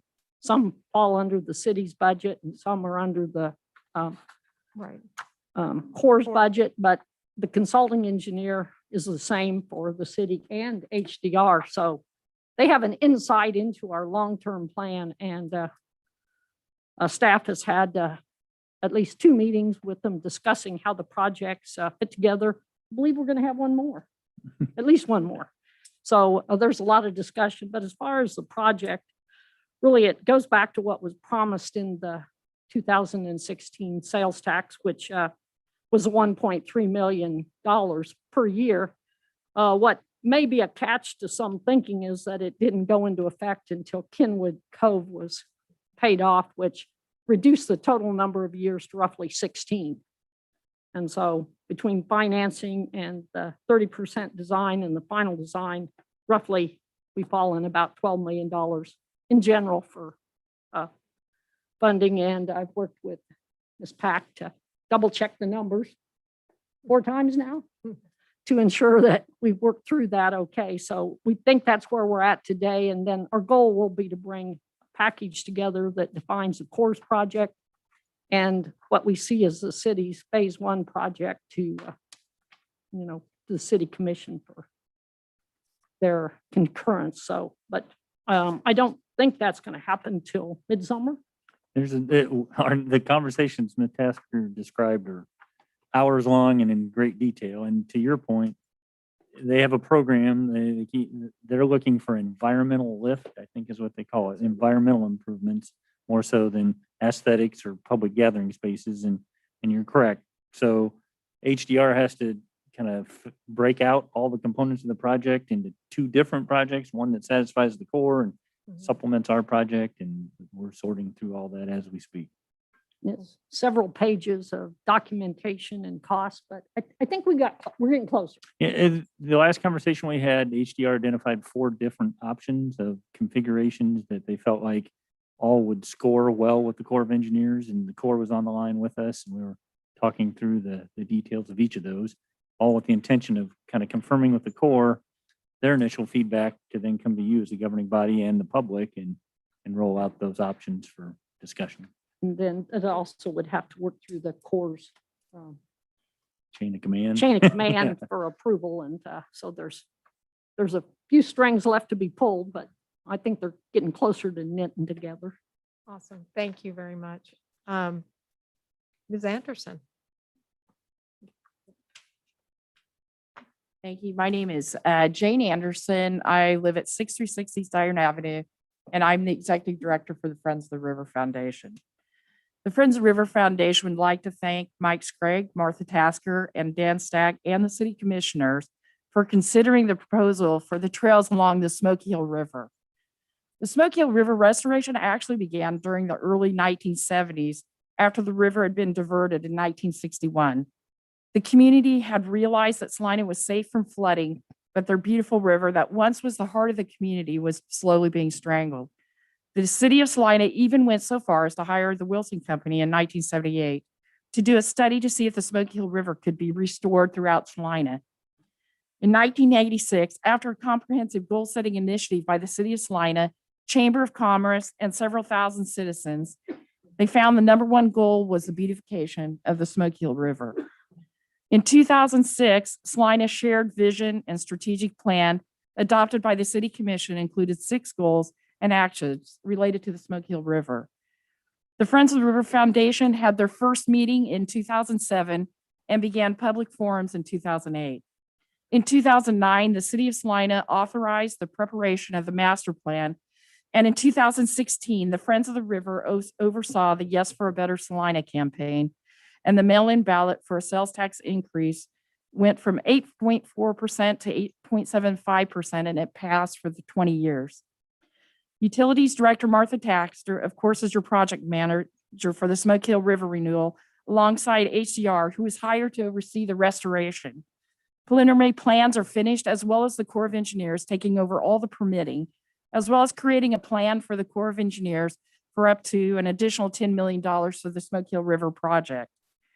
Surveying the public has been accomplished several times, and the Friends take the public seriously on the top 2 desires for the river: water flowing and trails.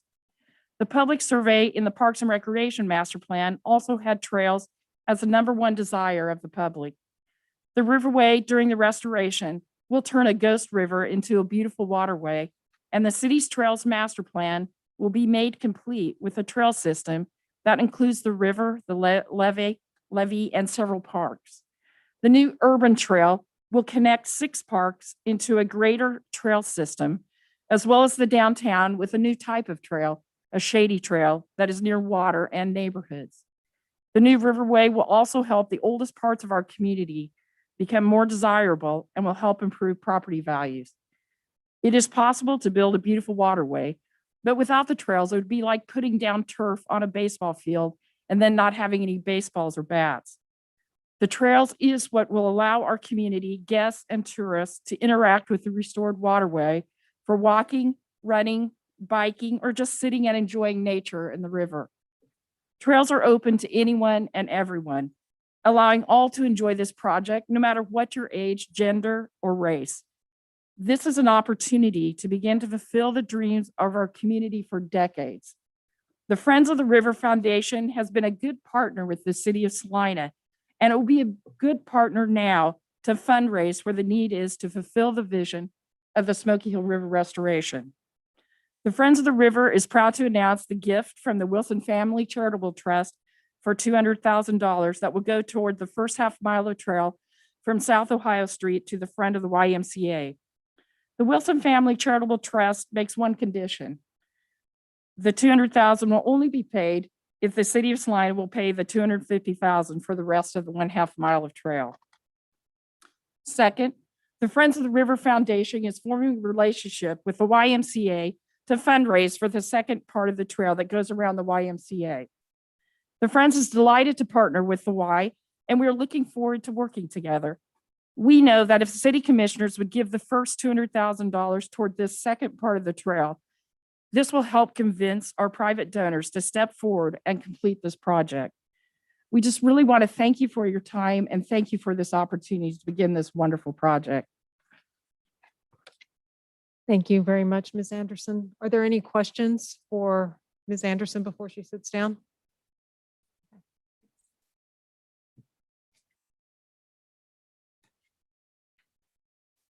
Good evening, Mayor Hodgers and Commissioners. Thank you so much for the opportunity to stand before you. I'd like to echo Ms. Anderson's comments to the city staff. The amount of work that Jane and the team from the city have put together in making this happen is beyond the call of duty. So we are very happy to partner with the Friends of the River to help fundraise for the portion that we can, and also beyond the YMCA. This is a community project. This is not a YMCA project. And we are excited to be able to potentially open some doors to foundations, potential tax credits, or other opportunities that Friends of the River would not have access to. So we feel that together we would be able to pool our resources and come together and make some really good, compelling arguments to some private donors as well as additional fundraising foundations. when the River Renovation Committee began quite a few years ago, a couple of our staff and a couple of our board members were on that. And we were one of the first organizations to say, we want to be a hub. We want to be able to provide access to the river for kayaks and canoes from our property. And we're willing to donate or be a part of that process and donate some of our land to do that. So our vision, in addition to the trails for future years down the road, when the river is flowing, is to be able to provide programming, not only for our kiddos that are in our preschool for eco, for learning their environment kind of work, as well as economic development in our businesses around us. The other piece we would like to offer is community bathrooms. We know that's going to be an issue along the rail. And I know the concern came up about the trail and the lighting. We do have some friends that like to spend the night on the trail every once in a while. But we have a lot of individuals that use that trail. And so it doesn't get done as much, especially when it's warmer weather and people are on that trail quite a bit currently walking or riding. It's a 1.2-mile trail currently around that property. So we know that's potentially a concern, but it's something that we deal with now. And we just have conversations and they move on. And we have not had any issues or concerns with that. The bathrooms, I predict that we would lock when we close at night, which is usually 9 o'clock, and then reopen in the morning. That way we have those secured over the evening hours. So our ultimate goal is to provide programming for all ages. This is going to be a multi-age, multi-generation. I have a 10-month-old grandson that I envision in 4 or 5 years getting a canoe, doing some fishing, walking the trail. And I think that this is something that is going to impact everybody of so many different ways. And the one thing I feel that it's going to do, getting the trail started right away, is generate that excitement that's going to continue to build and show people that we are moving forward. Instead of being retro or reactive to COVID and kind of continuing to stall, we're being progressive and still moving our community forward. And the last thing I'd like to say is this trail and river is going to connect our community in ways that none of our other projects have. It's literally going to connect neighbors to neighbors and neighborhoods to neighborhoods. And I think really introduce that opportunity to our kids and families. And so I would ask your support so that we can continue moving forward, secure the Wilson grant, and then be able to go to some other donors and ask for some challenge dollars so that we can raise this and get the project started. Thank you very much. Thank you.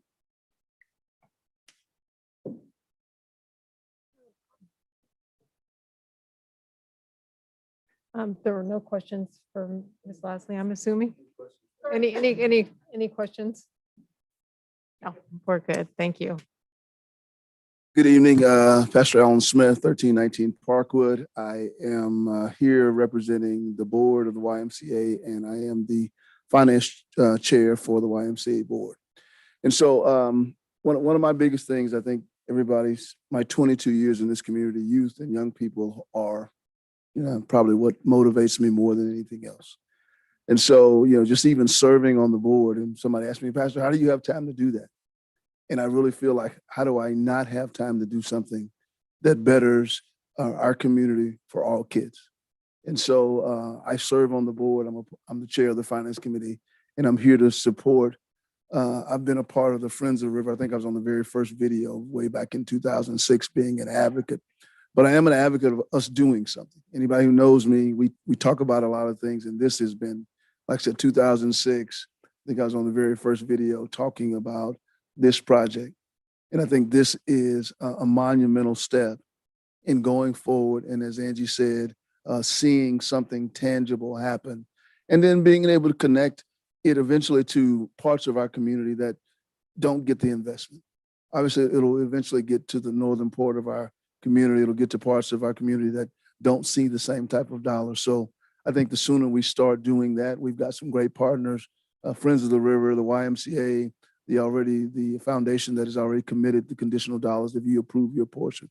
But I just want to say to you, the thing I always advocate for us is creating a community that works for all of us. And I think this helps do that.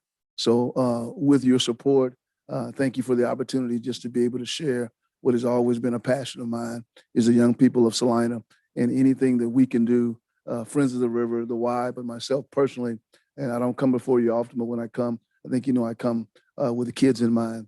And so serving on this board and being the chair of the finance committee for the Y gives me another opportunity to further that which is most passionate to me, that is the young people throughout our community. So I thank you for your time and any questions you may have. No questions, no. No, go. I'm sorry. Sorry, Pastor Smith. do we want to go ahead and move on to public comment? It appears I- that that's, or did you have? I some do have questions? just Okay. one question. I'd be remiss not to ask. And I think this is a great project and the walking trails has scored high on several of the questionnaires that we've asked the public. But we're going to use over a 2-year period, 450,000 out of the federal exchange fund receipts. What else have we used those before for?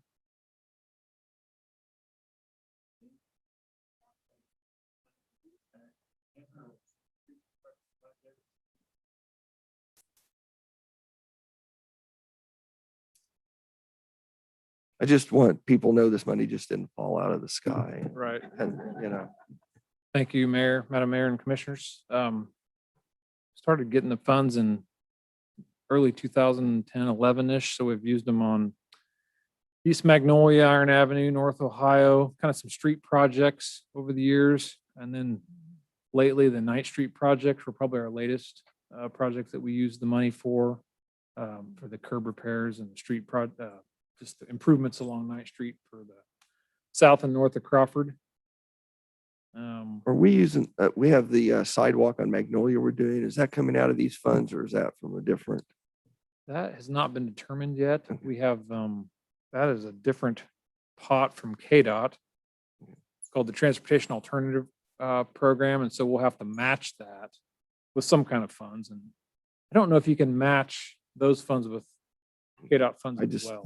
I don't know about that. We haven't had that come up a whole lot before.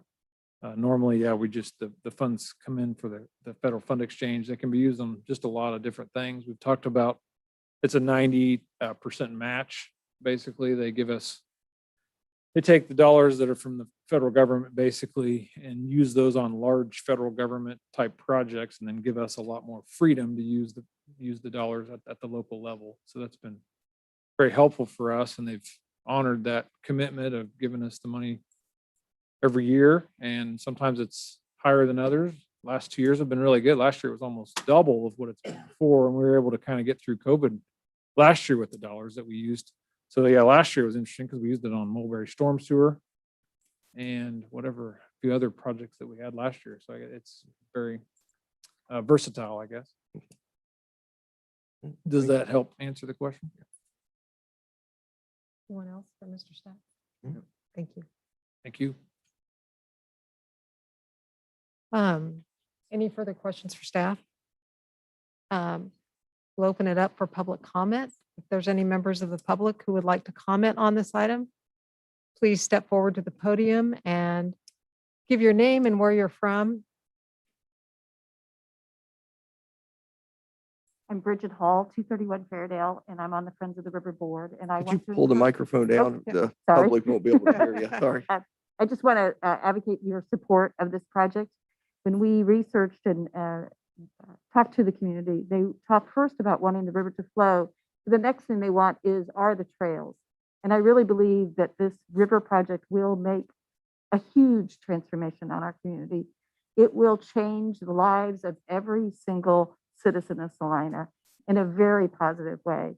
It doesn't matter how much money you have, how old you are, this will be a positive effect. And I would hope that you could allow the Friends of the River to take advantage of this gift from the Wilson Foundation and match the funds for this project. Thank you. Anyone else who would like to speak?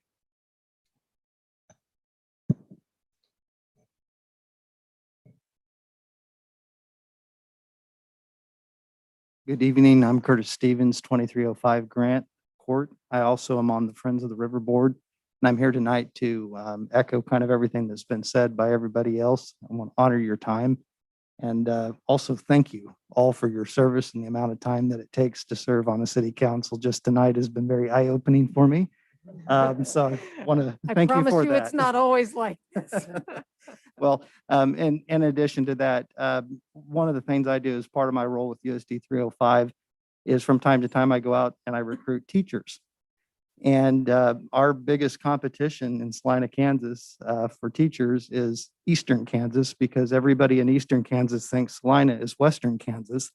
And I remind them Salina is not Western Kansas. I'm from Western Kansas originally. And one of the things that really brought me to Salina 20 years ago was the commitment this community has for things to do for young professionals, for young people. And when you look at the history of this community, it's always been one of those on the move. And I think that this is an excellent example of not only building trails, but also being trailblazers. So I want to thank you all for that time that you put in the past studies, et cetera, but also recommend support for this resolution. Thank you. Thank you very much. Before we turn to our virtual hand raised, is there anyone else here tonight who would like to speak on this issue? And if not, I guess we'll go to the phones, Jacob. Okay, Mr. Mendez, you should have access now. Yes, can everyone hear me? Yes, sir. Yes. Awesome. Well, thank you so much for allowing me to speak. I really want to just show support for all that's going on, in particular, the work that's being done by the Friends of the River. And I wanted, for what it's worth, to offer kind of a lens of a newcomer. My wife and I and our family just relocated to Salina about 7 to 8 months ago. And it had been about 15 years since we had last lived in Salina when we were both attending Kansas Wesleyan University. And although my wife is from Salina and raised in Salina, I was not, and instantly fell in love with Salina when I came and really felt embraced by the community. In our time away, we had experienced other towns that really were intentional about their investment in nature. And what we experienced was the intentionality behind the trail system and allowing the community to be engaged really celebrated the region. And I feel that the support that I can offer and we can offer as a community can really celebrate the uniqueness of Salina, but more importantly, continue to contribute to the mental and physical health that we've all dealt with here recently and to come. Some things to note, as I've heard throughout the meetings today, about a lot of the data that's trending upwards with regards to occupancy rate at the hotel. Also with some of the business growth that we're seeing when you compare kind of the last quarter of 2020 to this beginning quarter of 2021. When I start to think about, and the perspective I want to offer really is, as a newcomer, as someone who doesn't call Salina my hometown, when I think about the revitalization of downtown coupled with the work that the Friends of the River Foundation is doing and the intentionality behind the trail system, although I wasn't raised and born in Salina, it was absolutely critical and the reason why we decided to come back and relocate back to what now I consider home. And so, for what it's worth, I thought the perspective of somebody who's been recently moved back to the community less than a year, that I could offer that support and just the lens of what it means to be able to come to a town who's investing in nature and investing in ways to engage the community that really celebrate the uniqueness that really the Kansas kind of environment has to offer. So thank you for allowing me to speak my opinion. Thank you very much, Mr. Mendez. Appreciate it. Is there anyone else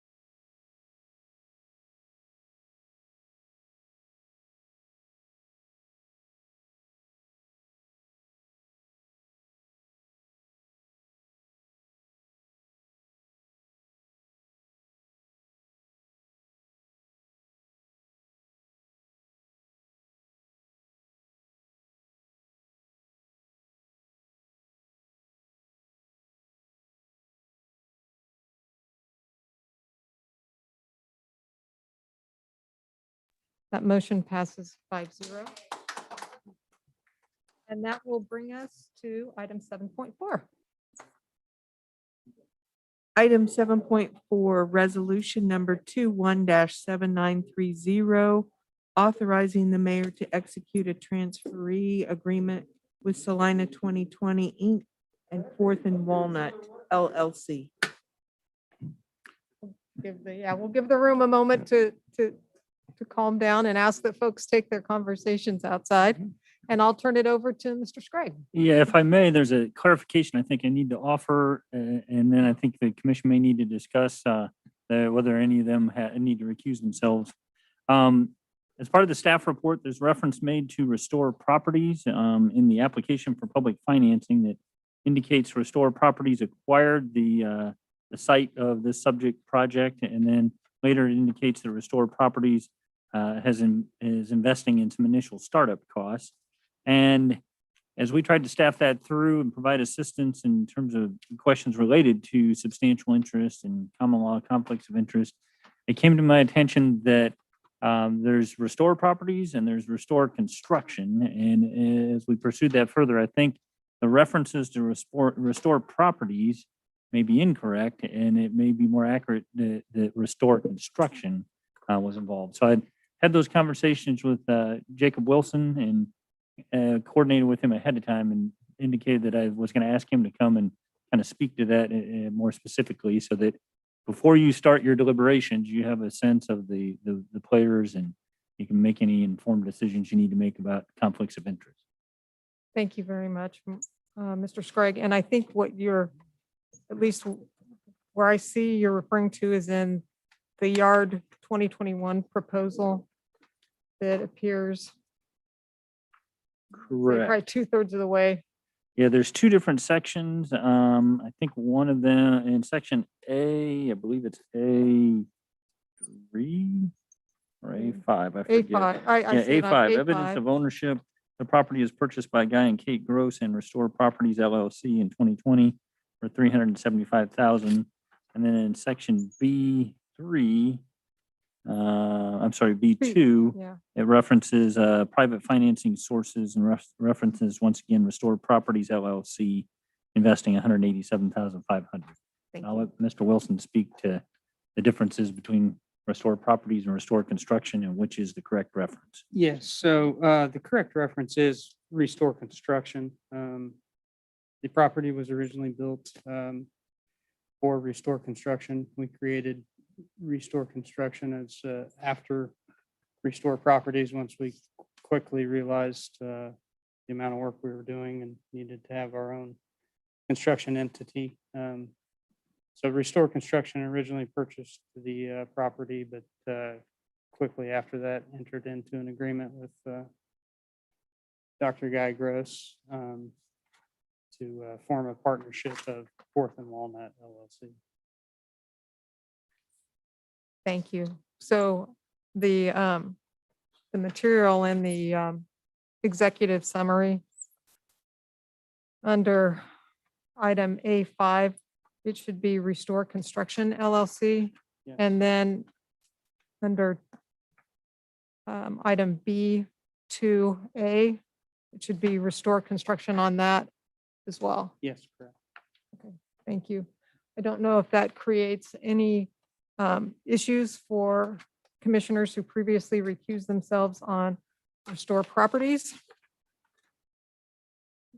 If not, we will go ahead and proceed. Okay. Commissioners, as I'm positive you know by now, we have a complex financing structure in place for the downtown redevelopment, and there's information attached to the staff report that details that in terms of the different funds and allocations.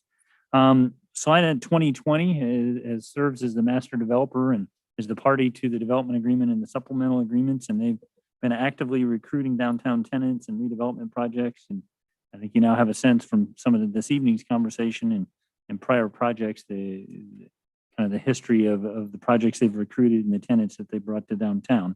So the one before you this evening is the Yard. It is a 20,000 square foot state-of-the-art indoor baseball and softball academy. to be being constructed in the northwest quadrant of 4th and Walnut Streets. The overall project startup cost is $1,521,000. They are currently requesting $250,000 of tax increment financing. You may recall that we had an item on your agenda a little while ago that included a higher funding request and use of TIF and Community Improvement District funding. And we pulled that from the agenda to address the CID boundaries. And so this is a modified request in response to that, and I'll touch on that a little bit more here in a minute. So the development agreement provides a process by where we enter into transferee agreements. We transfer individual rights of the master developer to a particular project, and we use a template transferee, or at least there was a template transferee agreement drafted as part of that initial process. Exhibit C of the supplemental agreements includes goals and objectives, and I included the entire quote of the lead-in language there, but it's to attract a diverse mixture of retail, and it goes into a laundry list of examples of different types of multi-use activities. The development agreement also included provisions for prohibited land uses, and an athletic facility that occupied more than 10,000 square feet was in that list of prohibited land uses. I think it went up to letter R or higher. But it also then provided that it wasn't prohibited in that they could not locate in the downtown. It was prohibited from using public funding unless it was otherwise agreed by the city and the master developer. And so I just wanted to call to your attention that while that was in the prohibited land use list, this action would be essentially agreement by the city and the master developer to agree otherwise. With respect to the fiscal note, as I mentioned, this is dedicated to tax increment financing funds only. There are specific dedicated sources and uses of funds in the development agreement, and it's all structured in a pay-as-you-go format, meaning that it's very clear in the development agreements and the transfer agreements if there are not sufficient funds, the city does not have any obligation to make a payment. In fact, there's also a project priority system so that the earlier projects that have been approved by you take priority if funding falls somewhere in the middle of that range in any given year. As I mentioned, the original request submitted was $380,250 to utilize TIF and CID proceeds. That has since been reduced to $250,000 of just new business tax increment finance fund proceeds. The next statement I understand may be a little confusing in the staff report. That $250,000 request represents 16.5% of public finance proceeds and 83.5% of private investment. The agreements that are in place a minimum private investment of 50%. So, what was negotiated, what was contemplated was a minimum of 50%. In this instance, they're investing 83.5% compared to that 50% threshold. So what you have before you is a transfer agreement, a resolution to approve the transfer agreement that implements what's been proposed and what I just described in terms of $250,000 of tax increment financing towards a $1.5 million project. You could approve the resolution as presented. You could approve it with amendments. You could postpone consideration to a specified date and time and provide direction on additional information that you'd like, or you could vote to deny the resolution, resulting in disapproval of the application. I noted as part of the staff report or the staff recommendations that Salina 2020 is in that master developer role. They're the ones that we're looking to go out and identify prospects, negotiate them with them, convince them that they need to invest in our downtown. So they have quite a bit of responsibility and I guess maybe discretion in that recruitment role. I noted that it was anticipated that projects receiving public funds would include a diverse mixture of retail, restaurant, multifamily, housing, office, entertainment, hotel, and other development uses complementary to the downtown destination attractions. And I think the Salina 2020 and the applicant kind of articulate how they think this particular project would be supplementary to the downtown and the downtown merchants. And then I also noted that, and someone else mentioned it from the podium today, what 4th Street used to look like not too many years ago and the resurgence it's kind of seeing now in terms of the car museum, the art center warehouse, and then the Friends of the River offices and now this proposed project. So in light of all that, and in light of the original intent of setting these funds up for downtown redevelopment, staff recommends option number 1, which would be approving the resolution and the proposed transferee agreement. With that, I'd be happy to answer any questions you might have. Yeah, and I don't know if this question would be for you or for someone from the 2020 group, but where do we stand on the new business TIF funds as far as what we're bringing in? Is there still a room for additional businesses to come in and draw on those? That is probably a question for me or Miss Pack. I don't know if she's still here. I apologize. I don't know that balance off the top of my head, but I know we've just getting started. Guy Walker against Salina 2020. I don't know the exact balance, but I would agree with Mike. There's really not been a huge, there's not been a lot awarded, I guess. There's been some, certainly. I think grassroots efforts, if I remember correctly, was 125,000. You think of any others that were? The bathtub was all CID. And to give you an idea, I guess one thing I could share is there was about an equal, for new businesses, there was about an equal amount that was projected to be available from both TIF and CID. And it was approximately like 1.3 or 1.4, because I think our total was about 2.7 million between the two. So I'm just gonna guess that there's a quite a large chunk left. So Actually, I think the estimate for the new business TIF was 2.7, and then the CID was another almost 3 million. Oh, okay. So Thank you. So just sort of a follow-up, is there any distinguishment for whether a business applies for TIF or for CID? Is that up to them? Can they do both? There's no I'm sorry, I didn't mean to No, interrupt. go ahead.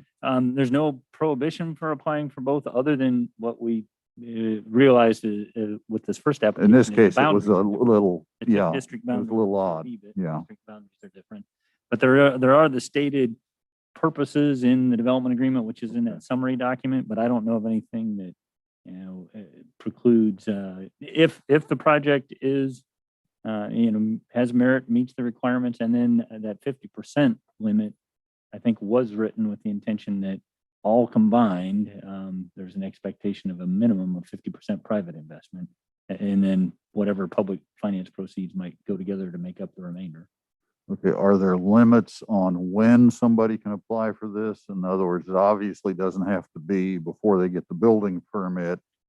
I mean, at what point is there a line drawn to say, you've lost out on this, you can no longer apply Yeah. for it?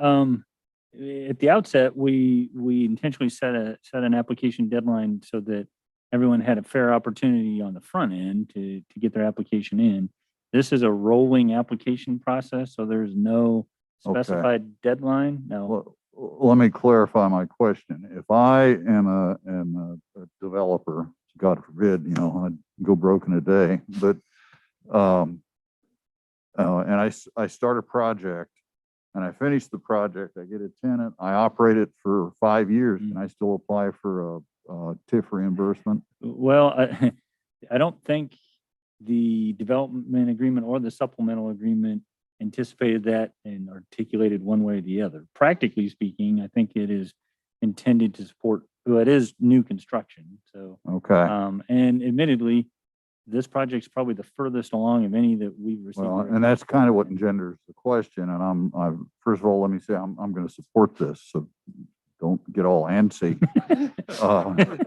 It was a clearly a blighted area and it needed some improvements, and I've watched what's been going on, and I think it will be a good facility. So, but it does raise a question: is there or should there be a point at which somebody's just told, "I'm sorry, you've missed the boat on this one"? Right.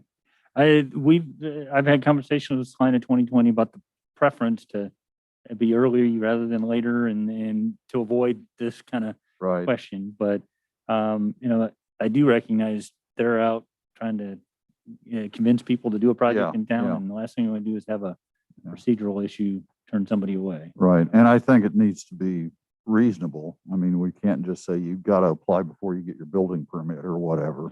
And you know. these conversations have been ongoing for a while, and then the boundary issue certainly delayed it even further. So there's a lot of variables there. Any other questions for staff from the governing body? We'll open it up for public comment. If you'd like to make a comment on this item, you can approach the podium, give your name and where you're from, or you can raise your virtual hand to offer your comments. I would request that you keep your comments under 5 minutes in length. Any takers? All right. Guy Walker with Salina 2020. Once again, Guy Gross was here, but he had a previous commitment. His dad is being honored out at K-State Polytechnic, so he had to leave. So I will do my best to speak on his behalf, although I will admit that I'm not nearly as passionate about baseball as he is. So if there are those types of questions, somebody else is going to have to come up to the podium. But a couple of things. One, I wanted to address Mike made a comment. We do, I think, probably Salina 2020 and Mike and I need to get together and talk about the process, because we do tend to let it sit longer, I think, in each of our courts. And so when these applications come in. So just to be clear, Commissioner Franz, they did apply. They did at least submit their initial application long before they started construction. It was actually, I'm kind of embarrassed to admit, it was in August. So anyway, I just want to make sure. And I wasn't trying to assign responsibility or Yeah, well, culpability. I just, you know. I'll be happy to take some of it for sure. And I'll take the rest. Yeah. But the project, obviously, you read, I think, hopefully you read the executive summary. I think Guy Gross added a really nice kind of the reason why they're doing it.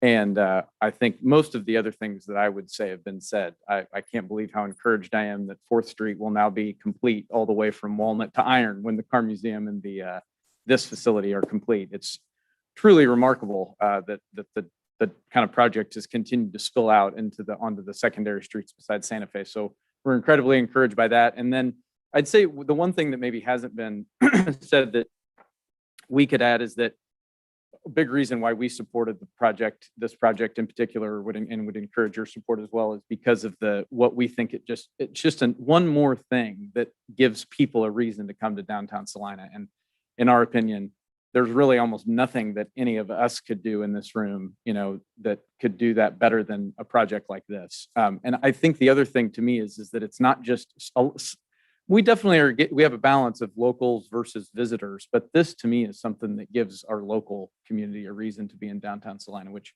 again, I think is just tremendous. Each one of those that we can achieve, I think just further supports the hotel and the restaurants and all of the other shops and things that are willing to invest in downtown.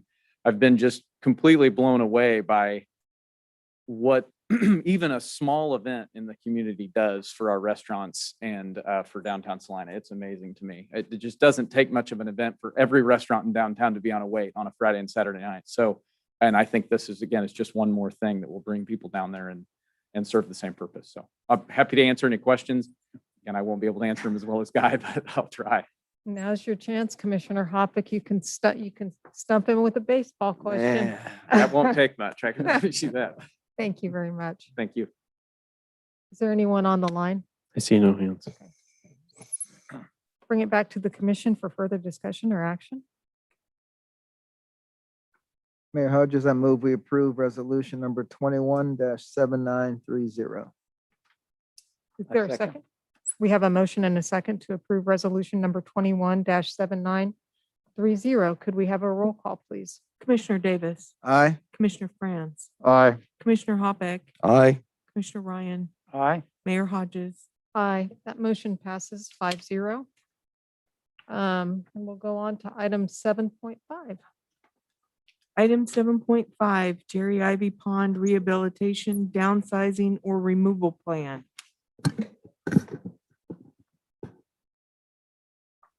All right, sorry, Mr. Cotton. Sorry, good evening, Go Mayor ahead. Hodges, members of the commission. Yes, Chris Cotton, Director of Parks and Recreation, here this evening to discuss with you the future of the Jerry Ivy Pond. As you are aware, there are significant issues with the pond. The pond walls are crumbling. There is the distinct lack of adequate circulation. There is no filtration, and there are high nutrient levels which contribute to an issue with blue-green algae. seeking a consultant to help address issues with the Jerry Ivy Pond, ranked high in the Parks and Recreation Master Plan priority model. In the Parks and Recreation Master Plan document itself, 26.8% of survey adults were very supportive of renovating the pond. 23.2% were somewhat supportive of renovating the pond, and only 13.8% were not supportive about renovating the pond at all. The Jerry Ivy Pond is a very popular place for weddings, for family and high school senior pictures. At any given time during the day, residents of Salina can be seen around the pond, whether eating lunch at the picnic table, walking around the pond with their children, or simply watching the interaction of wildlife with the pond. There were 144 reservations for the rental facilities around the Jerry Ivy Pond between April and October of 2019. There was a presentation given to the City Commission at the March 2nd, 2020 City Commission study session about issues with the pond. There were several comments and opinions of city commissioners, but they varied and there was no single direction given. An RFQ was issued in January of 2021, being advertised in the Salina Journal, the city website, and sent directly to 3 companies that work in the creation of water features. Water's Edge Aquatic Design responded to the RFQ. Nature's Edge Aquatic Design declined to submit based on their current workload, and Paradise Ponds did not respond in any manner. References for Water's Edge have been checked, verified, and have come back positive. The city of Wichita, Kansas, Leawood, Kansas, and Kansas City, Missouri are somewhat local references that produced very positive results. Additional references for projects in West Des Moines, Iowa, Iowa State University in Ames, Iowa, and Pittsburgh, Pennsylvania also came back with solid recommendations. Water's Edge is versed in all realms of aquatic management. They've been to Salina and conducted a brief survey of the pond. After a complete review of the pond, Water's Edge will make a recommendation on what to do with the space. The consultant is aware of the financial constraints of this project and will give more than one option on what can be done. Water's Edge has the experience to offer suggestions for repair, downsizing, repurposing the space, or to simply fill in the pond. Staff's recommendation is to support moving forward with the consultant to review the water feature and provide options with financial impact scenarios. Thank you very much, Mr. Cotton. Are there any? If I may, I might just add a little bit of a clarification. This is a little odd to come to you in this format because the cost is certainly within the purchasing authority of myself as the city manager or staff. But the ongoing conversation about where we stand as a governing body, what your consensus is what caused us to place it on your agenda before we proceeded with contracting. As Mr. Cotton mentioned, we had a study session conversation, and I think you went back and actually reviewed the recording of it. And a lot of options were discussed. And then more recently, I think there was some discussion about, well, do we really want to go forward with that, or are we ready to fill it in, or have we made a decision? So kind of bringing that decision point back to you before we incurred any cost for a consultant that might be headed in a direction that you didn't want to go. Thank you for the explanation. Any questions for Mr. Cotton? All right. Yeah. Just a comment. I will acknowledge that on our previous discussions of this issue, we were kind of like a herd of cats. You know, We are, but you know what? We're the best herd of cats anybody could ever I want. guess. No, I would just say, I think it's, I don't like consultants as a general rule. I think they get overused, but I think in this case, we could use a little guidance and background as to what the possibilities are. And yeah, we discussed, we had several issues with the pond. Obviously, the walls, the blue-green algae seems to be an ongoing problem for the last several years. For lack of a better way to put it, the goose droppings, I guess, have been, I live in that area. We walk that with grandkids, and it's not very becoming. So I don't know. I think we need to give whoever it is, or this group, some direction. And I only see that, personally, I see that being, if we're going to have a water feature, it's going to be needs to be downsized significantly. I don't know if that even, if we're in the migration flight way, and that's why we get so many, or, they're roost, they're coming home. But the other thing is, you know, I think we need to think about the cost. You know, it seems like anytime we have a consultant go out there, they come back with a grandiose, you know, deal. And we look at it and it's like the price tag is here when we were really thinking it should be here. I don't know what that price tag should be, but I don't, you know, I'd like to see us do, if we do something to do it in a fairly reasonable financial manner. Commissioner Ryan, Commissioner. No, I agree. I see what they offer. I mean, it's, you know, we're not bound and obligated to jump at the first suggestion. But this is what these folks do for a living, so. I'd say, let's move I and see completely what the options. agree. I mean, I can't see filling it in because it's too important. Yeah. To too many people out in that part of the town. So I think it really needs to remain in some form a destination type of park. So I'm hopeful they can come up with some reasonable alternatives for something that still maintains a water feature there. And I'll be frank, Jerry Ivy is probably the park that I use the least just because it's the furthest away from where we live. So, you know, I take your word that people are enjoying the pond, but I think about my own granddaughter and whether or not I would walk with her around the pond because the amount of waterfowl fecal material is just incredible. And I know some of that's due to the fact that we can't, that people continue to just bring sacks of bread or crackers and just, I mean, I've seen it, you know, where it's basically just dump the bag. And I think that's something that might be worth communicating. And I don't know whether that's through a, you know, signage on the site, because I mean, the signs are there could not be more explicit, but this is kind of getting to the point where if we do decide down the road that it's worth it to make an investment in this pond, we've got to do something about the waterfowl problem. And, you know, if you as a citizen are contributing to that waterfowl problem, you're just giving us one more reason to fill in the pond.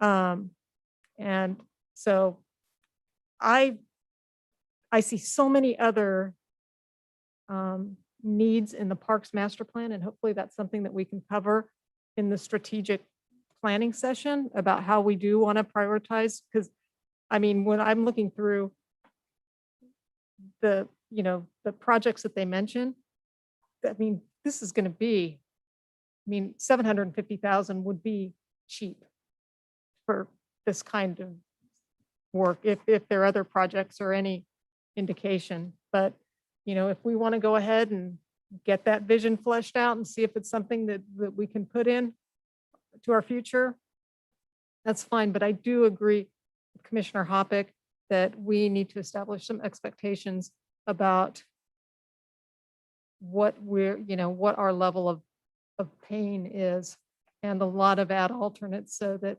you know, if future commissions do want to proceed with that, they'll have the means to do so. And that park is heavily used, but you know, I mean, it's the sand volleyball courts are used, the gazebo's used for pictures and weddings, and having a water feature behind there wouldn't be a bad deal. But you don't see a lot of people, you can't fish in it, and there's not a lot of people sitting around on benches around the actual pond itself. I mean, the splash park stays busy, the equipment's busy with kids on it. But you really, if you go by there, very often you don't see a lot of people just hanging around the actual pond. But there are a lot of people walking in that park. I think it's skipping, missing the goose droppings, but Well, you know, sometimes you walk by something just because you know it's there. You know, like a trail by the river. I mean, I've seen rivers before, but I'll be more likely to use that trail just because the river's there. Not that I'm going to interact with the water. there are trails that go around that park, and none of them actually go by the pond itself. Not by it, but you can look over. I mean, there's some aesthetic beauty in seeing the gazebo. I mean, you just know it's there. Well, I'm on team fill it in, but, I'm on team at least half of it in. So, all So right. what would you suggest in the direction be that we direct the consultant to look at economical solutions? I mean, because we have no idea what any of these things are gonna, yeah. might cost us. And, you know, water features and whether it's a pond or whatever, have a tendency to be expensive to maintain. I mean, just a quick story is when we started sculpture tour, I went to Jason Gage and asked about using the water. If you remember, there was in camp, or what plaza is that by KU School of Medicine? Spillman, maybe? Spillman. And I asked Jason if we could fill that in and use it because it was we thought it'd be really nice. He goes, I don't know, they may want to use it. I went to Parks and I said, heck yes, it's yours. You fill it in, concrete it, whatever, because we can't keep it up and running. So you got to remember, anytime you have water feature, and I guess that led me to something else is at Sunset Park, there used to be a water feature where the water flowed. Do we do that anymore? Yes, sir. It We is. didn't do it last year because of COVID and staffing levels, but we do. And because that water is in continual motion, Okay. we don't have any waterfowl issues there. So We with, have res- waterfowl issues at the fountain by the par 3 golf course. That we do have some, sir. Yes, sir. At the golf course. Yes, sir. So which fountain? Along the par 3 and the city's golf course, there's a small pond there. It's got an aeration device in it. We have a bigger pond over there as well. so So my answer to you, I guess to you, Commissioner Franz, is I don't know what my comfort level is on what we spend. I guess we'll just have to see. So yeah, I would offer three things possibly. One is an economical solution, and others at least inventorying or suggesting alternate water features. Maybe there's something that accomplishes the purpose, but isn't as expensive and doesn't support waterfowl. And then the third is one of my main ones is something that doesn't support waterfowl. And then there are some design elements that, in trying to solve the waterfowl problem, staffs research what alternatives might be out there. And there are some design elements that discourage, waterfowl. Can't say that they're going to be economical, but if we're going to look at a body of water, we need to look at that as well. What Wesleyan has in front of their main building is an attractive Right. piece, and short of somebody putting detergent in it, it would be Well, a nice looking feature. I think our comments justify the use of the consultant. Tell them our general concerns and let him or her do what they do best. You want to put that in the form of a motion? Do we read these need two? public comment first? I'm Oh, sorry. sorry. I don't know if there's, I see somebody. there's only one waving their public, hand. so. I guess, yeah. I'm Not not mean sure to if overlook. Ever has his Public virtual hand raised or comment. not. Thank you, Commissioner. I agree with your comments. John Blanchard, Salina. I agree with your comments fully about some of the problems that you deal with out there. And I had to hold back when you said, what do you do about it? Well, you can't do a whole lot because you can't shoot them. So, but what I hear from the group of you is that you don't even have consensus that you want a pond there. I think that to hire a consultant whose expertise is ponds is kind of a step ahead of the game. I think you still, I like your suggestion about using strategic plan to discuss maybe some of, the broader issues, but doing that. As luck would be it, I'm a landscape architect and a park planner. I think you need somebody like me right now before you go. If you work with the planner, a park planner or a landscape architect to facilitate what it is that you want, to help facilitate that discussion. I think then if your decision is do a pond, do a reduced size pond, put as the city manager mentioned, or the parks, I don't know if it was Chris or Mike, look at the different elements that you might want along with that. I think there's a lot more you can accomplish and maybe even check off a few more boxes on the parks master plan for Jerry Ivy Park at the same time. So I would suggest to you that you come to a consensus as to what you want to do, but I would suggest that maybe you're pigeonholing sort of your what might be an overall consensus by moving in a particular direction early on. I'll be meeting hopefully with you pretty soon. I'd be willing to facilitate any sort of discussion like that, maybe save the city a lot of money. before they move into hiring somebody with an expertise that may be more appropriate at that time. So thank you for the time. Thank you. Just a comment, I note it says that the Water's Edge is teamed up with Landwork Studio, who is a landscape architecture firm. So we've apparently covered that particular base. It is, But I think it does raise the question, and it kind of goes back to the herding cats and the mixed direction that we're giving Mr. Cotton. And if I'm the only, I mean, if I'm the only person that would like to consider alternative uses for that space, then I think by all means, let's, go ahead and contract with Water's Edge, under the assumption that we're looking to reinvest in a water feature. But if there's any discussion about doing something other than a water feature, whether that's with Landworks Studio or Mr. Blanchard or whatever, I think that would be a helpful part of the process to at least have that conversation about what else could be at Jerry Ivy aside from a pond. But like I said, I may be the only person that, Well, I think a water feature doesn't have to be upon the way it's structured now. So I'm assuming this would have, as large as it is, would have to be water feature plus some park or aesthetic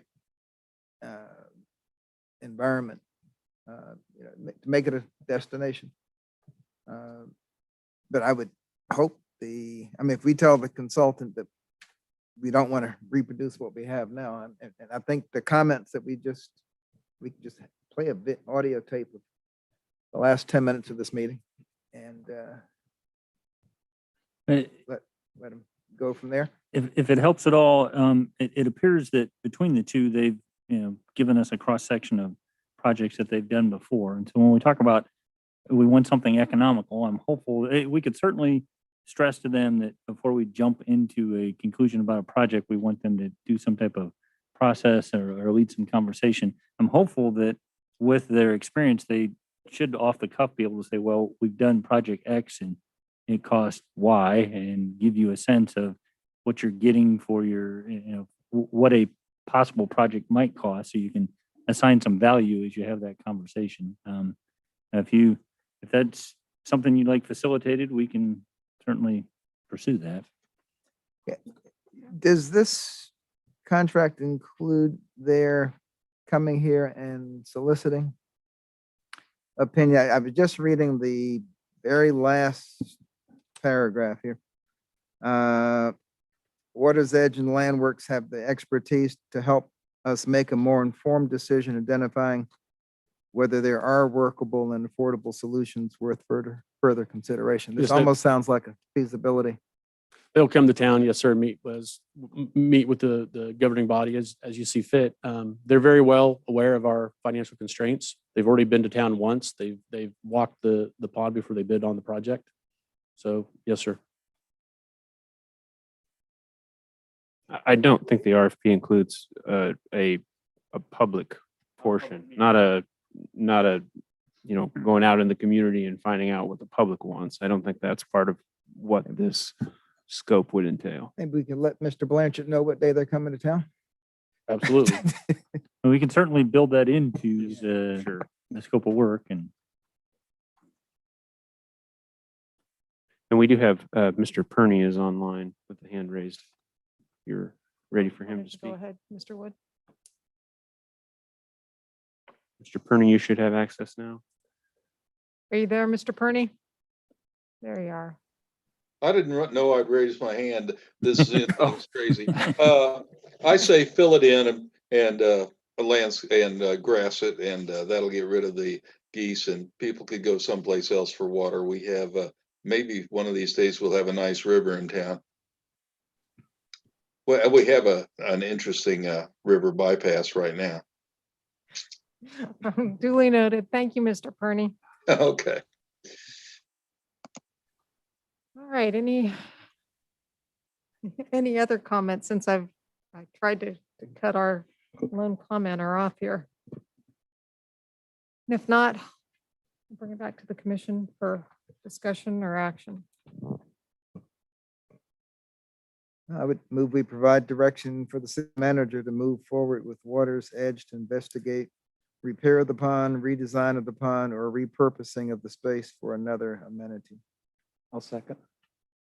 We have a motion and a second to provide direction for the city manager to move forward with Water's Edge to investigate repair of the pond, redesign of the pond, or repurposing of the space for another amenity.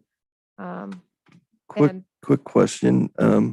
And I know we have strategic planning. Do we know when that's going to happen? Or I didn't know if this would be one of the topics that could be on there, or do we want to move ahead before that? Yeah, we're targeting strategic planning yet in April, so I don't know that this will move quite that fast. But yeah, I mean, I feel like that whole, the whole parks priority list, we're gonna need to take a dive through that as part of our strategic plan. All right. No further discussion. We'll have a roll call vote, please. Commissioner Davis. Aye. Commissioner Franz. Aye. Commissioner Hoppeck. Nay. Commissioner Ryan. Aye. Mayor Hodges. Nay. That motion passes 3-2. And that will bring us to item 7.6. Item 7.6, resolution number 21-7944, appointing Human Relations Commission member to Law Enforcement Citizen Review Board. Thank you. And Mr. Wood, did you say that Chris Grinter? Yeah, yes, that's correct. Chris sorry. Grinter I didn't mean was, to steal your thunder. Go ahead. yeah, Chris was nominated by the Human Relations Commission on Friday night. Basically, a month ago, you appointed all the rest of the members to the Law Enforcement Citizens Review Board.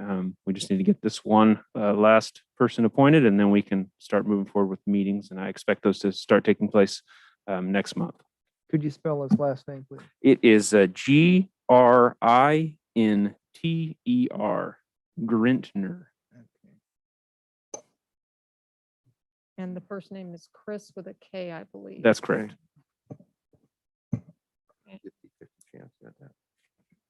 Unrelated question. Are we rolling out any more in the way of citizens board training for this new group?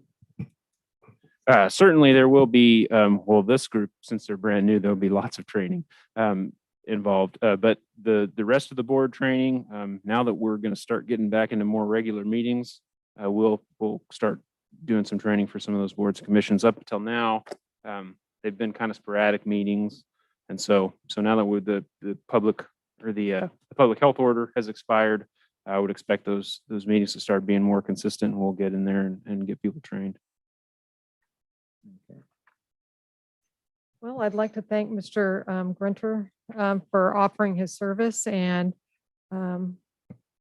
this board is going to be so important going forward, and we're delighted to have him as the representative from the Human Relations Committee, and wish him all the best. Let's see, any public comment? If not, I'll bring it back to the commission for action.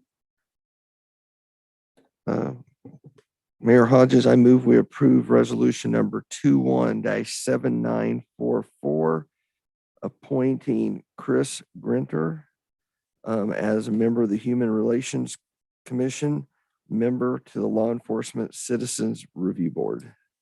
Is there a second? We have a motion and a second to approve the appointment of Chris Grinter as a Human Relations Commissioner to the Law Enforcement Citizen Advisory Board. Could we have a roll call, please? Commissioner Davis. Aye. Commissioner Franz. Aye. Commissioner Hoppeck. Aye. Commissioner Ryan. Aye. Mayor Hodges. Aye. That motion passes 5-0. And that will bring us to item 8.1. Item 8.1, application Z18-6A, filed by Sunset Custard DT LLC, requesting approval of an amendment to an existing PC3 zoning district at 916 East Crawford Street. Mr. Andrew.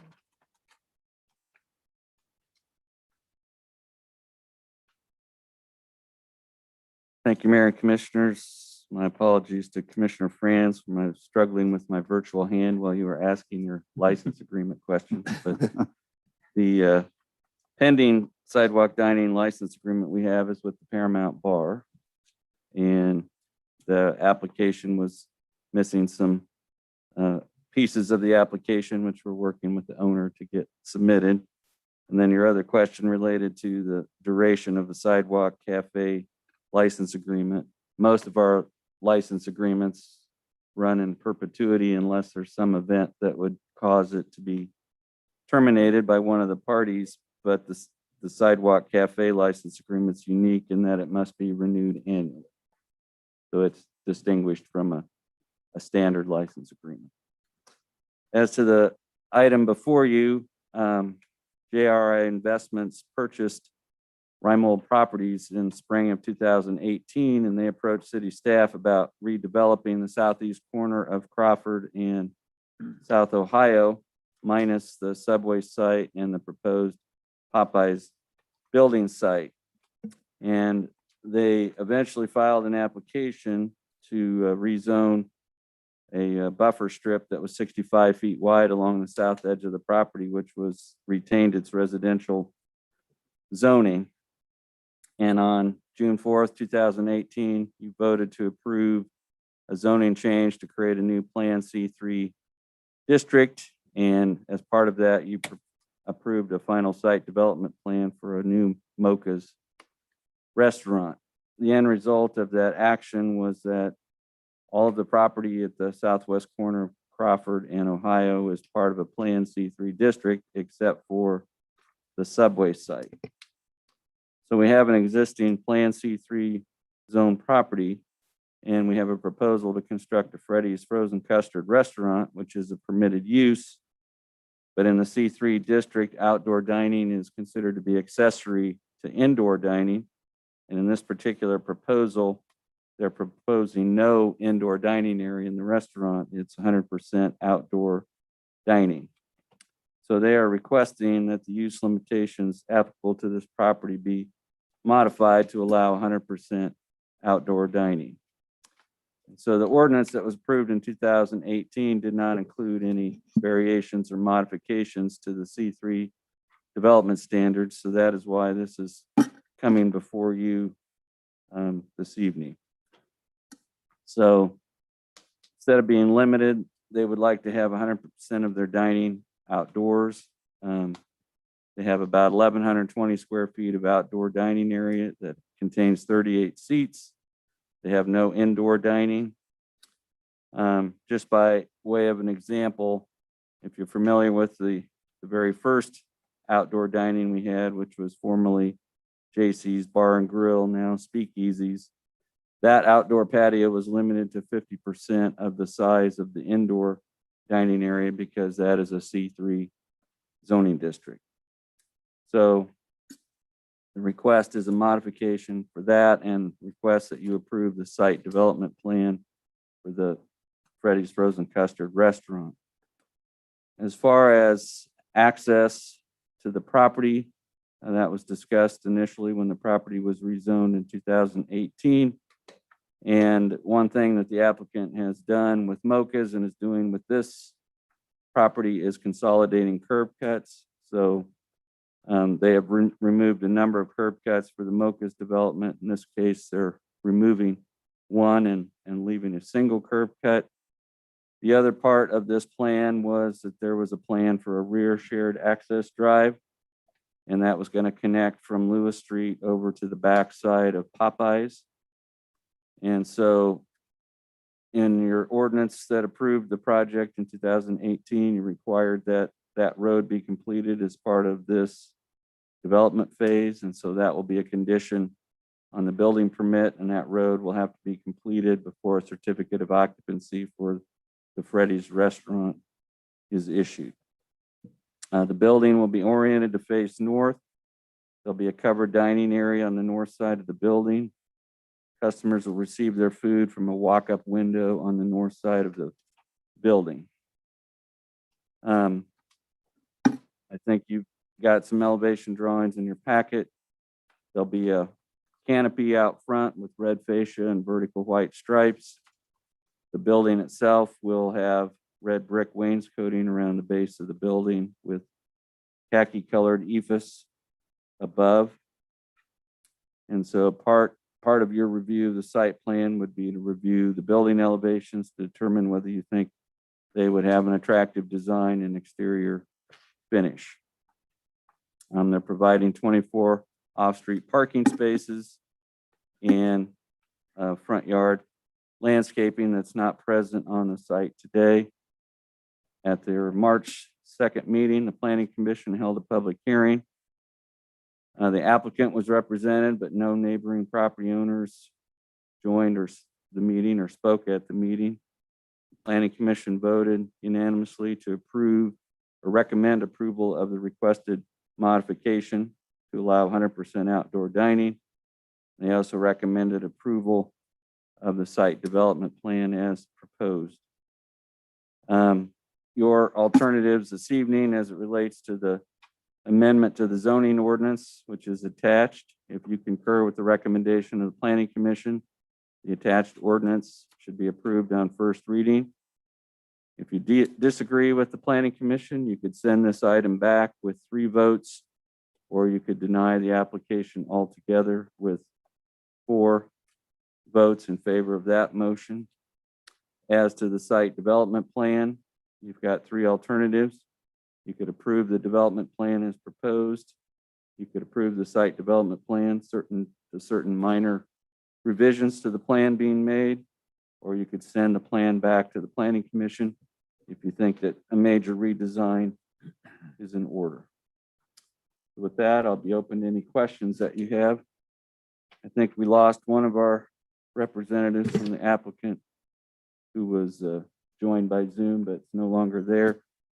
Mr. Wilkinson is an engineer for Cobb Valley Engineering, and so if you have technical questions, he might be available to answer those.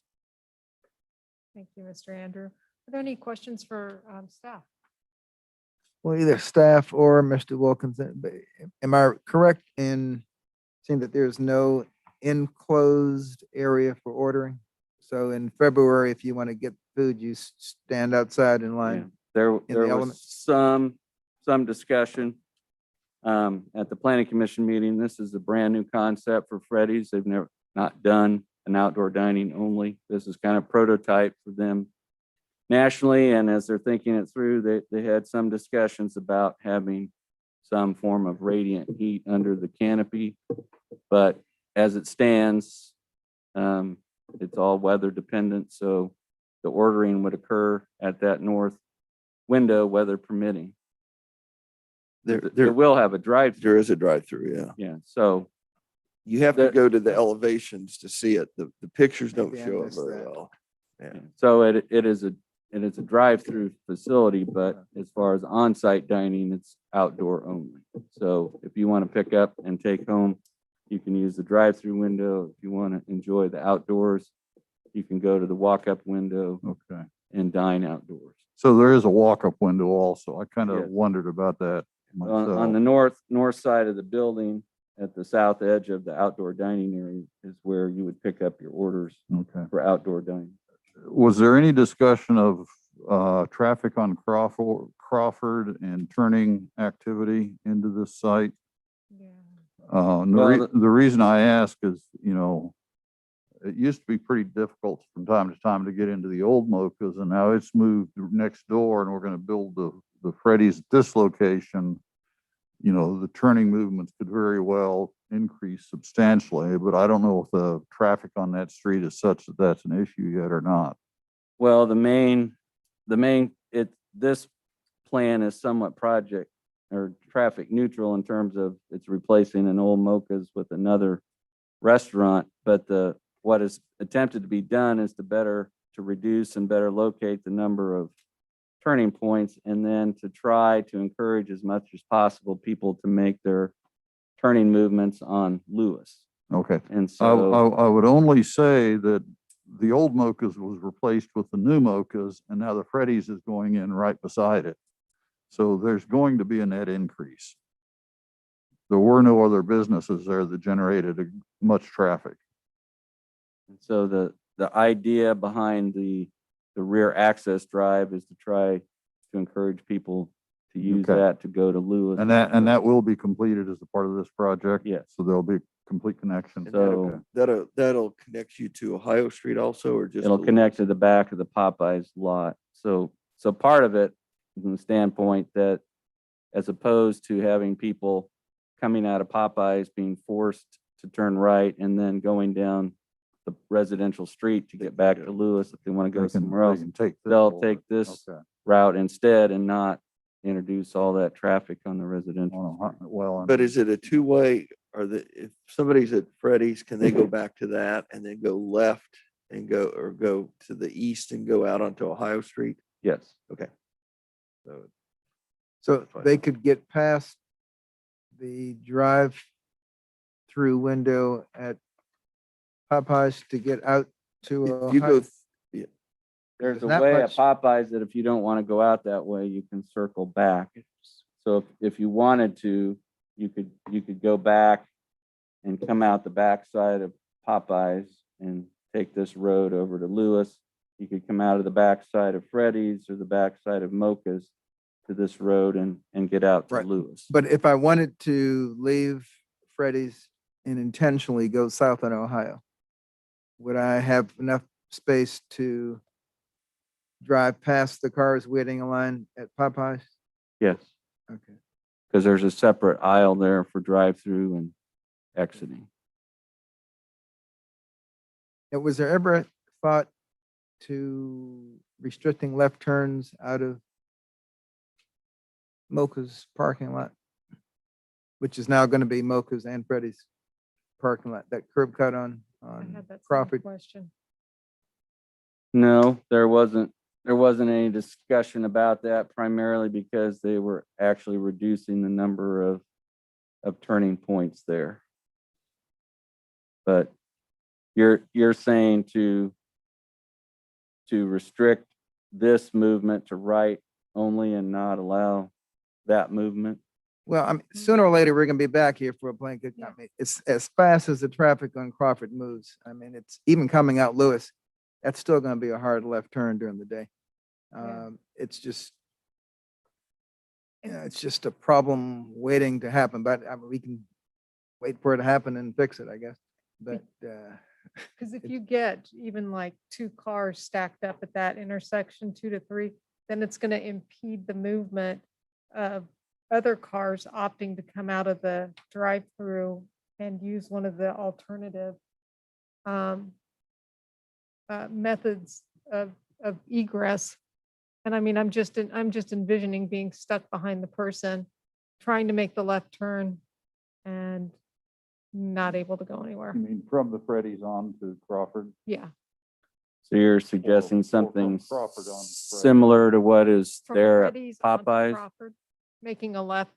yeah, of course, at Popeyes, there's a concrete median in the Right. street. I so mean, it's our experience is just putting some lines on pavement is not going to be sufficient. If you want to force people to go right and not turn left, you would have to put some sort of island or something in there reinforcing that turn. Yeah, and at 8 o'clock in the evening, I mean, it probably wouldn't be a problem. I don't, are there ways to do traffic studies just to see, even if it may not be a problem?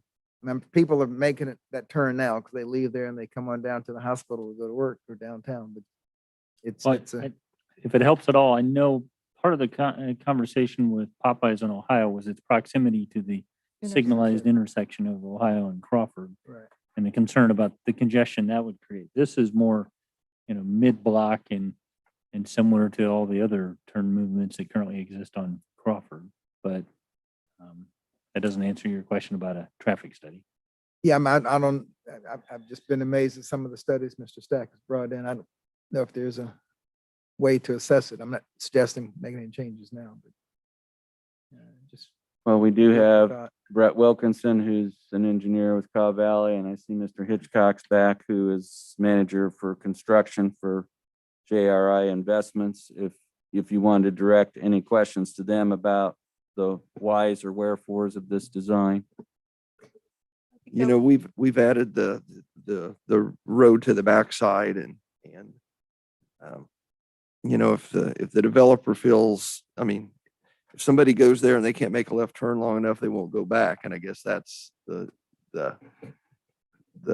issue that Freddy's will have, that someone would come back if they didn't think they could get out of there. I just came back from Kansas City and we get concerned about the traffic on Crawford Street, but it's nothing like some of the places I'm trying to turn left out of in Kansas City. So I'm not going to try to manage the individual that's putting this in. I think it'll take care of itself personally. All right, could we go ahead and let Mr. Hitchcock speak? Mr. Hitchcock, you should have access now. Go ahead. Okay, well, I appreciate everybody. Well, first of all, for being here so long and hearing this. I'm open to any questions. I think everybody covered all the points. I do want to add that so this prototype for Freddy's is the trial prototype for the brand itself. As you guys know, Freddy's is out of Wichita. They've allowed us to help design this for a trial in Salina, and it will be the first of its kind for this outdoor seating drive-through. And primarily, we call it a drive-through only prototype, which is being designed to fit in a smaller site than a typical Freddy's is. So we've kind of, this has been in planning for quite some time to in accordance with corporate. That's I just kind of wanted to add that point. So we're very excited to have it. It's hopefully something that Salina will be the first and many more to come. So. Mr. Hitchcock, I think that the only concerns that we've heard from the commission would be the curb cut that goes onto Crawford and allowing motorists to make either a left turn or a right turn. Have you done any kinds of traffic studies about whether or not the turning movement should be restricted to a right hand turn, or do you feel confident that traffic will be able to proceed to cross Crawford to the north in order to complete the left-hand turn? I don't personally know of any traffic studies, and I might need Brett to weigh in here. I kind of came in halfway through this project. And I might add, I don't know if we may be keeping an existing curb cut as well. I really don't have too much say on that. I understandably, it being hard to take a left out of there, to someone else's point, I think that people will naturally, learn their way back out onto the access road to take an easier route to get out of the site. But I might let Brett or, Brett weigh in on any traffic studies that he's aware of. Thank you, Mr. Hitchcock. And this looks like a really exciting plan. I'm excited that Salina gets to be the prototype for the future of Freddy's. So could we unmute Mr. Wilkinson? Mr. Wilkinson, you should have access now. Good evening. So right now there hasn't been any traffic studies done on this site. I think we kind of move forward. There were 2 curb cuts, and now there's only going to be 1, and then plus with the additional rear access drive for this site. That's all we planned for. We during design we didn't do any official traffic study to look at left turns onto Crawford, but it is definitely something that would be difficult and was difficult before. And but yeah, no study has been done at this time. Thank you. And just to be clear, I think you know it, commissioners, but traffic study is not a Right. required element for a submittal. Right. And I mean, I don't see this as a stumbling block. I'm just, as you all are moving forward, and as Commissioner Hoppick noted, you know, you're a business person, and as you see the traffic stack up, something might have to be done in the future, but I was just curious as to if you thought about the ramifications of having traffic stacked up and limiting access to being able to access those other two. I said the word access a lot, access roads. And maybe Mr. Wilkinson can address this, but by staff's count, historically, this property frontage had 8 curb cuts on Crawford, and it's been reduced from 8 to 2. And part of the benefit of reducing curb cuts is that that's less conflict points. It's less points where drivers going westbound on Crawford are stopping to make a left turn. And so that the main point of emphasis has been to reduce the number of turning points, because that eliminates conflicts and the number of stopping points on Crawford. But there were some of these, even though they were smaller sites, they had as many as 3 curb cuts per site. And so now we've gone from 8 to 2 with it's entirely possible that at some point in time, the property further to the east, all the way over to Subway, may be redeveloped at some point in time. And this is a planned commercial district, so we'll be looking at those site plans again if there is further redevelopment. Thank you. Is there any public comment? Hearing none, I'll bring it back to the commission for action.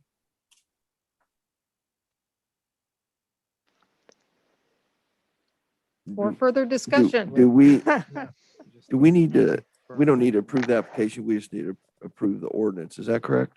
Well, there's 2 actions. The first action would be to approve the attached ordinance on first reading. Right. And then the second action would be to approve the site plan as proposed, or to approve it with certain revisions, or send the site plan back for major revisions. So the first action would be whether you want to approve the attached ordinance allowing for the 100% outdoor dining. Then the second action would be to approve the site plan as submitted, or approve it subject to some revision.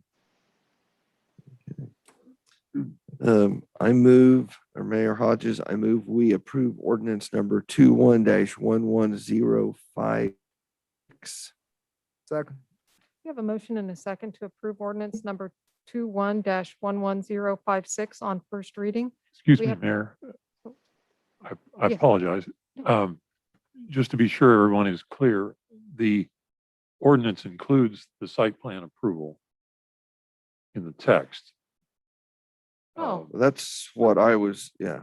okay. So if that's, So this single action covers both of the actions. that was my concern. I Okay. didn't want us to be doing both if there were any further discussion or different Gotcha. thought on the site plan. Gotcha. All right. And now understanding that the ordinance does include the approving the site plan as proposed. Is there any further discussion amongst the commission? All right. And thank you for that clarification. We will have a roll call then, please. Commissioner Davis, Aye. Commissioner Franz, Aye. Commissioner Hoppick, Aye. Commissioner Ryan, Aye. Mayor Hodges. Aye. That motion passes 5-0. I apologize, I didn't read that. The paragraph was No, late in the night. I thought everybody would That's- just be okay with the ordinance. it's I should've read it's the almost entire my bedtime. thing. I apologize. We'll move on to other business. Is there anything that any of the commissioners would like to bring up under other business? Mayor Hodges, we previously discussed the desire to provide some interim feedback and guidance to the city manager. And in that vein, I move the city commission recess into executive session for 20 minutes to discuss the city manager's performance based upon the need to discuss personnel matters of non-elected personnel pursuant to KSA 75-4319B1. The open meeting will resume in this room at, and I can't see the clock. 9:30. 9:30. 9:32. 9:32. Okay, 9:32. Is there a second? Second. We have a motion and a second to recess into executive session for 20 minutes to discuss non-elected personnel. I don't have all the verbiage that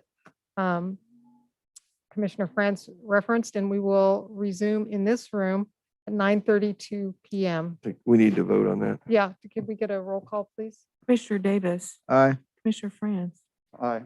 Commissioner Hoppick, Aye. Commissioner Ryan, Aye. Mayor Hodges. Aye. We'll take a break and see you back here at 9:32. And I would ask that it just be the 5 commissioners for the first couple of minutes and then invite Mr. Scragg in, Okay. if that's okay. Two housekeeping items. One is we typically indicate whether you intend to take action. And the other is I think we should have Mr. Wood explain for the listeners at home how this executive session process works in the Zoom format. I do not anticipate any action. Okay. Mr. Wood, do you want to lead us through real quick on? how Sure. that For goes? those of you at home, the Zoom meeting will just continue to run. So you will it'll just stay on here, but we'll mute the room here. The commission will go to a different room, have executive session. As soon as they're back, the meeting will come back in session on Zoom as well as in the room. So I think that's it. Thank you. We're going to 107B.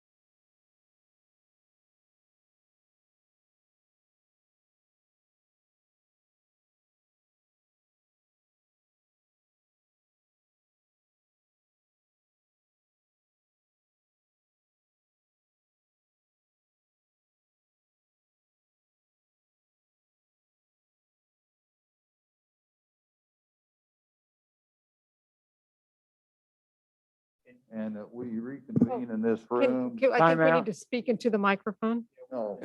And we, Oh, sorry. Oh, I see the clocks aren't synced. do we do it Good dry again? run, though. Yeah. Good practice. No, Thank you, Jacob. Okay. I'm gonna sync it to my clock. I would move that we reconvene into executive session for a period of 15 minutes to discuss city manager's performance based on the need for discussion of non-elected personnel. And we will reconvene in this room at 47. 9:47. Yep. Second. Second. We have a motion and a second to reconvene into executive session for the purpose of discussing non-elected personnel. Could we have a roll call, please? Commissioner Davis. Aye. Commissioner Franz. Aye. Commissioner Hoppick. Aye. Commissioner Ryan. Aye. Mayor Hodges. Aye, and we'll be back at 9:47. Is that what we said? I'm trying to set my alarm.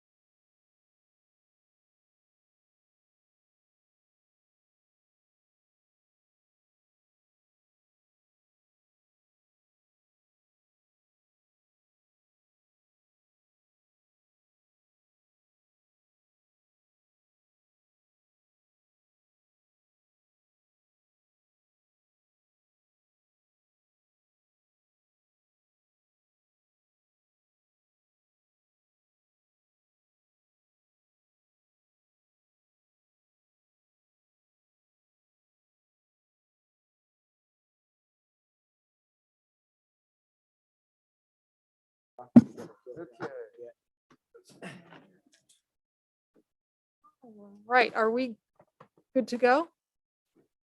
Almost? Sorry, good to go, okay. All right, welcome back to the City Commission meeting. We don't have any action to take after our executive session, but we do want to, as a group, express our appreciation for the sheer volume of work that City Manager Mike Scragg has been putting in on a whole host of projects. And, you know, it's our hope that we can find a way to lighten your load. So thank you very much on behalf of the governing body for everything that you do. Is there any other business? Move we adjourn. Second. Second. All those in favor? Aye. All right, we'll see you in a couple of weeks. We don't. Yeah.